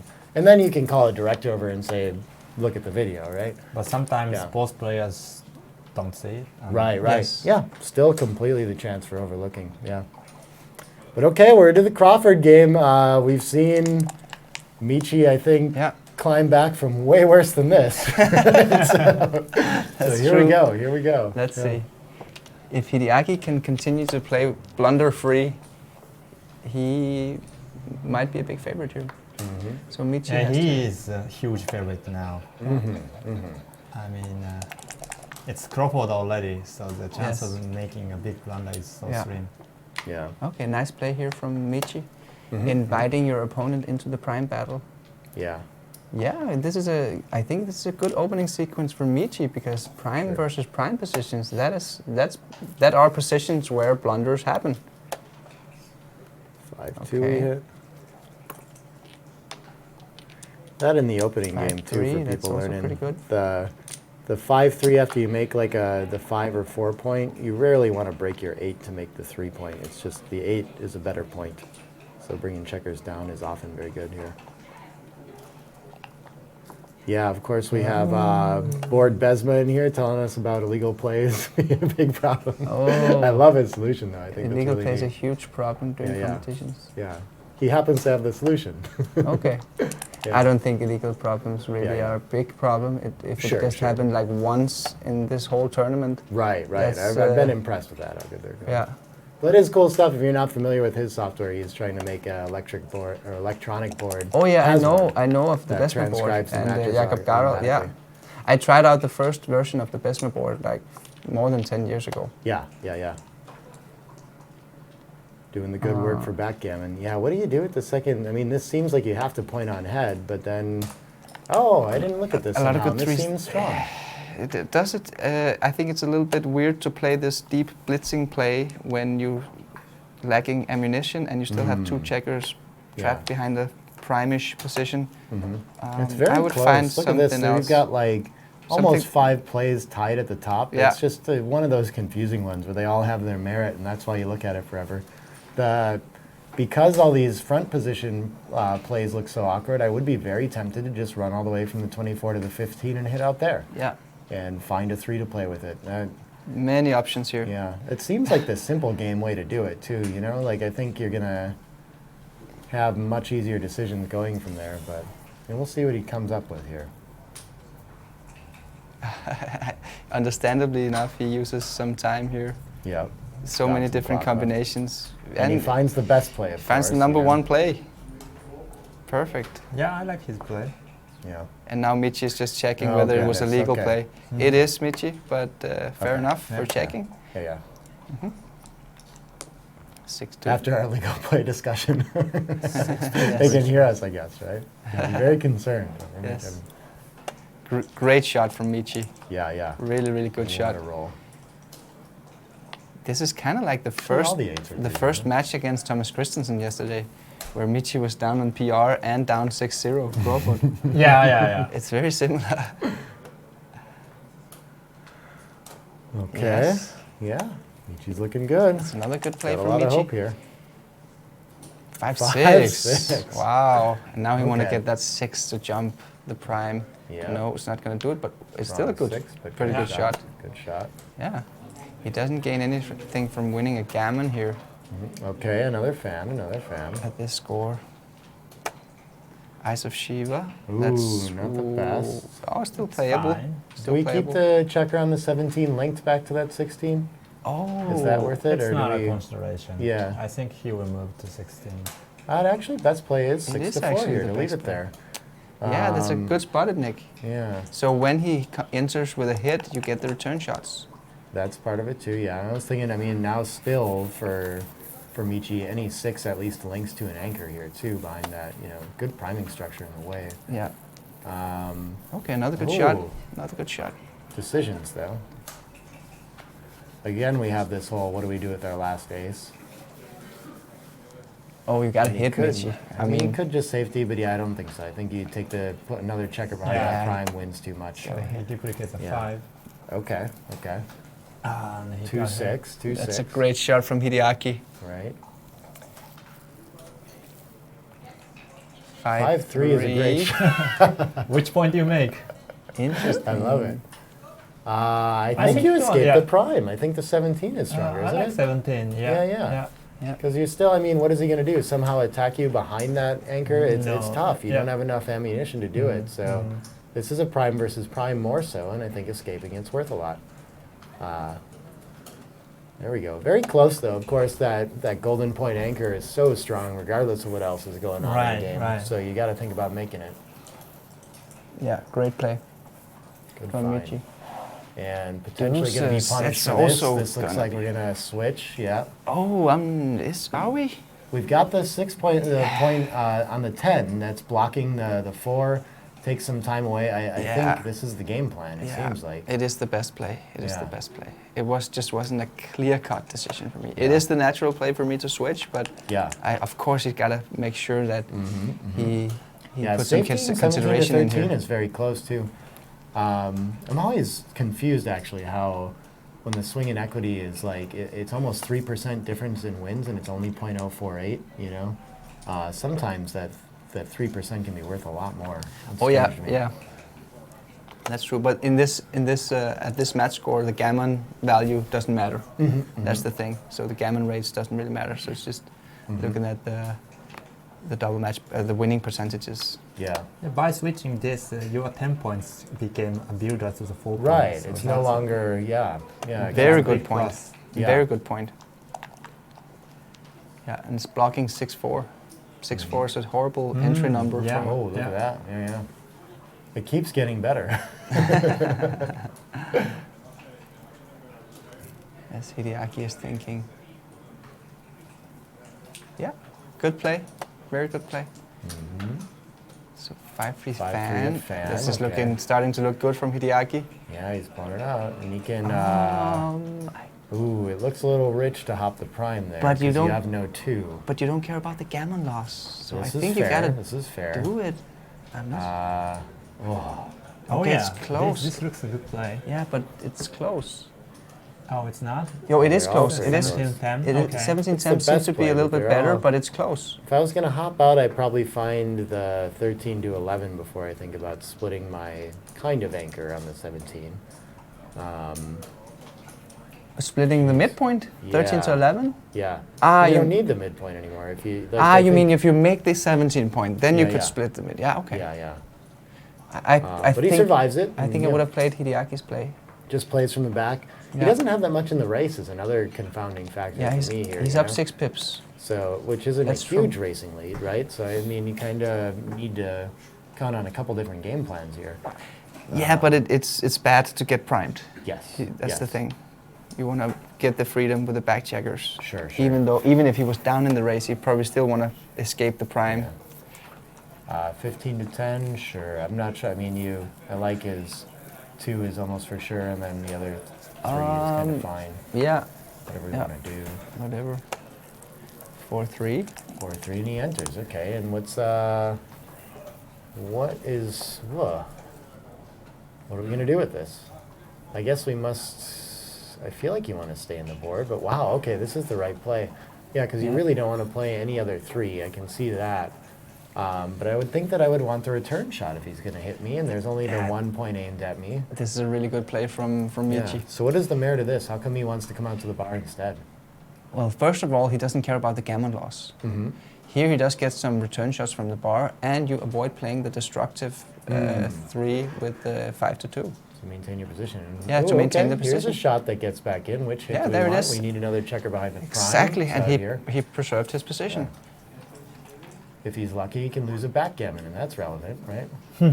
That is still So the 2, under and at I stake. guess we're just in a hitting battle, right? I mean, Yeah, he got ahead. right. We're just trying to win. We don't really care too much about how it swings, so go for it. 4-2. 4-2. Yeah. That's going to hit again. Still a good number. Who's going to miss first? Much better than Fanny. Yep. Hide's still got the 4-point board to the 3-point Oof. board on the other side, so he's That's a likely powerful to come roll. off in this. Yes, it also covers the bar point, which is Yeah. going to prime in that checker on the 24. I presume it could come out. He Yeah. could worry about that, but I think that we're making the bar Yes, here. yes, Great it's too play. strong. Very, Yeah. very powerful roll. Now, Hideaki an is ace or a looking 4 good. for Michi is huge here. He might have fan. another roll to do it, but this could be it. 5-3. Okay, Oh, he has a 5 must come decision out. here. Oh, he can hit another checker. Yeah, and or he What's- could hit on the 4-point as well. So there's some combinations here. Yeah, and this is kind of like Thomas was saying yesterday. When you're in a DMP situation, you start to get tricked and think, I want to hit 7-4, or I don't. You start to look at the play that seems natural and think, well, is that just because it wins more gammons, or is it because it wins more games? And I'm not really sure. Yeah. This is very tricky. Yeah. Wow, The thing is, good you, Hideaki found the yeah. right play anyways. you unblock that checker on the 24. You have to give up a really relevant piece of structure to hit on the 4. So I understand why Yeah, maybe you just send yeah, another yeah. checker. Now he back. needs to attack. Yeah, he's got to attack that checker on the 4-point to avoid have Michi getting Double the back anchor. game. Yeah, the double anchor is super powerful. How about And- deuce? Yeah. Interesting. 13 Yeah. to 11 is a little better somehow. Okay. Wow! Oh. That is huge. And so this is why Yeah, that is the huge. deuce was relevant, because he's not getting a second checker hit now, but this is still pretty amazing. If Michi had fanned, he would probably he would be like a 99% underdog to win this final. But now it just opened up again, and he's still fighting. What a response that was, But too, though. The his ace 4 4-1 is also nice. That was amazing. Oh, wow. And now what do we do? You gotta come out, I guess. Maybe double falcon? Yeah, Ah. yeah, It's probably. not really double falcon, but No. Yeah. I think it's a double falcon. I like it. Yeah. Looks like a double falcon. Yeah, what else do you got? It's not super No, important. no. That's gotta be very bad, because your position's gonna break over in the middle. yeah, You're gonna get hit, and then you get stuck in a back game without timing. Yeah, this is the only play. Yeah, you need the freedom. Yeah. Now he has 4 checkers in the outfield who, which are free to move. It does look Preserve confusing mobility. to me, though. When you're, presuming that Hide Good doesn't play. choose to hit with an ace or a deuce. Very good play. You get some containment out of the other one. Double sixes. Sixes. This Wow. is going to speed things It's a along. 6 prime. It's a 6 prime. This is called 6 prime. Yeah. And coming out like that. But the game not over yet. No, he has some Not over yet. counter prime potential, Yeah, but a very powerful roll. Yeah. very powerful roll. So he needs to hit and quickly. Needs 4-1. Hide to That's a come hit. in. It's a hit. That's a hit. So he needs to dance, or what do you want? 2-5 is huge. Yeah, not 2-5. No. That's not the one you're on. No.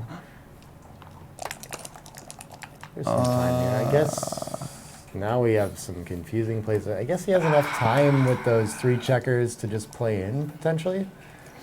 Yeah. This You is prefer to have a confusing. little bit more outfield Oh control. no, you just Look played at a huge this. 17-6. Wow. Max contact, Who right? finds that move? And then you wanna- just You want to get hit on the keep dancing? yeah.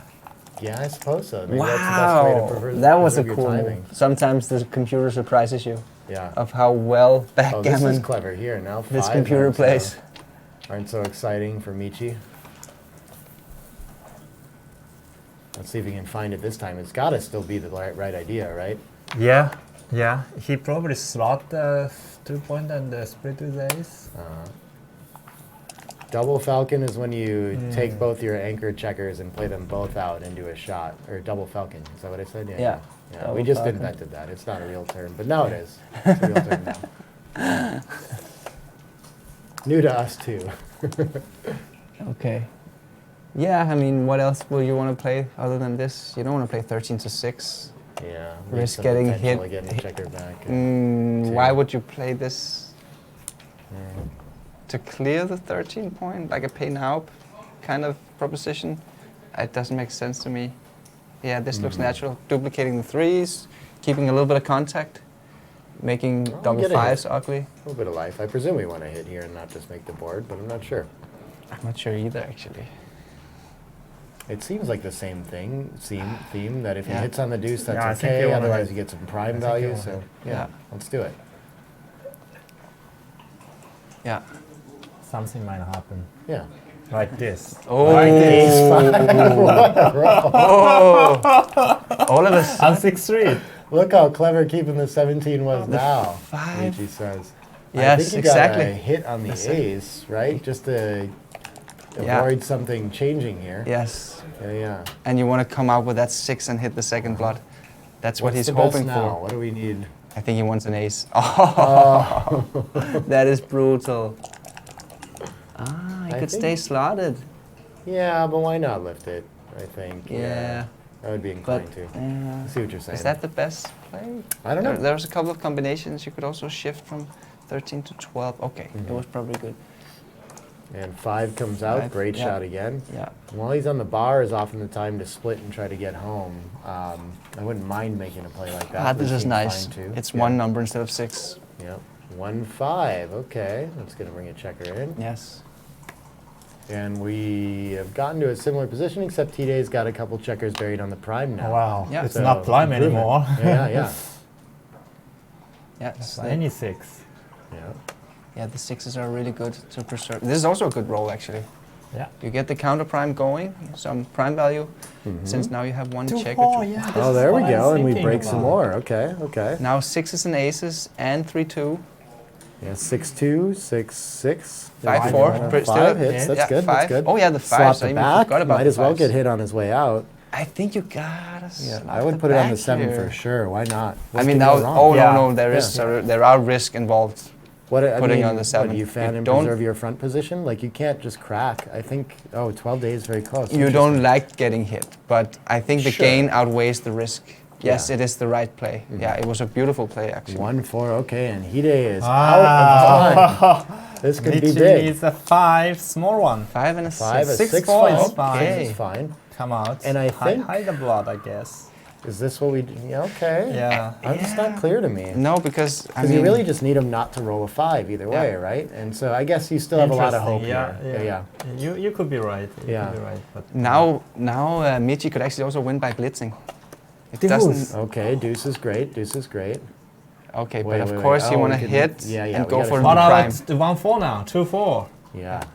3-6. That's a fan. It's probably These are big shots. Hideaki can crack even more. 6-1. Haha. I think you want to come out. I think so too. It's a prime, right? And we don't care if we get attacked in gammon, so let's go for I it. think so too. This is Yeah. a double match point. And I'm thinking 14 Strategy. to 13 too, just for coverage. It's Yeah. a good place to Yes, have that checker. exactly. It's active now. Double 3 also covers the 7 Yeah, point. yeah. I think this was a good play. Yeah, it was a good play. 5-4. Computer confirms. Oh my gosh, how many miracles had to happen in That's this a one great now? shot. Wow, now Michi is a huge favorite. Again, he was behind the 6 prime Yeah. at 0-6 Crawford. Oh man. This And the 6-5. 6 did. All right. Wow. He comes out. And he's done it. Yeah, it's not over yet. Wow. It's over. It's Michi doesn't let this happen back And- to him, right? And Michi is also grinding down his average PR. There's okay, the 6 double prime. threes. There's the 6 prime. Yeah. No need to attack. You're not Yeah. going to gain anything from a gammon win here. Ace-5 is a bad shot, Now actually. Yes. Hide is going to start to crack too. Yes, yeah. he would have terrible. preferred to fan. Let there be life. You wanna play some more? Yeah, I think it's good to put the checker on the 7 point because you want your opponent to interesting. crunch, so you slow down your own Baron by putting a checker on the 7 point. Okay. So Other I think tactical probably you should do it considerations? again now I was to thinking that- kill his 6s and slow down the Baron. Thought bear off structure, you'd prefer to have it on the 4 or something, so I was looking at that play. But It's okay. only a prime versus prime idea. Yeah. When you're trying to get your opponent to crunch. And now we have 6-5 here. That Yeah. is a problem. A shot. 4s survives. Okay. That's good. Yeah. I think it's good. And no inner gaps, right? So we're just trying to win. Yeah, and no gain from the Gammon wins, so Yeah, I think yeah. this is the right idea. Yeah. Yeah, make the mountain. Oh, double success. So you roll 6-4. Yeah. 4. He tries not to play, which is a better play, I think, right? But then is corrected. I guess. Yeah, who cares about gammons? Let's make our board in case we get attacked. I like this. 6-4 clears the point. Okay. Wow. Which is going to win this game. Yeah. He has been performing when he needs to in this tournament for sure. This Yeah. is good. That's how you win, right? Well, we want to see more backgammon, right? Sure, sure. Everyone's rooting for Oh, more he rolled a backgammon. 6-5. That's the only number he He shots. needs a shot. That's a less backgammon. Oh, the four. Off, yeah. The 4. He ain't no slouch either with Okay. taking the shots on the count. Here we go. He really wants to enter now with a 6 before he's in the... Oh, He did. He but, did. Okay. He needs to dodge Do the a double shot. Okay, 26 okay. numbers. He needs to dodge it. Let's Oh, see. man. He hits. We Hideaki really need the hits. heart rate monitor for this part. And once again, Michi really wants that 6. Otherwise, he's going to be an underdog. Yeah. I think Hideaki is the favorite now. 6-2. This could all be over. Gross. Yeah. Hideaki is Must be a big favorite. Yeah. I think like You 80. stay on the 6s, right? Why not? Yeah. Oh, Really okay. big. He Big needs that advances. 6, and he needs it now. Mm. No, he fans. 6-5, great Huge, shot. even yeah, on he's the a outside. huge favorite. We're above 90% favorite now, I think, in I the don't know game what for we're Hideaki. Thinking about here. This clearly goes to the 4 and rips off the 5. Yes. Great shot. Is he thinking about having a faster bear-off structure if he has the spare checkers like on the 5-4-3? Is that possibly right? I would love to see a hint on it. I have noticed every now and then. It doesn't make any sense to me because you If obviously he volunteer has- at 6-5. If right? Michi had like 5 men off, then he taking it off from 5 point could be right. Ah, interesting. Yeah, it's very Okay. close. Wow, wow. Okay, so he's wise to be considering Yeah. this. He's in good shape to be. Because he wants Thinking to so close about he it. wants to keep the 5 point ball Yeah. longer. But only 3 And checkers. he goes for the he clever goes play. for- okay. Goes for the clever play. Yeah. Small leak though, but I like Yeah, it. yeah. I like that he's finding something like that. Yes, Impressive. me too. And of course, punished. Is that sick? Come on, Michi. Oh, okay. now he's a big The underdog. distribution too could be good here. That's I guess Oh, a yeah. crossover Yeah, tends the- to be better. He has a decision here. Yeah. Michi might have like You gotta 5%. catch up with big sets probably though. Yeah, so I don't think you play for he's an gonna ace. go. No, Yeah, yeah, 19, 17. yeah. Yeah, You think he's gonna? Yeah. I think okay. so. Yeah. This could all be over. If Hideaki wins this bear-off position, we have a new contender for the Ultimate Backgammon Championship 2020. Wow. Yeah, Great that was a performance from horrible both of roll from Michi. Super good performance from both players. Yeah, yeah. I do enjoy that as much backgammon as all of us have seen, that we can still watch that ending and just be amazed, right? Yeah. It happens over and over again, never stops being shocking. Hideaki is about to be the UBC 2020 contender. Oh, how exciting for him. But the so fun part early. is they Doesn't know. don't know They don't who's know. winning. You know? yes, yeah. They We- know who's gonna win this game, but Yeah. This They is don't where know. the heart rate's getting. We know. We're saying that too, like you can't roll Let's look at their consecutive reactions 2-1s or when. something like Let's that. look at their reactions when the match ends. Oh, there's the first ace. He could still lose it. It's Because a I- little bit of life here. Need a set from Michi. I predict that they're gonna look straight okay, that'll do, straight over that'll to do. the transcriber now Yeah. to get look. Hideaki takes off the earplugs and he says, "I won, I won." Oh, that's a humble, Okay, yeah, okay. very humble way of. Oh yeah, now Michi realizes that he lost 2 points Yeah. and thereby losing the final. A slightly Wow. disappointing face. Very humble players, both of them, Yes, of course. taking of both a course. win and a loss with grace. Yep, yep. Okay, wow. Wow, what a match. What a match. 2.6 against 0.8. Yeah. Yes, 2.6 against So obviously 0.8. 2.6 is not enough. Yeah, right. Definitely not enough. This has been the theme of the semifinals and the finals, I think, right? Is like below 1 is usually winning the PR matchup in these things. Like, right? Someone's going to play clean for a 7-point match, I guess is the theme. So you better be the one. That's, wow. Wow, that's incredible. I'm going to try to get the match file here before Great. the winner will join here in the studio. Yeah. So if we can get the match file down to the studio, we can review some of the blunders with the new or the new contender. Yeah, He's not the champion yet. He's the contender, Hideaki Ueda. Yeah. What do you think, Mochi, about their performance? Incredible. Yeah. Hideaki is actually clear winner because he won 3 points out of 4, and he probably a better average PR, right? He might have ended up with it. Yeah. I think If so. not, very close. Yeah, Mhm. for sure. Yeah. Yeah, so definitely well deserved. He's been playing Yeah. at an extremely consistent level, Hideaki. Yeah. I think he has 1 match above a 3.0 in the entire tournament, Really? if I Wow, remember that's crazy. correctly. Wow. It seemed that all of his matches were just like between 2.3 and 2.8 consistently. I mean, and just think about this match, this wasn't the easy games, right? I mean, we Right. have seen many complicated moves, and he played 0.8, Yeah. just like normal. It's incredible performance. Yeah, yeah. Definitely well deserved. So Mochi, we found a contender for the Yeah. championship title Yeah, fight. yeah. How do you feel about the fact that it's going to be Hideaki? I don't feel good.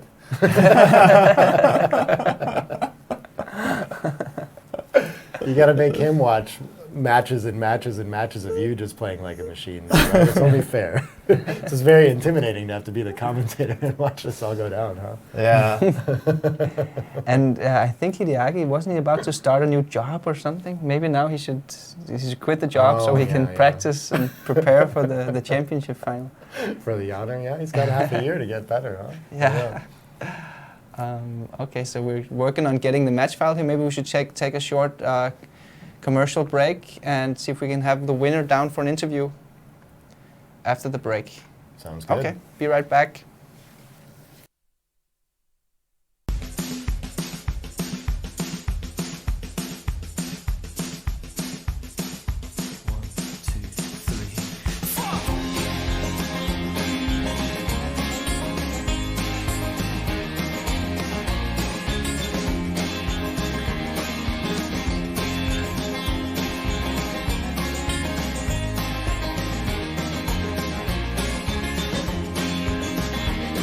Stood in a world of fights. You were still so lovable in this light.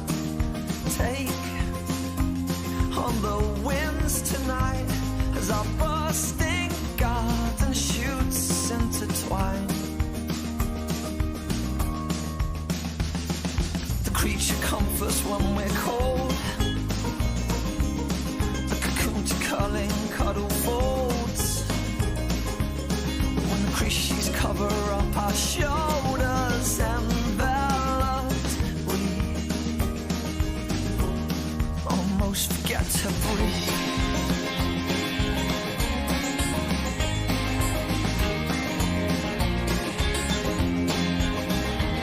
The stones laying flower beds, you arranged and rearranged them to fit.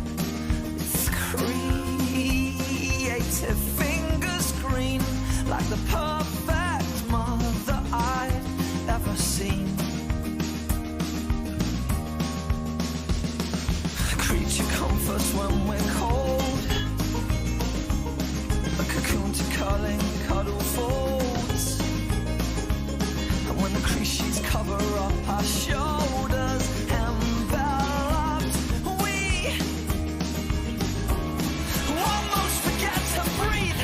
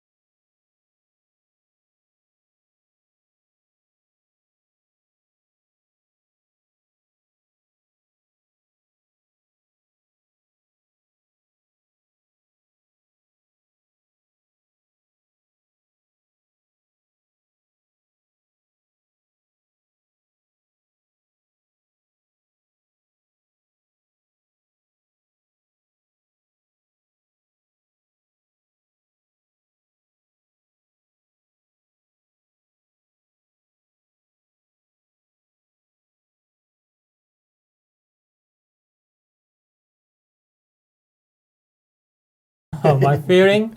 You look a little disappointed. So obviously it's like the end of the world. Yeah. But this is not true. The world still exists. Yeah, I'm living still. Yeah. Right. That's good. That's a good start, right? You have a chance to win another tournament down there. Yeah. Yeah. Thank you so much for participating in it too. It's really been just amazing to watch you. So yeah, I mean, we have a couple positions that we can hop into right away. I know you're most curious about these cube actions. And this is really, I think this is funny too, just like that, this is like a 0.10 error or something like this. If this shows up in your weekend of match review, Oh, yes, you probably, this, you might just skip over this and say like, okay, yeah, it's an error, but I get what I made it. I don't care that much. Here it feels like a deciding factor of the match, right? And just kind of turned out to be that in the second one.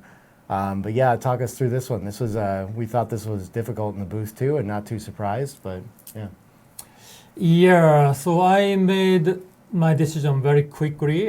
For me, it looks take because white has a blitzing position. However, black has a solid anchor on the deuce point, and yeah, for white to make a prime is very difficult. So I thought it's a clear take. But yeah. Oh yeah, we're not sharing the position with you yet on the stream. Oh, We can see it here. okay. Yeah. But yeah, we're Right. talking through. It'll come up shortly. But Oh, we're yeah. talking through Michi at 7 away, 6 away, trailing in the very first or in the second match. He had Yeah. made that Okay, now we interesting. have Here it. he come. He Now makes we this have it. interesting 23-point Oh. anchor play, and gets back to looks like a takeable position. But yeah, I think you talked us through what you were thinking here. 3 blots to clean up too. Yeah. Lots of interesting factors. Of course, that third checker is going to add to the gammons. Yeah. What we were discussing here in the commentator room was this is actually a little bit of hidden luck Yeah. because Hideaki had a position here which is very easy to double, Uh-huh. but it's very difficult to find the take or pass. Okay. So the computer says it's a 106 error blunder to take, but actually for a human being, this is a very, very difficult decision to take or pass. Yeah. Still, I'm not sure why this is a pass. Yeah.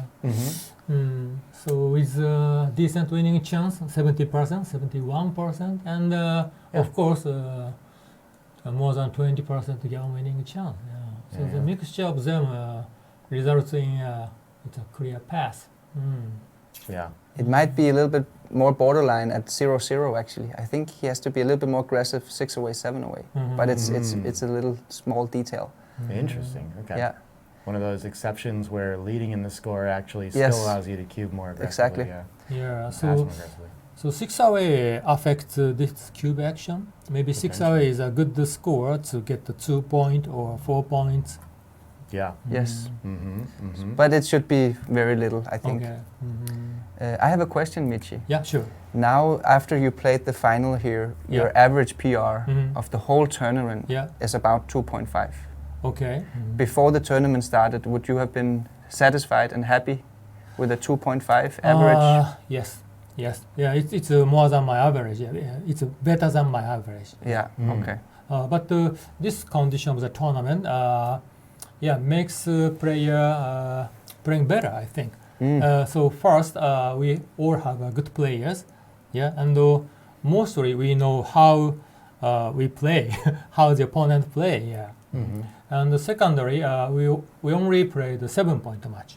So, which is we are familiar to this score. So it's easier to handle the score situation. If we have a long match, 13-point match, 17-point match, then we often face a very strange score, like 10 points difference.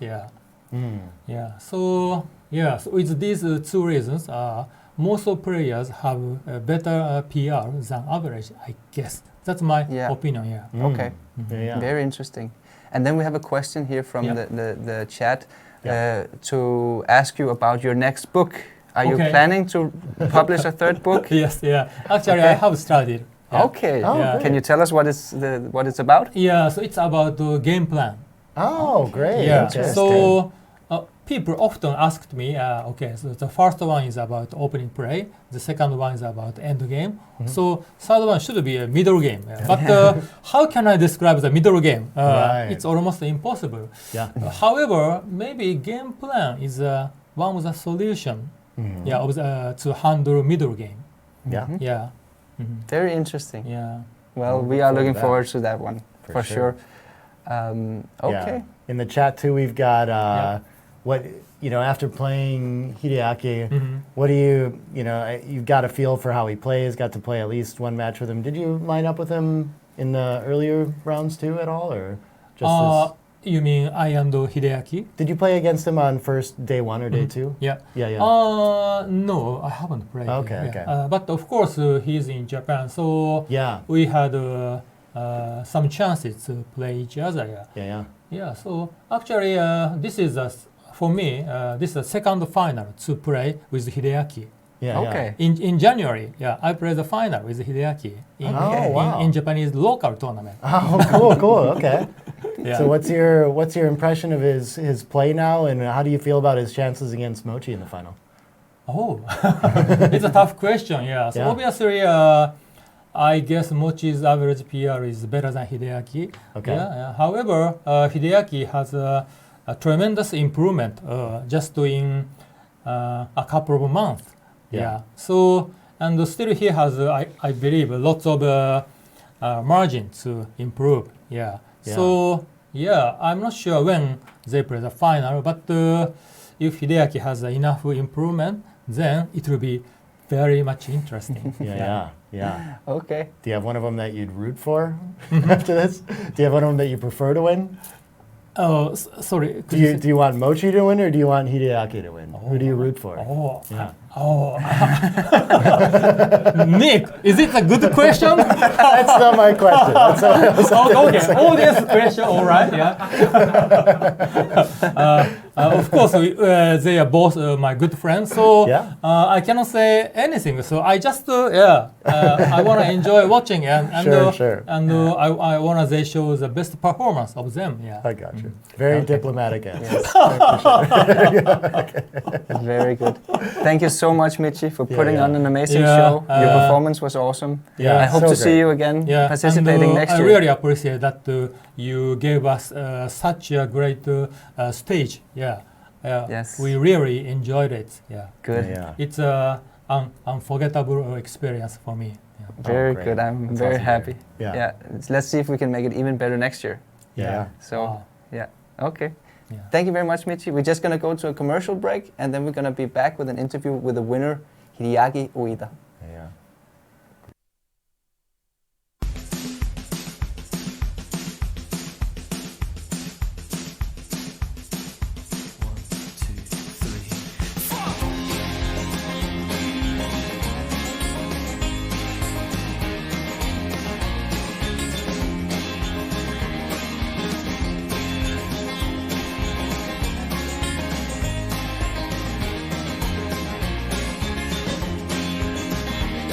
Stood in a world of fights. You were still so lovable in this light. Take on the winds tonight as our bursting garden shoots intertwine. The creature comforts when we're cold. The cocoon to curling cuddle folds. When the creatures cover up our shoulders, enveloped, we almost forget to breathe.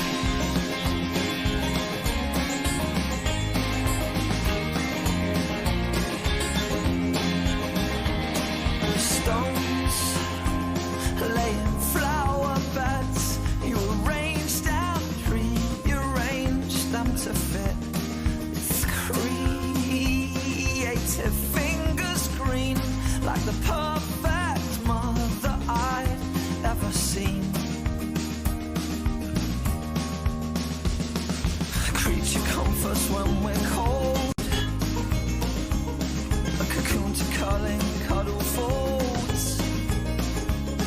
when the creases cover up our shoulders, enveloped, we almost forget to breathe.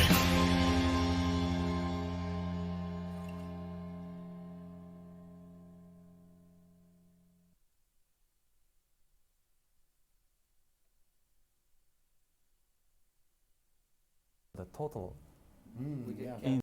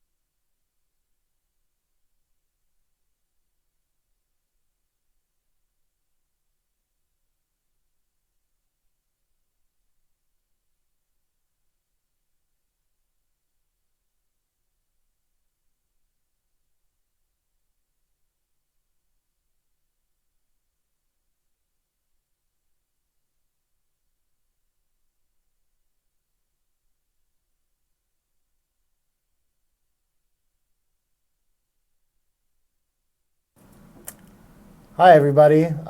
Nick Blazier and Mark Olson here, back with the champion of the UBC Contender tournament, Hideaki Ueda. Congratulations. Thank you very much. Yeah, awesome performance there.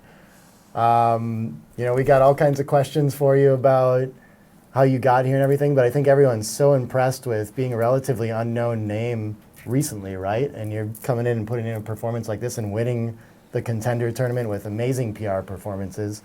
How did you get to this level of play so fast? What did you do? To be honest, even I don't know. Okay. Just practicing that. The main factor, I'm sure the main factor, one of the main factors is that there are many strong players in Japan, even in like Osaka, in Tokyo, and those are all friendly to each other. So good backgammon community. Yes, that helps a lot. Yes. Now, how long have you been studying the game now? Like trying to play at this level?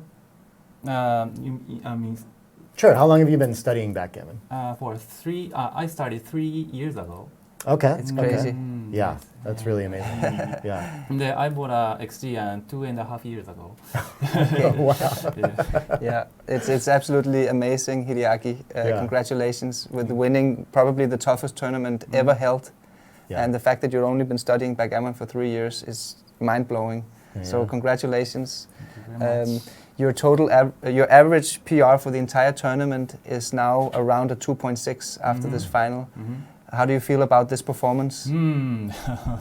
Just too good for me.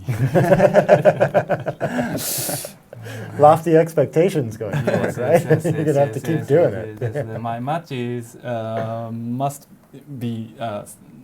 I had many simpler decisions than normal. You think so? Okay. What did you come into the tournament expecting to play as like an average PR? Not any numbers. No? But Okay. just to play my best. Sure. Is Okay. my mind. I gotcha. Very cool.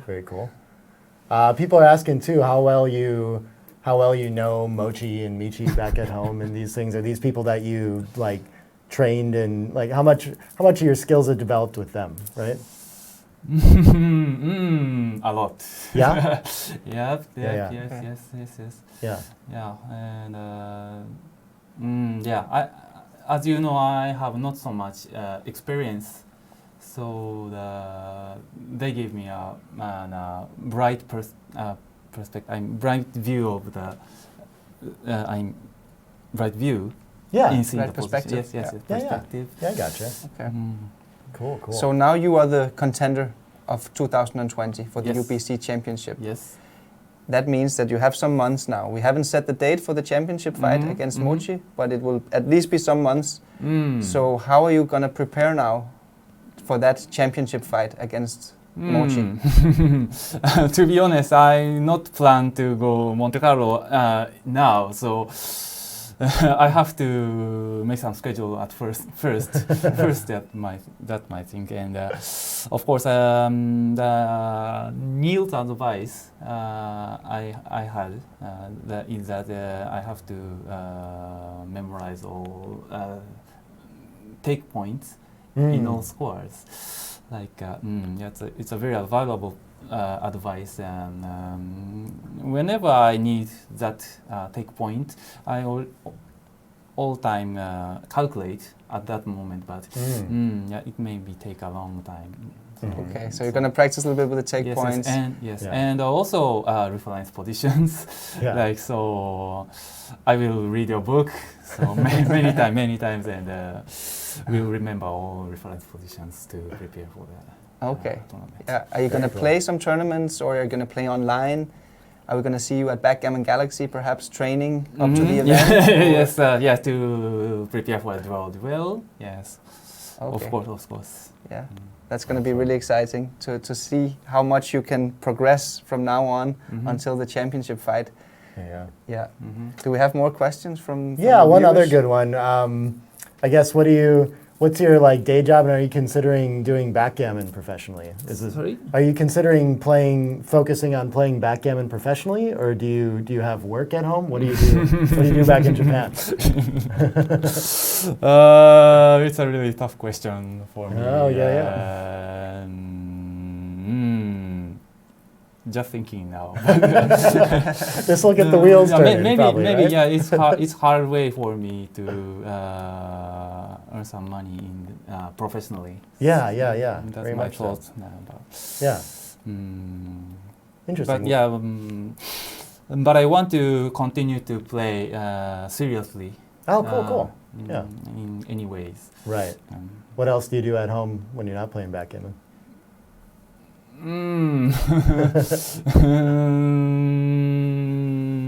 At home. Yeah. Maybe seeing some movies or like that Backgammon. And I like to play other games like electronical games or Cool. yes, or puzzles. Okay. Yeah. Probably a lot of familiarity with that in this crowd too. So what do you think? Do you want to look at some positions here? Or you got Yeah, we any have a other couple of questions? them. Okay. Not too okay. many because you didn't really make Cool. too many mistakes, especially in the second match you played Right. 0.8 or something like this, I believe. Yeah. So I don't think there was any blunders. There were any blunders in the second match, but you had a couple in the first match. Yes. Let's have a look. You had this is a game 1 Yeah. where you had a 6-5 to play. Yeah, I didn't see any duplications of 3 and 6, but very beautiful one. This is. Okay, so in the best play Yeah. you have the duplication. So that's the key. Yeah, I thought I have to make 8 points to block his deuce, but there are many scattered blocks there, and there are many counter plays for black. Yeah. Then we had this position Yes. where I gave you a little bit of hard criticism here Yeah. because I felt you made an overplay, playing with too much risk in a Yes, position where race is very important. Yeah. Now my opinion is play safely because there are too many points for black, and the black will much likely to escape his backman in the next roll. That means I can play more safely. Did you have the pip count in your head at this score, at this position? Yes, slightly ahead is my pip count. Yeah, Okay. slightly ahead. So you were aware of the Yeah, pips. I want to run, but Yeah. Okay. Yeah. But now when you see it, you actually like the other play Yes, better. yes, yes. Yeah, I know that Looks feeling. better. Yeah, it's a feeling. 4-point board, but it is like the open 20 and 22. Yeah. I was curious how much that factored in. If you thought it was yes, maybe yes. a weaker At my first position. glance, his 4-point board was not so strong than it looks. Than it's a point Yeah. After I cubed, I realized that this is a very strong cube, and Yeah. I was wondering if you were going to continue underestimating the strength of that board and possibly even take that. Yeah, yes, but we yes. I figured should you'd get have away. thought much about that Yeah. before this move. And then we have another one, I believe was it game 3? This one. Yeah. Oh, yeah. So the Yeah. sequence first, you have actually a very close decision here. Mm. The roll before. Yes. Actually, it was a redouble, the roll before here. And then you roll the 4-1, and he fanned. Yeah, And now actually, I we're didn't here. know such a big cube, and of course, I didn't think I can cube the one previous in the Yeah. 26. Oh yeah, you didn't know this was a cube. Yeah. Yes. This What were was you borderline. thinking the match equity considerations were here? Did you think the score affected your decision? Yes, a little bit. Yeah? But just a little bit, and Okay. Yeah, I thought money, even in money, it's close no double, but yeah, because of black structure is pretty bad. Yeah, he Yeah, has the yeah. gap on the ace point. Yes. Yeah. And 4 yeah. checkers less off. Yeah, The yeah. pip count. Did you I- have the pip count here as well? Yes, but Okay. I just think about crossover numbers like 16 versus 6. Yeah. 15. Yeah.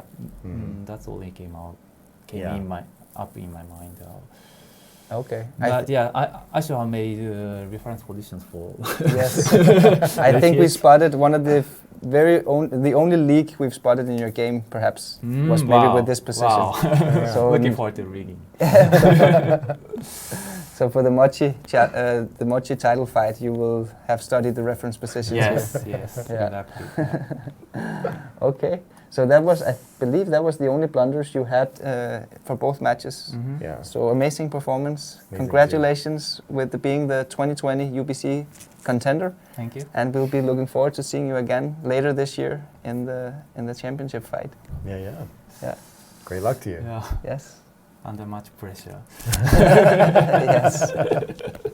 Not so much if you just play like this again. It's fine, right? You just play your game. Yeah. Okay, guys. All of you guys watching this, remember to like and subscribe. Tune into backgammongalsu.com for all the online play you can do. And share this link with all of your friends. And hopefully next year we'll try to make the UBC even bigger and greater. Yeah. Exciting event. Thanks everyone so much for following this all weekend. It's been fun. Fun. Cool. Let's wrap it up. Thank you right. so much, Nick, for doing an amazing job as a commentator. Thank you. And Great job as an organizer too. Thank This is you. an awesome Congratulations. tournament. Yeah. Congratulations, champ. There Yeah. we go. Thank you very much Good. for commentating. Yeah, of course. Okay. Take care, guys. Thank you for tuning in. Bye. Bye. Oh, Bye, and remember everybody. to tune over to Gibraltar Backgammon YouTube channel because the yes, championship yes. now will continue Yeah. tonight and tomorrow. All right. Okay. Bye, Take care. everybody. Bye. Bye.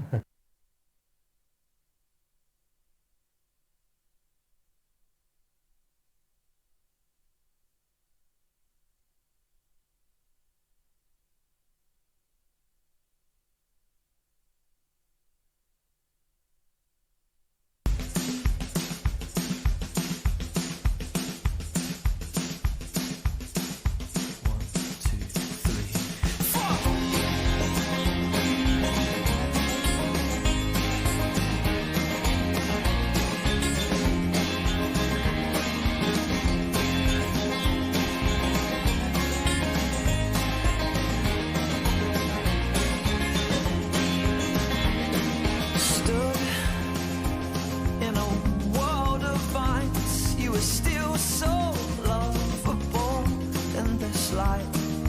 Take on the winds tonight as our bursting garden shoots intertwine. The creature comforts when we're cold, a cocoon to curling cuddle folds.